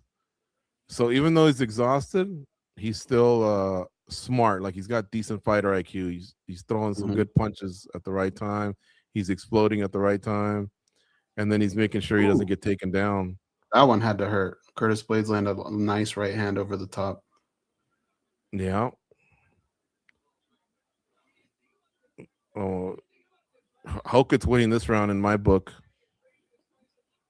I think so. I think Blades is making a little bit of a comeback here, but every time he does, he just when Hokut throws, he lands. All he's got to do is throw. Everything lands. And the blood doesn't make it look any better. Hokut just he mixed up a knee. I think Curtis needs to throw that jab a little bit more because even the jab backs up Hokut, and he's got a reach advantage. Then follow it up with a nice 2, and then shoot a takedown once you got him a little off balance. There's just over a minute left here, and Hokut just looks stronger. Curtis looks like he's surviving. Hokut looks like he's having fun. But when Curtis backs him up, that's when Hokut all of a sudden, gets a little bit sloppy with his defense. But he doesn't mind getting struck. He's rolling with some punches. He's absorbing others, but he still walks forward. So it gives Blades the inkling that it's not effective. Man, this is they just showed the significant strike count too. It was ridiculous. 30 seconds left. This is gonna be tough to beat as fight of the year goes. Yeah. Oh, big forearm for Hokut. That might have sealed it. It's too late for a takedown to matter anyway. So now Curtis has to hurt him so bad that he knocks him down. And now Hokut's the one that's going to go for it because Curtis is just bobbing and weaving against the fence. Fans are going nuts. They're pouring it out even in the last 10 seconds. Wow. That fight took years off both guys' lives and their careers.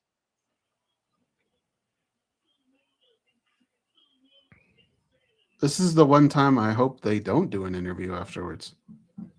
Yeah, exactly.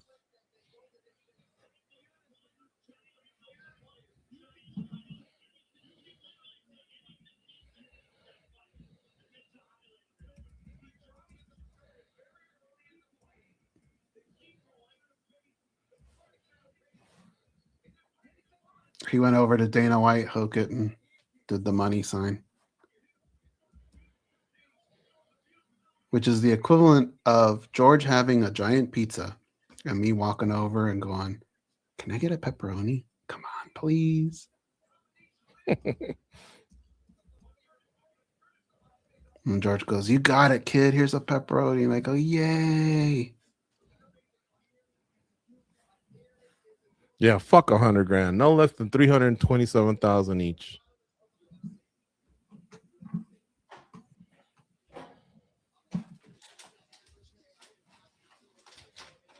They're not going to be the same. I mean, maybe Hokut, but man, I doubt. Curtis Blades looks like he was jumped by a football team or something. Yeah, you're right. He looked like Max Cady.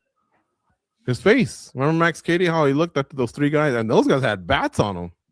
Mm-hmm.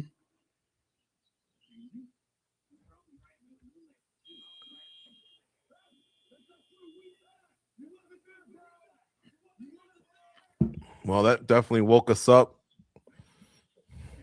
And maybe if both guys say, we did this so you could forgive Reyes and Walker, I'd forgive those guys. Yeah.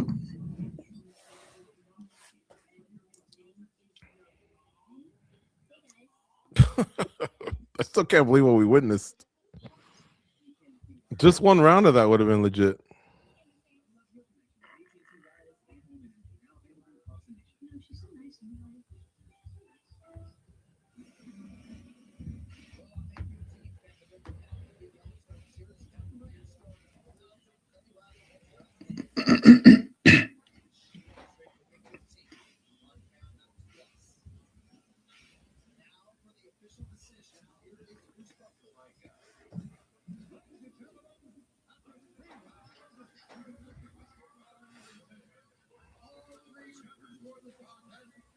29-28.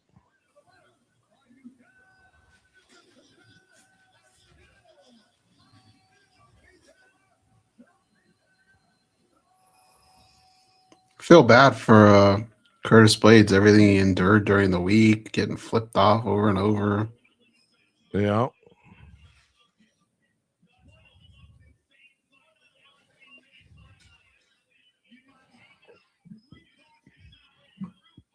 Let's see if he just keeps it real or goes back into shtick.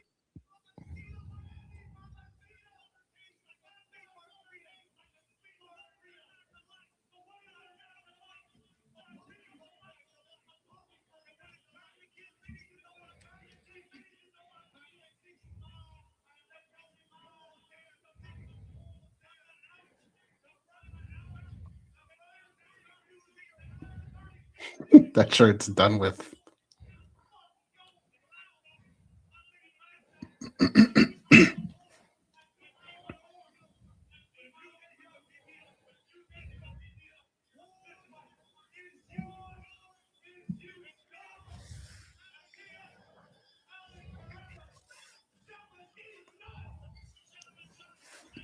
Okay, I can live with that.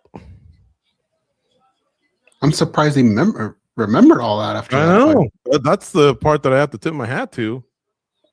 But you fight like that, dude, and put yourself out there like that and take that kind of damage, you can say whatever you want in my book.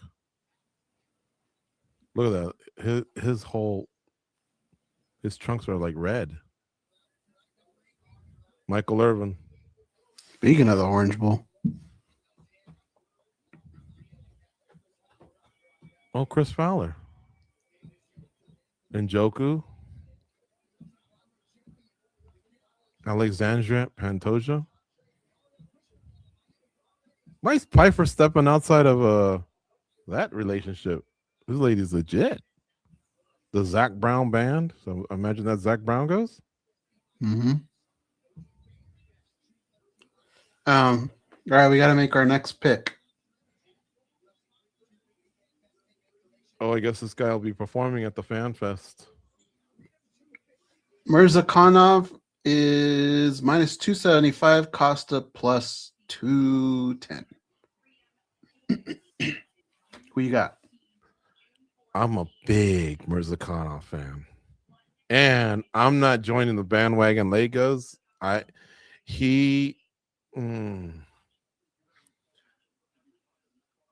He's got a dad bod. And I don't want to say he reminds me of Fedor because I just said this guy reminded me of Fedor. But he's got power, dude. He can generate power in his punches. And I don't know. I think Costa stopped getting better. I mean, it's great that he doesn't have to fight at 205. But yeah, man, I think Merzakonov's going to mark him. I think Paulo's going to do decent at this weight class, but this is just the wrong guy for him, I think. Yeah, give me Merzakonov. That's who you have too? Yeah, I like Merzakonov.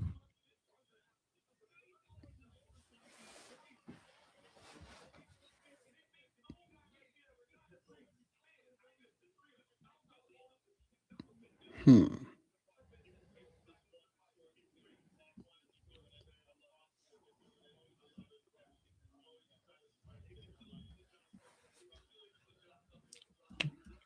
going to mute myself for 1 sec, right? Okay. DC's considering coming back because of all the big money that's being thrown around. UFC Freedom will include cryptocurrency performance bonuses with $1 million in crypto, I guess. Okay.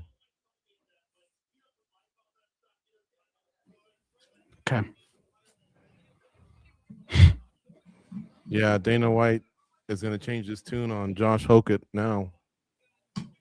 Because if you say Josh Hokett's fighting at UFC 330, we'll say you're going to go, yes. Like, you know what I mean? You're guaranteed a barn burner, and you put up with the cringe. Before, he hadn't done this. So it's like, why are you cringy? Why are you trying to be this? Why are you trying to be that? Win a fight. He just won a fight against a very, very tough hombre. And he was exciting for all 15 minutes, and he was the undersized guy. So now it's like, yeah, put your rhymes together. Do what you got to do. Put your fights, you know. Now, at the same time, well, I mean, yeah, he stopped Curtis. You can't even say, wait till he fights a wrestler. He just fought the best wrestler. Mm-hmm. So, but there's also better punchers. So we'll see. I'd be interesting, like a guy like Waldo. You know, how does that go? Volkov, how does that go? I think he can contend a little bit. That just can't be his game plan every fight, though. And I wonder what he would do if he went down to 205. Fedor used to weigh 230, 232, 235. And this guy weighed 235. That's why I said he kind of reminded me of that. He had a little bit of that body. Merzakonov's a little bit smaller than both guys, but same thing.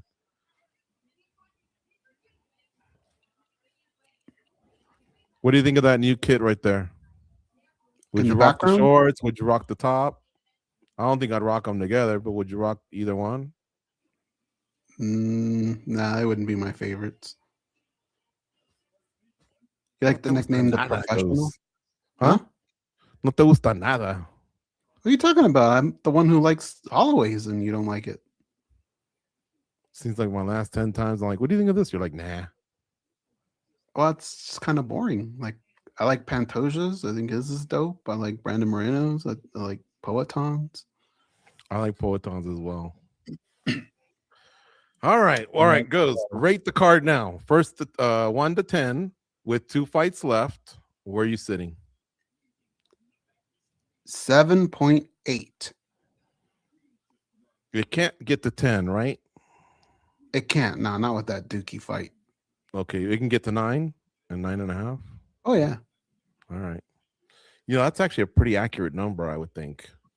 And if Walker and Dom had been even half exciting, I think we'd be sitting around an 8.5, man. Because Cub's retirement was a thing of beauty, you know, and then Pico coming back and taking out a tough Pitbull, that got me excited as well. Luque going up to 185 and submitting Gaslam. Tatiana Suarez, now that's 2 in a row since she got owned by Zhang Wei Li, so she's, you know, back in the mix. So it's kind of giving us a little bit of everything. So again, had Walker and Reyes been pretty legit, and then this, I mean, I don't want to call it like a legendary fight. It's just a fight we'll never forget, and it's possible fight of the year. I mean, it was sloppy, but still, like, so much heart and toughness, and the chins on both guys, and the cardio, and we're going to be talking about that one for days. That's water cooler talk, and we still have 2 fights left. Whew, man, like, it can get to a 9.5 for sure. And what's weird is that's not the fight you would have expected that outcome from, right? You would have, like, at the beginning, if you would have said, "Is there one fight that just has to deliver?" You probably would point to Reyes and Walker, like, something's gonna happen there. But man, it was just terrible. I thought Blaze was gonna smother him for 3 rounds. And then Dana White at the press conference was going to say, well, go make up some more rhymes and work on your wrestling. You know, it's like some smart aleck remark there. And I bet you Dana White's going to be glowing when he's asked about Hokett, minus the, you know, all the stuff we had to put up with pre-fight. But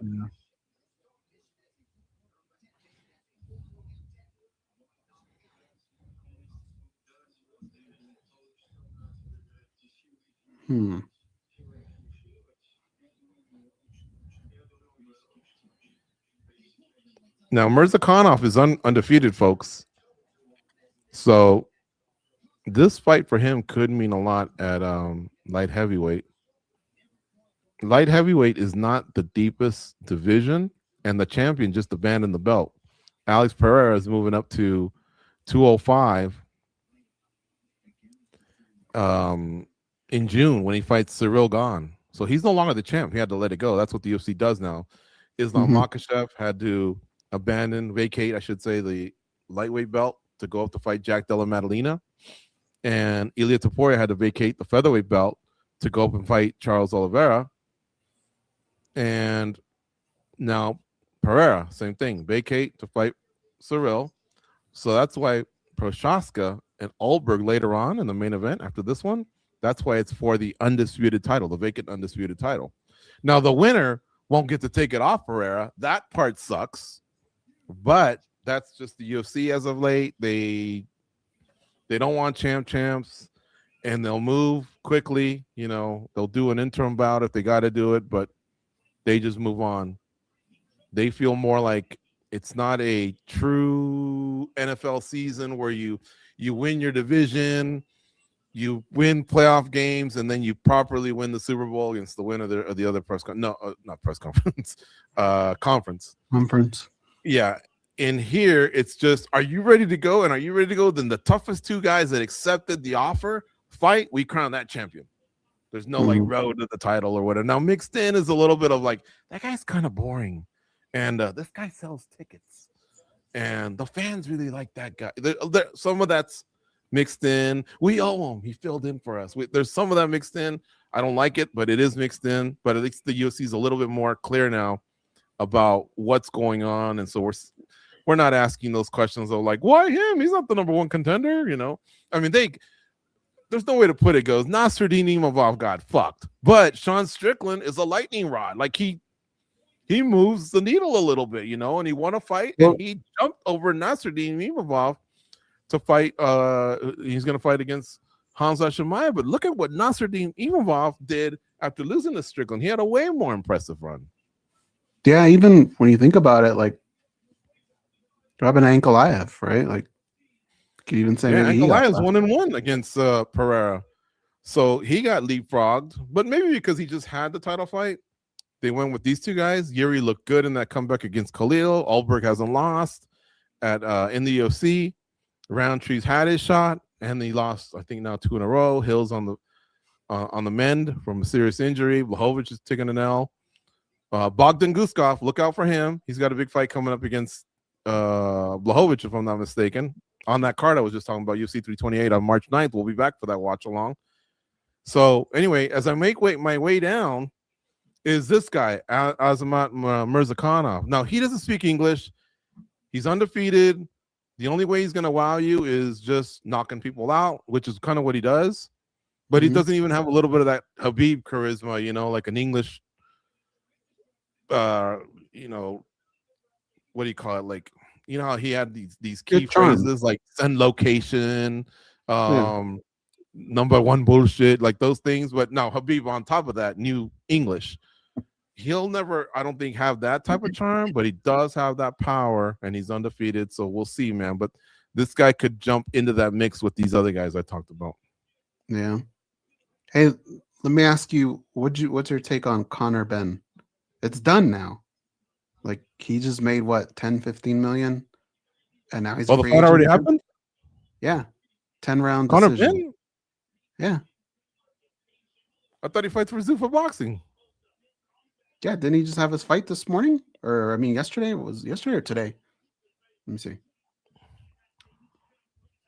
Look up his record. Oh, shit. So I thought he was signed to Zuffa Boxing. It's one and done, right? So he fought at Tottenham. So he fought on the on the Tyson Fury card? I thought so. So is he just represented by Zuffa Boxing? Like Zuffa Boxing is not his manager. They were right? never going to have him fight in the at the Apex. I don't think. I could be completely wrong on this, but I'm pretty sure it's done now. Whoa, okay. I'm totally out. I don't know what the hell's going on. I thought Zuffa Boxing signed him, and he was going to fight on maybe not necessarily a Zuffa Boxing card, but a big turkey card or something. Let's see. That is weird. Let's double check. Conor Benn did win this weekend, a one-sided decision victory. I'm confused. I'd rather almost not say anything else because I'm really confused right now.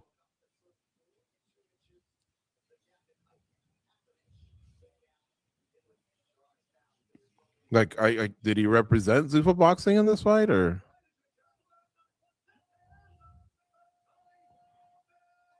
we'll have to check in with Marcos Viegas or someone. I'm glitching out over here. Are you? Oh no! Wait, here we go. Yeah, we gotta get some clarification on that.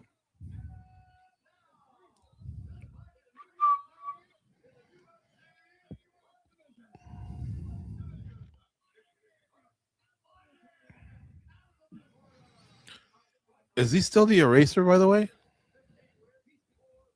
As far as I'm concerned, or as far as I've heard. Let's see how he announces him.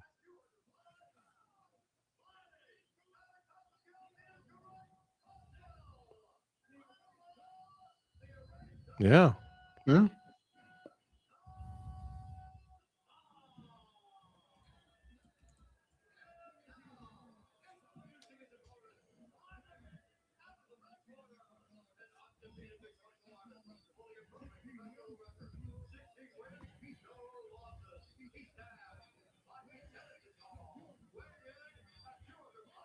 Look at that. He doesn't even have a big build.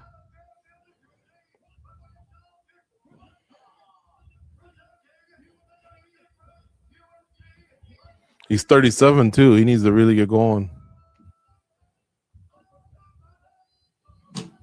Only Jacoby he couldn't finish. It's a tough guy. Yeah.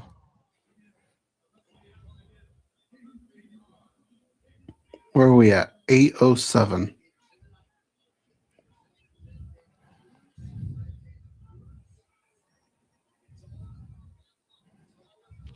All right, here we go.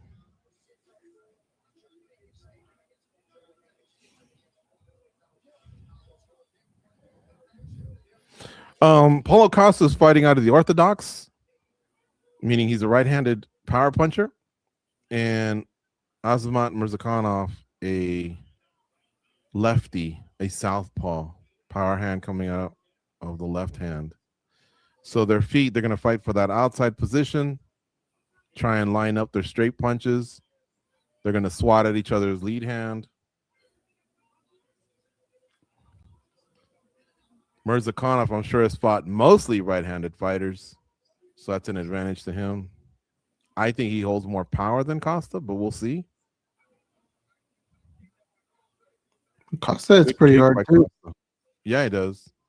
And maybe not depleting himself is going to be beneficial to him. Yeah.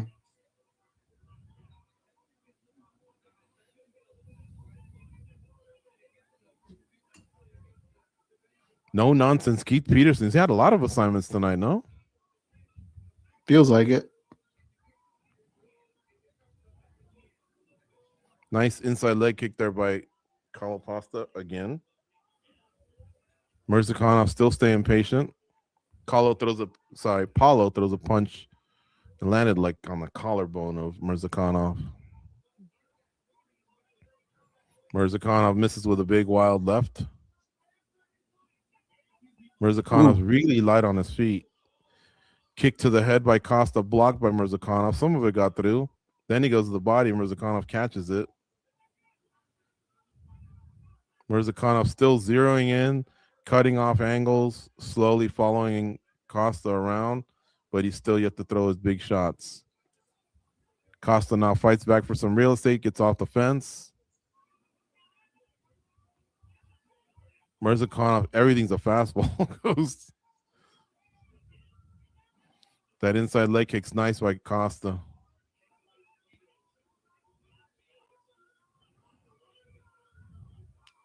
He's got to press, Merzakonov's got to press him up against the cage. Costa's got a nice little escape route every single time. Yeah. And Merzakonov, again, I hate to keep, berating him with the dad bod thing, but he's not very, fleet of foot. Although he is bouncing nice right now, but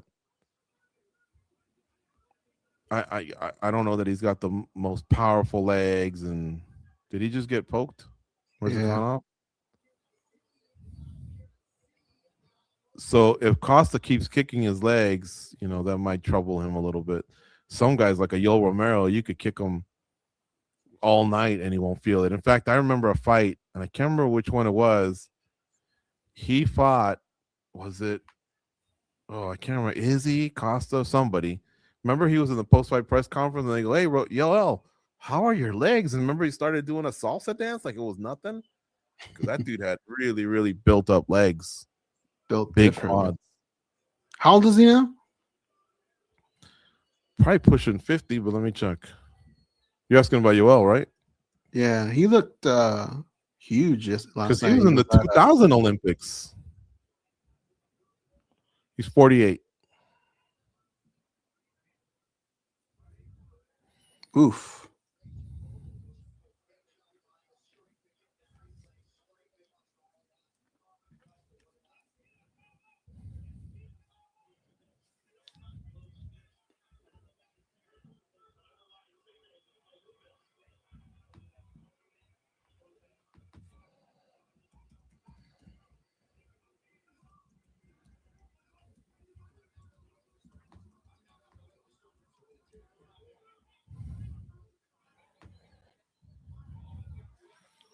Costa gets looks like he's pretty pissed off. Yeah.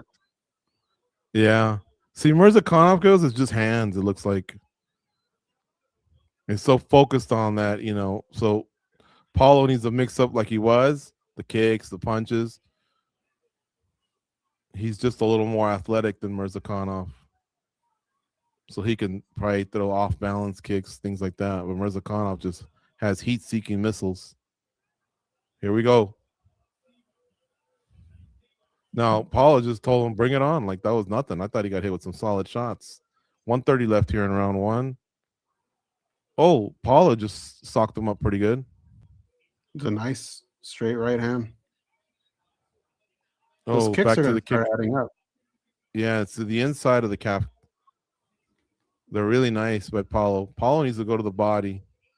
He knows how to dig to the body pretty good. That's the one thing that might hold back Merzakonov is just he's just mostly hands.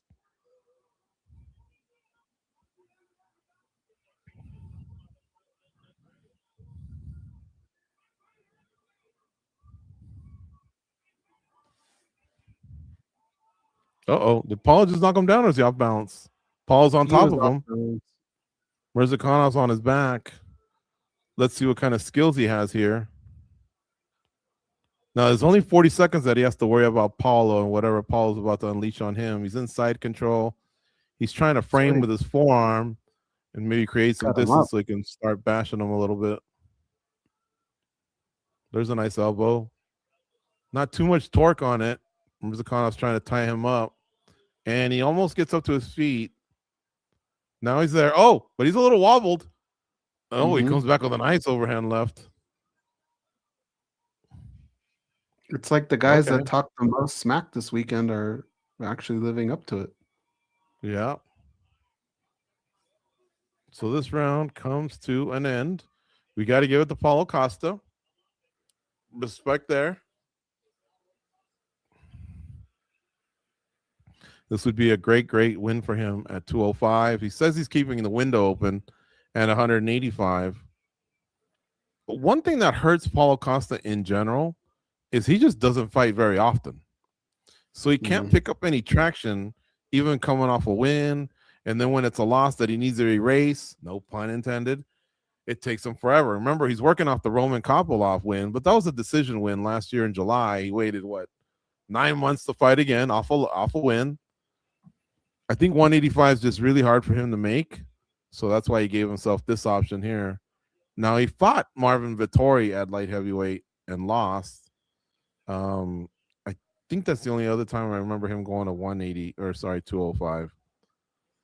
It's not like he's been a poor middleweight. He's lost to what? Vettori?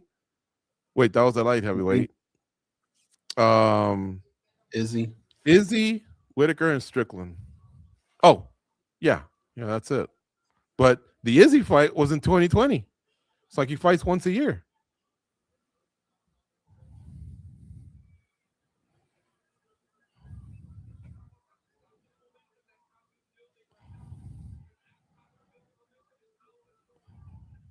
Merzakonov just hasn't Merzakonov, been able to figure him out. yeah, if he had a leg kick or something to complement his hands, well, there it is, but it was so slow.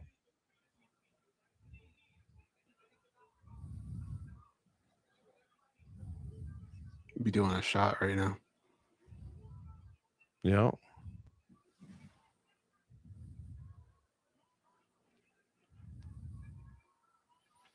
Merzakonov still's a little more hesitant than usual. That's another big kick that he just ate from Costa. Costa's honestly fighting a very brilliant fight while keeping his edge. He talked a little bit of smack during fight week. He's been talking to him a little bit here during the fight. So he's definitely not intimidated by the hard-hitting Merzakonov. Now, that was a nice spinning attack from Merzakonov.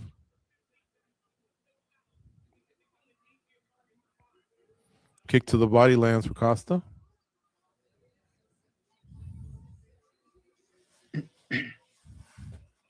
Stinging jab by Merzakonov.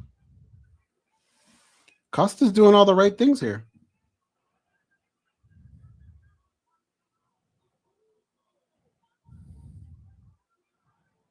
Merzakonov goes to the body. Another shot to the body, and then another right hand, but it didn't have much on it, and Costa's inviting him to throw more.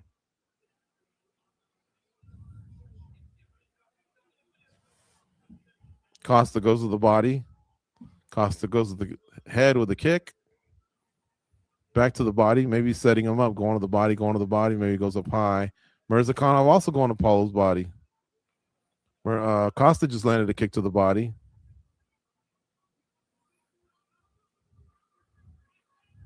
Now, the broadcasting team saying that Costa's slowing down a little bit. I've seen a little bit, but not too much. Yeah, it doesn't seem like it to me.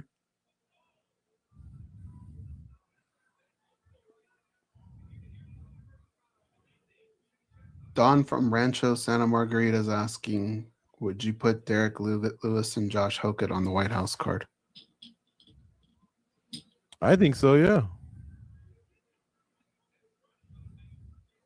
But that's, well, it is 2 months away.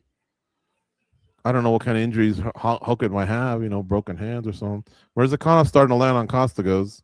Yeah. Ooh, nice. He just landed a nice one, too. Now he went to the body. Costa's got his mouth open, although he did just kick him in the stomach. Costa did to Merzakonov. Merzakonov back to the body. He's really investing in the body with his punches. Costa's coming back, landing a couple punches, trying to regain some of the real estate in the middle of the octagon. Now he just got hit with a couple punches, and it looks like it hurt him, but he locked up with Merzakonov. Merzakonov's trying to take him to the ground, and he does, but Costa gets back up pretty quick. The crowd goes ooh and ah. They're liking it.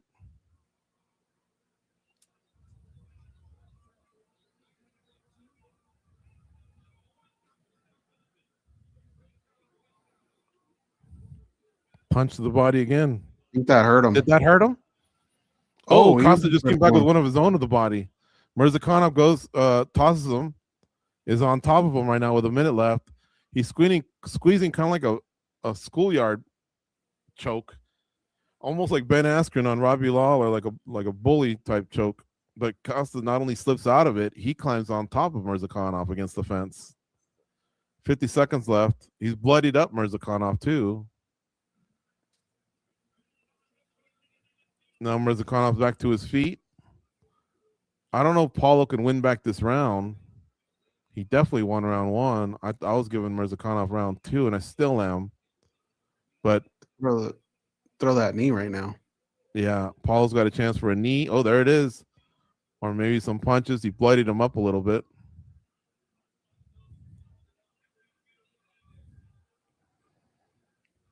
I think Merzakonov needs to disengage and just land a little bit just to cement the round.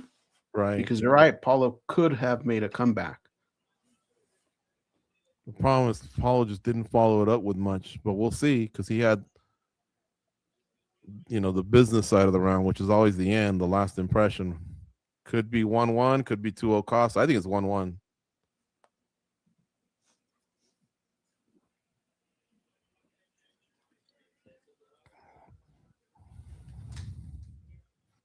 Can I get the other one, please?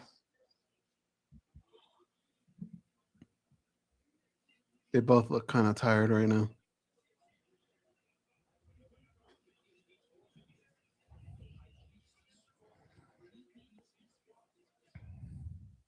Oh, could you just get a commercial? Yeah. In the co-main event of a fight that's 1-1, let's hear what the corners have to say. Let's see their body language. Thank you. Let's read these guys and see, what's what, kind of. You know what I'm saying? The fuck did they put a commercial on at that point? At least half screen it.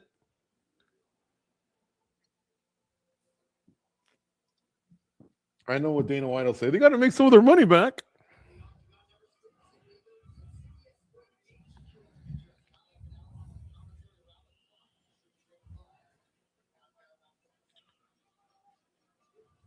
Here we go, folks. Costa looks okay. His breathing seems okay. Merzakonov, same. They don't touch hands. Back to the inside leg kick for Costa. And then he went to the head, and I think he might have wobbled Merzakonov. In fact, he just landed another one. And now he's throwing the big overhand right that hurt Merzakonov. Merzakonov still kind of wobbly, not clearing himself. He gets back into punching position, but it looks like he's still hurt. Some of it might be exhaustion. Costa doing the Diaz and pointing at him. Costa following it up with some strikes. He's definitely got Merzakonov hurt, but he doesn't have him finished yet. Merzakanov's still on two legs. It's just a little wobbly. Costa's right there, though. Feels like he can get a finish. He could, yeah. This would be a big win for him to put a L on this guy and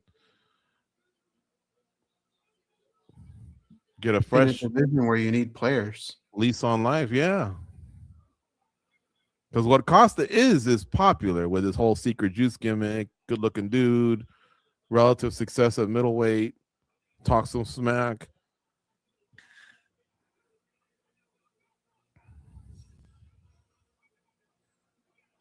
Yeah, Merzakonov looks pretty exhausted right now. And that's another kick to the head. Oh, he's going to go down. I think Keith Peterson, he just stopped it. That was it. Merzakonov got so rocked that he kind of like stumbled and then chose to fall down. And Keith Peterson was Johnny on the spot.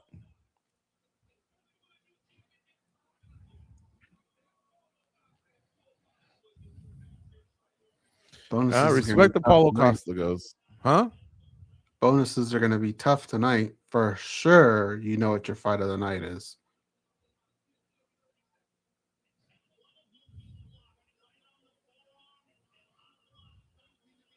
I've always been curious how the Secret Service reacts when fighters do that. Well, those guys in the suits, I'm sure some of them are them, so they probably are close.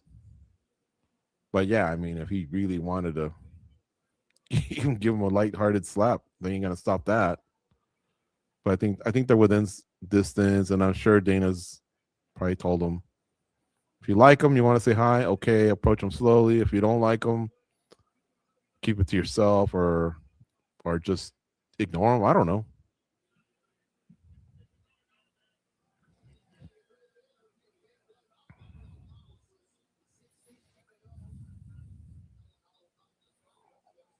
But see how those guys in the suits are close by with the pin on the left hand? I think that's Secret Service, one of them, one or two maybe.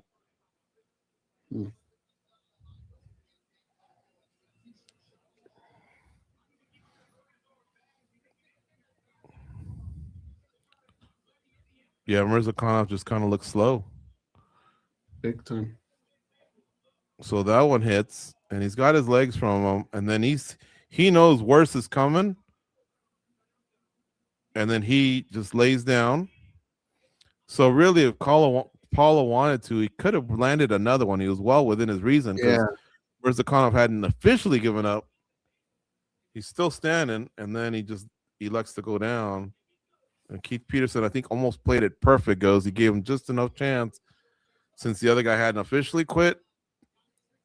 Yeah. I like Keith Peterson, I guess is what I'm trying to say.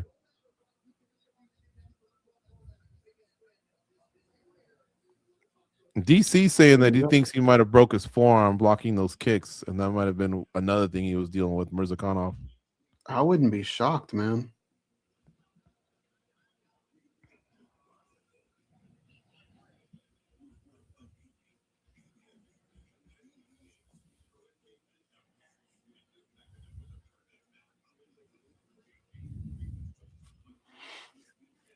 One more to go.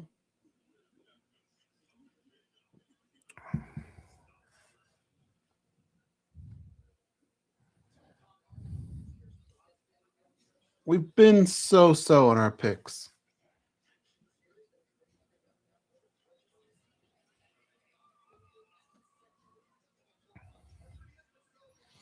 Well, it looks pretty crowded to me.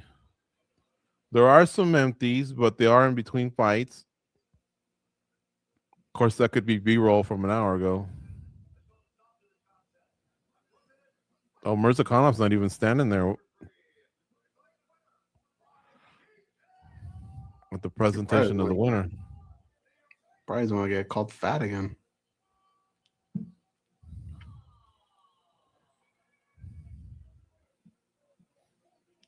There's Rogan.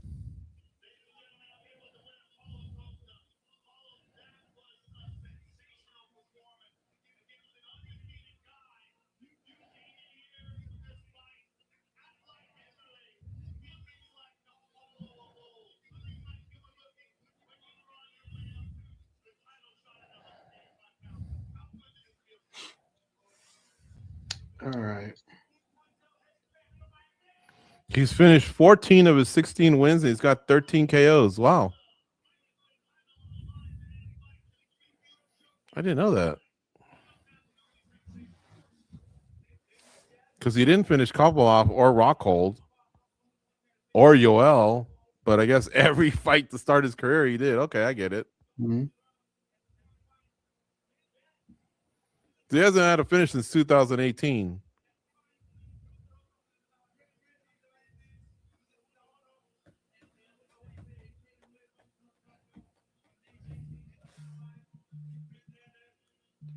Who do you want in the next fight, George? We have Carlos Ulberg minus 110, Jiri Prochazka minus 110. Real quick, who's he calling out?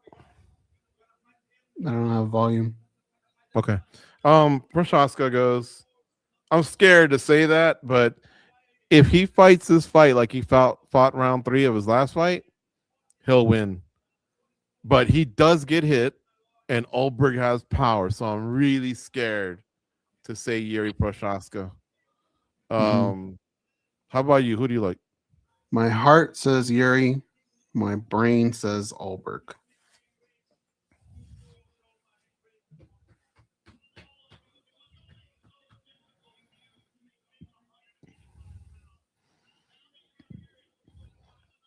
Cup gets a bonus for sure, right? So really, we're fighting for one more.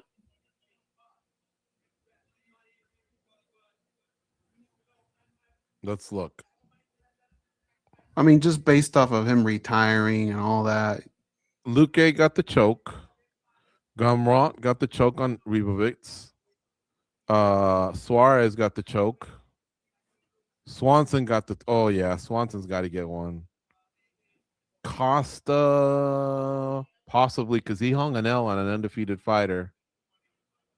And then Hoken and Blades have to get fight of the night. Right. So,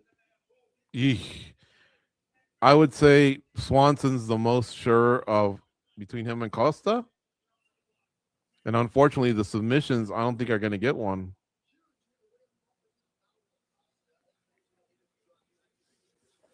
So, yeah, I think if Prochazka or Ulberg win by a vicious KO, then they'll get a bonus. Right? And I think they would push out Costa. I just think Swanson definitely will get one. I mean, he owned that guy. He owned Lanwir.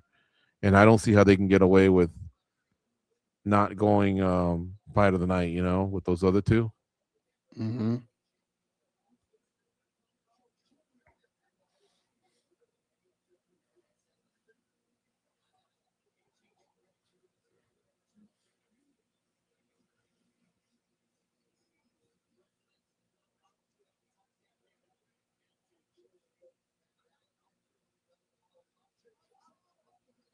and Gable Stevenson.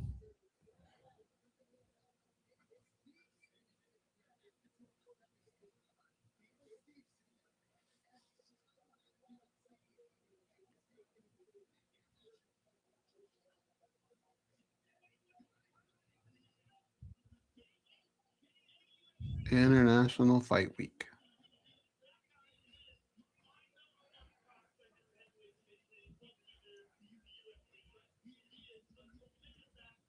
Man, I feel like it's too soon for that guy.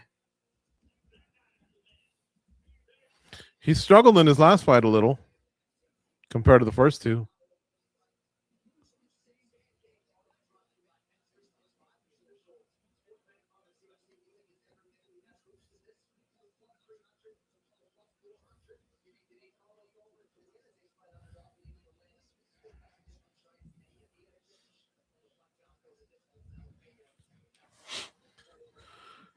Okay, so we will have a new champion with the possible exception of a draw. Oh, But across 5 rounds, I don't see that happening. Okay, goes now. We had a 7.8 prior to that fight. What's it at now? 8. Okay. That sounds fair. Swanson, Pico, Oaken and Blades. I'm around 8.2. Yeah, I was just going to say 8.2. And this fight, as long as it's not a complete dud, we'll probably take it to 8.5 to end the night. The co-main event didn't suck, right? I think it wasn't great. Merzakonov was just exposed as too much of a one-dimensional puncher, and that's it. Mm-hmm. Costa now revives himself a little. Shows some life. I mean, as a middleweight, he was fading out, dude. You know what I'm saying? Like he's not Strickland. He's behind Merzakonov or Nasruddin Imavov. And then you're going to have your Joe Pfeiffers of the world breathing down your neck, Kyle Barrios. Like Costa was not even near any of that. So now that he goes to light heavyweight, he has at least a new lease on life. The problem is your main event and your co-main event have to be telling a big story. There should be big storylines. The main event is, but the co-main event is like you said, we're trying to figure out. It's not a person that's next in line for anything, or I don't know. They just kind of lack that a little bit. That wasn't their intentions, Van and Tyra should have been there, but you can only deal with what the hand that we're dealt. Right. That's why you kind of stack cards a little bit more. That way, when things like this happen, you could still put out a decent product.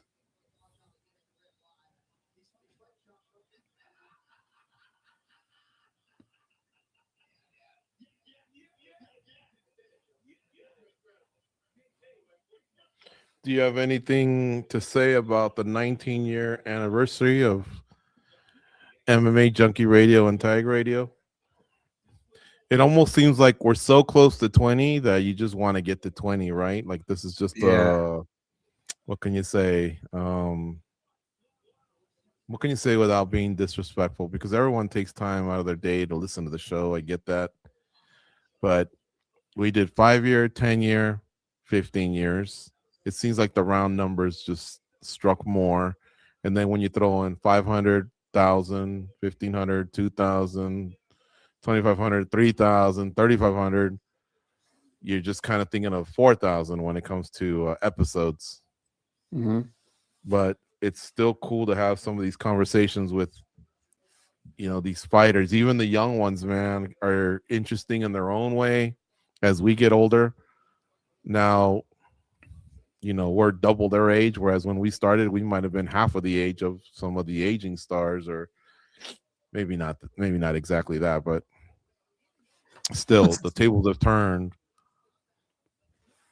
That's the part that hits probably the hardest, is going through generations of fighters. I remember when I was going to school, going through that first generation of, say, like basketball players or football players, their career, and then they go away and this new crop comes along. It's kind of like that here.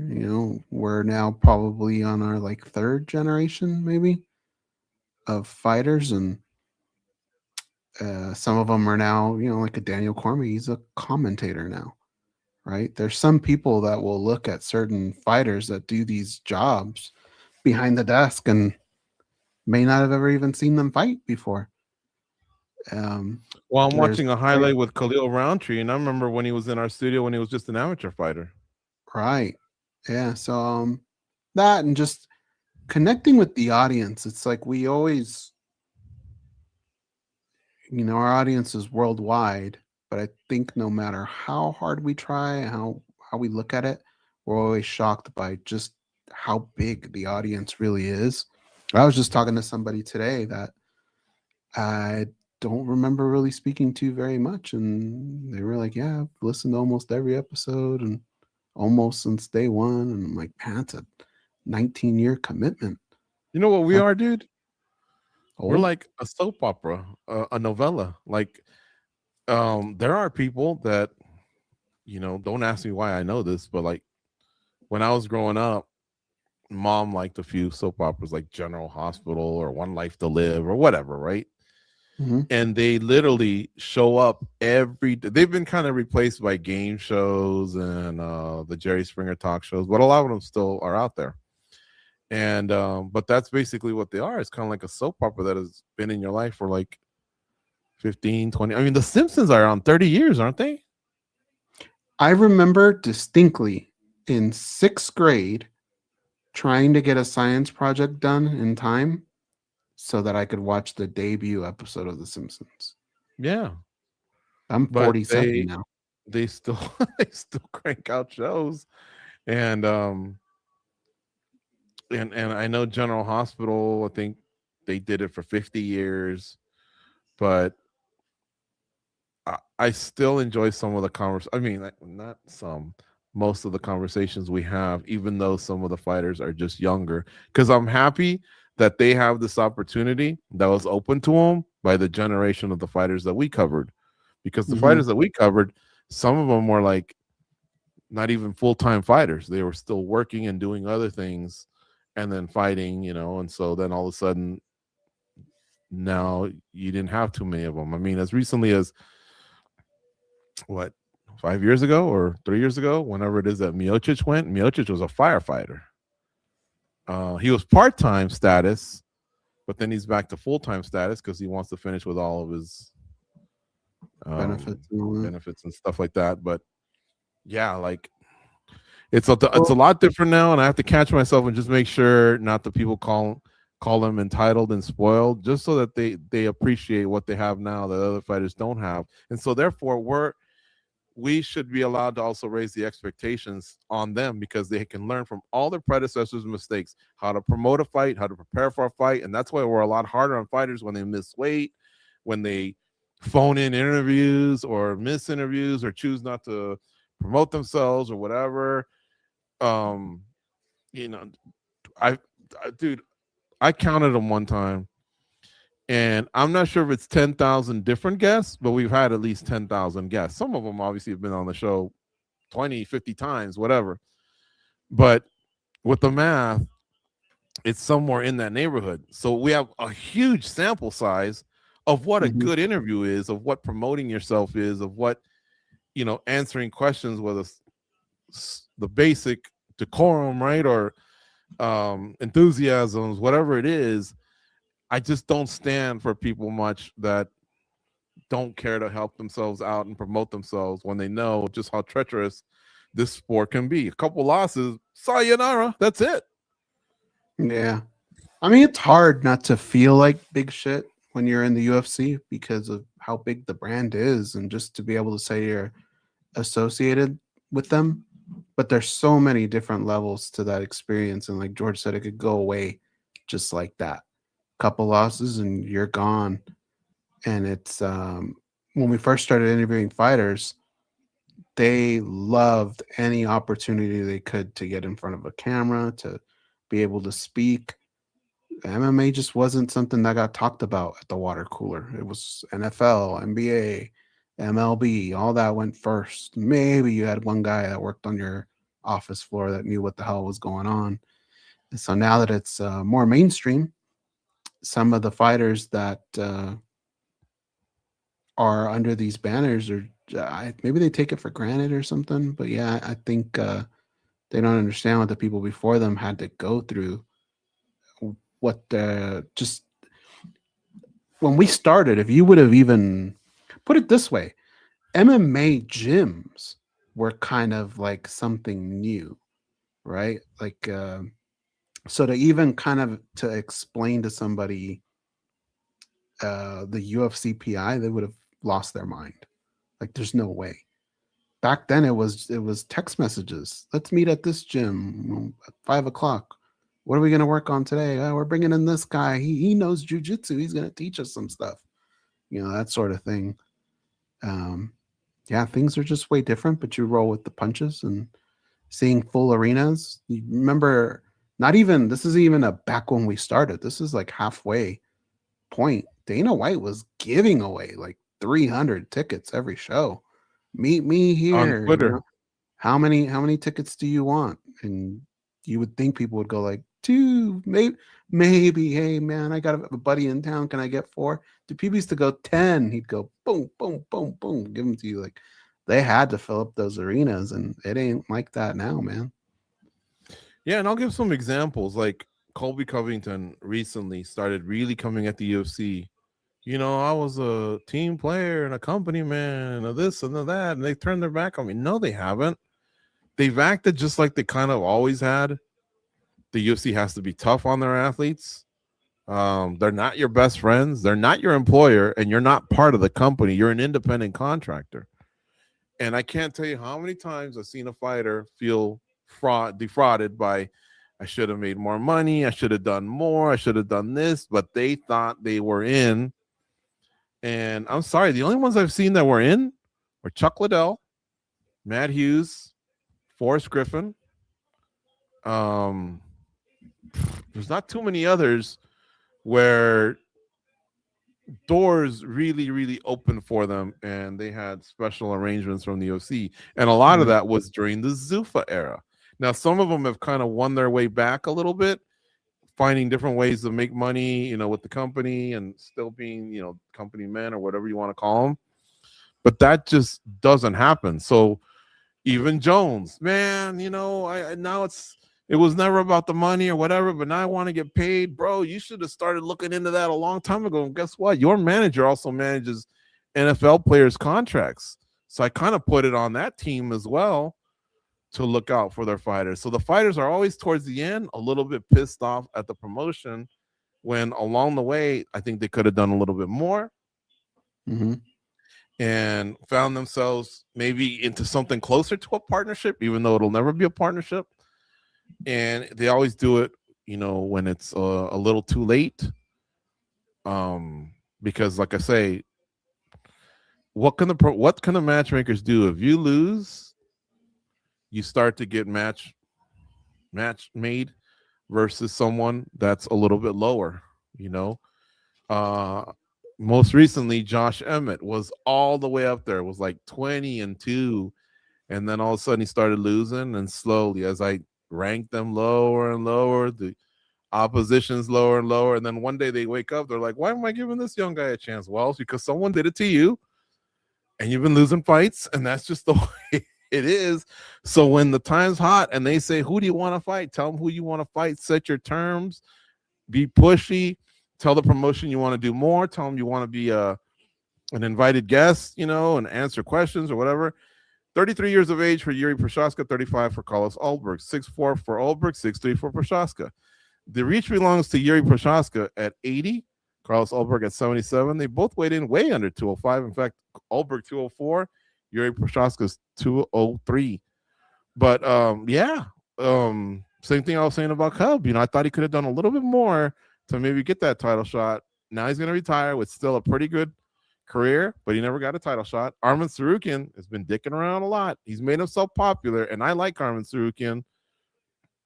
But if you take a loss, you're no longer at the top, and that's it. The ship starts to sail. He's right there. He cannot goof up. No more goofing up. No more headbutts. No more slaps. Nothing. Fight for the title when you get a chance. Make as much money as you can, but make the most out of these opportunities, man. Because I'm telling you, the next person comes up. What I can't believe goes is that Sean O'Malley's already thinking of retiring at some point. Making more money too. I think you're going to see that. That kind of happened. So, yeah, I think you're going to see a lot. Like Ilya Taporia's been talking about it as well. I don't think these guys are at a very high level that get paid early on are going to stick around for that long. But look, dude, look, for crying out loud, look what happened to Curtis Blades right now. I know this is something they signed up for, but holy shit, man, that shit ain't normal. That was bad. I do have to tip my hat to Valentina Shevchenko, man. She has not let up, and that's why she's got a 9th ruby on her belt. Pretty soon she'll threaten Anderson. She'll tie Anderson Silva with her next title defense, and she can tie Demetrius Johnson with 2 more title defenses, and then John Jones. By the way, John Jones rarely goes to events. Did you know that?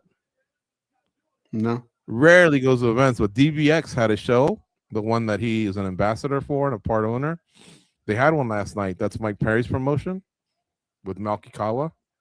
Mm-hmm. So Jones is a part of that, and he was here. And Jones probably knows Cub because they used to train together at Jackson Wink. But I wonder if that was the announcement. Was I talked to Hunter and he's maybe mentoring Gable Steveson, and that was it, or if maybe there is something for John Jones down the road. Who knows? That'd be crazy. The crowd's really taken to Jiri Prochazka this week. He's become a lot more popular, and I think it was because of that crazy fight last year where he really went for it against Khalil Roundtree. He was kind of getting pieced up, and then he said Charlie and went for it, man. Mm-hmm. This dude's built different, man. One of a kind. But he can get hit a lot, and Ulberg hits hard.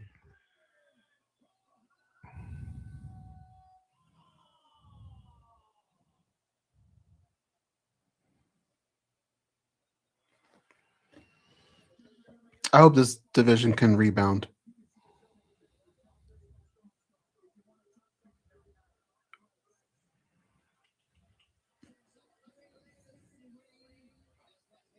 Which division's in a better place, light heavyweight or heavyweight? Heavyweight. You got Aspinall, Pavlovich, Volkov, Waldo, Pereira moving up, Cyril, Hogan. I don't know about Hogan, but Hogan maybe. This one's got no touch of glove. Okay. Hill's still hurt, and he's lost 3 in a row. Oh, Roundtree, these two. Blachowicz is like 42, 43. I like Blachowicz too. Magomed just doesn't have much charisma. I think Rakic is moving up. Krylov maybe. I don't know. Just because I think Aspinall's pretty special, with the exception of his last fight. I mean, he had knocked out 5 of the top 10. Oh, look at Jiri exploding. He covered a lot of ground and landed that last right hand over the top. Yep.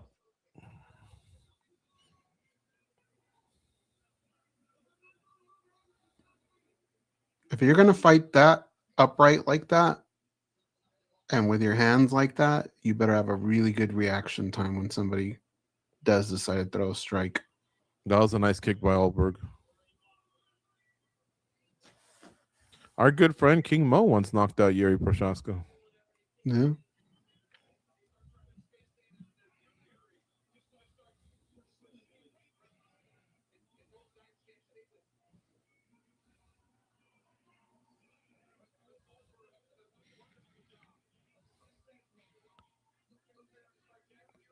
Still kind of a little bit of a process. Yeah, I was just gonna say, even though it's a little bit of a slow start, I can still tell it's gonna be a good fight. Like, they're a lot more kind of in range than Walker and Reyes were in terms of, one guy can reach the other one. Reyes was very hesitant, always letting Walker do the dancing. These two both look like they want to just explode. Oh, I don't think, what happened to Ulberg? Did he hurt himself? I don't know. Yeah, he might have hurt himself. Jiri just kicked his leg. Now Yuri's throwing wild punches with a lot of speed and power. Oh, he's kicking the shit out of Ulberg's leg. But I couldn't tell Ulberg lost his balance or what happened because I don't think he got punched. I think he lost his balance from the first one. Oh, wait, something's injured, Goes. A knee. It's going to be a knee. His leg really, really buckled. And Yuri's pointing down to the ground, messing with him. And Ulberg's trying to do his best. Oh, Ulberg looks okay right now. This is weird. Don't tell me it was that performance nerve and the ankles twisting. Paraformal nerve? Paraphial, yeah, something like that. Because the knee looks okay right now. It buckled though for a second. He has no defense to that calf kick. John Anik said they just isolated what the injury is. Well, see, we can't always see his ankle, and I'm just wondering if he lost that nerve and he couldn't step. See how you can't see the ankles right now? Okay, let's watch.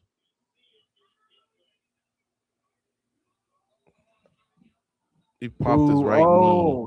Dude, no, did you see his calf? Something blew out. That look to me looks like an Achilles, but I don't think he would be able to be walking like that. He wouldn't be able to continue, yeah. Colby Bryant was able to walk and shoot 2 free throws with a torn Achilles, but yeah, it's probably just one of the ligaments of the knee. I won't try to act like an expert. His calf looked like it blew up.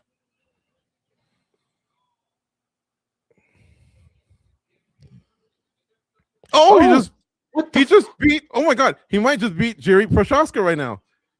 He's hurt. It's over. God. Carlos Ulberg just won with a hurt wheel. George, this might be the dumbest scenario for the UFC because the guy that just won is probably going to be out for some time.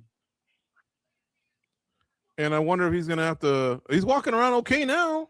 No, dude, watch the replay. His calf will get exploded. No, I know there's an injury there, but he's walking around. And I've seen guys with an ACL be able to walk off an NBA court like this. Holy shit, we've got to be full of adrenaline too. How much was left? Because yeah, it's funny that if the doctor had checked all this, he might have been able to stop it. This is the craziest thing. I'm telling you, the Jiri misses with a wild leg. It's his knee. Oh my God. Like a calf muscle? Not an Achilles though.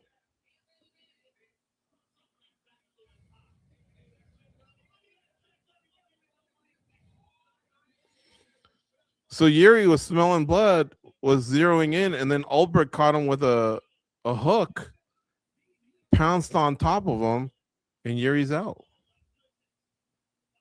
God, Yuri's gonna be so mad when he watches this. Yeah, he is. And this is a vicious KO too, man. It's kind of weird, man. Like you look at Ulberg's record.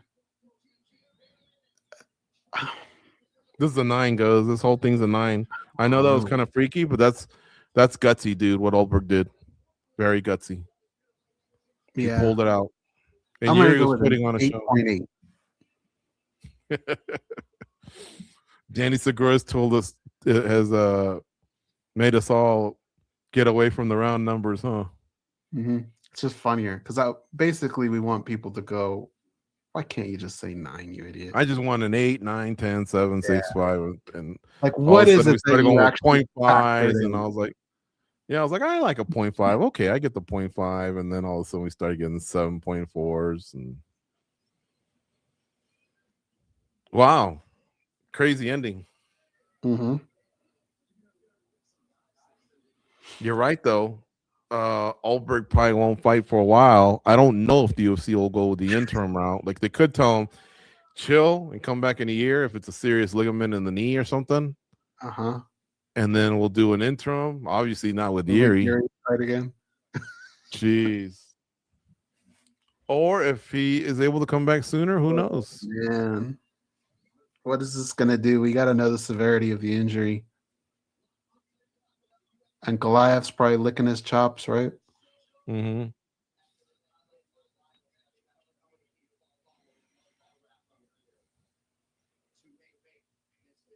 I feel for Jiri, dude. This was his moment.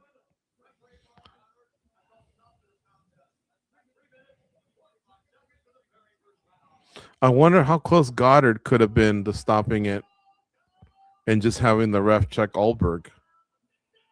He probably was waiting till the end of the round because Ulberg was still fighting. That's the thing. He wasn't like hobbling or nothing like that.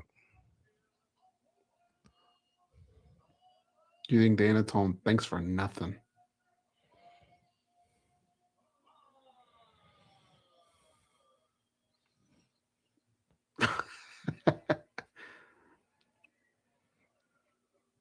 Dude, I thought Eugene Berriman was gonna take him like was with a cartel. You know, when the cartel has to put a sack on you, so you don't know where their hideouts are. Well, at first he tried to put his head through the armhole. Would have been a turtleneck. He hurt his knee.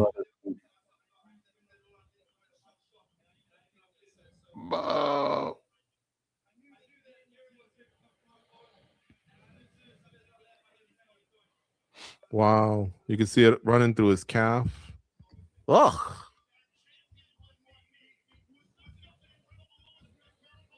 Jeez. That's ballsy, man.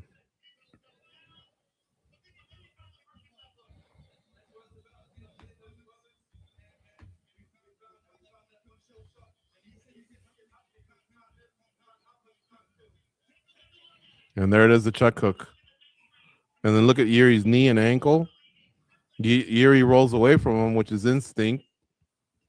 I don't think he's out at that point, but then he hits him with a couple hammer fists, puts him out, and then he kind of almost wakes him back up. But then just as he's about to put him out again, Mark Goddard steps in. Like, I think he's out right there. And then he kind of wakes him up here a little. No? Mm-hmm. Yeah, he was out.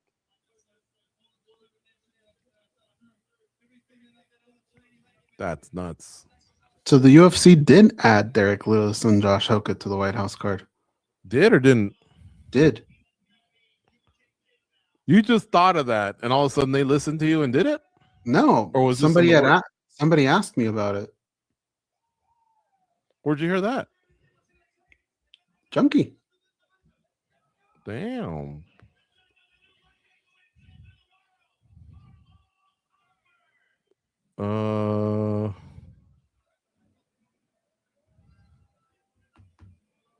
I don't see it, Goze. Just go to their Twitter. You sure you're not getting played? Oh, there it is. UFC adds impromptu contender bout to White House card. Wow. He's talking to Jiri now.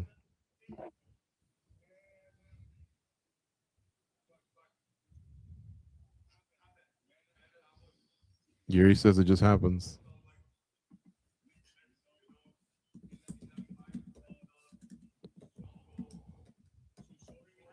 He said he felt sorry for him, like had a little mercy. One of the biggest lessons in his life.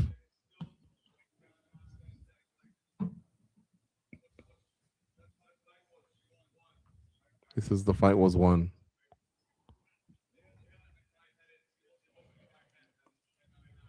It was in my hands.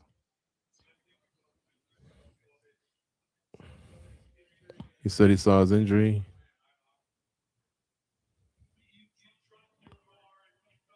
He looks like he wants to kind of cry. He's very emotional. Yeah. He agrees with Joe that he just dropped his guard, let his guard down. We're rapid at not interviewing fighters after they got KO'd like that.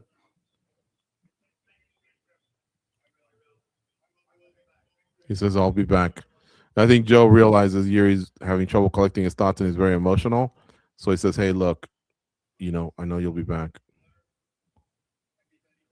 Learn and be better is what Jiri's saying. Thank you, everybody, for your support. Sorry for tonight. Dude, he's so brokenhearted, man. I feel bad for him, Goze. Yeah. I'm glad he's been a champ before, though, at least. because he's probably as true as it gets to like really embracing actual, the Budo of martial arts. Mm-hmm. Even though I find it to be a little awkward at times, it looks like he's very spiritual. I respect them, and his fights are always exciting. But you have to be a vicious bad guy. You know what I'm saying? In this sport, unfortunately, and you just cannot let up. Almost like, I don't want to sound like John Kreese, but what did he always say? Like, finish him and kind of go for the kill. Remember when Miyagi walks in with no mercy. When Miyagi walks in with Daniel LaRusso the first time, and those guys were kind of training, and I think Bobby hurts one of the guys, and he goes, "Don't look at him, or don't look at me. Finish him," and then that was Lamar from Revenge of the Nerds. Was it? Yeah, he's all almost right. He's almost right, man. You have to have no mercy. All right, folks, listen, thank you so much for joining us for our watch along. It's been a blast. The card finished up for me about a 9. Could have been a 10 if we had Van and Tyra and Reyes and Walker. Had that not sucked, I think we had the makings of a 10, just because that wild heavyweight fight, this wild main event, the beautiful retirement of Cub Swanson, the win by Aaron Pico. So yeah, it had a lot of great moments. So thank you so much for tuning in. Don't forget, now that we're finishing up here, we have a fresh YouTube page, right? It'll be a fresh stream where you can watch the post-fight press conference. I imagine Dana White will appear at that, as will Carlos Ulberg and a few of the other stars from the night. So check that out. And all throughout the weekend, we're going to be able to, put a bow on this event. We'll have some follow-up interviews next week, and then basically just start turning the page. So anyway, thank you so much for your support. You can catch Goze on social media at the Goze, TheGoze, and I'm at MMA Junkie George, and our radio show is at MMA Junkie Radio. And again, thank you for all the well wishes for our 19-year anniversary, which just happens to be today. All right, folks, go out and be a champion.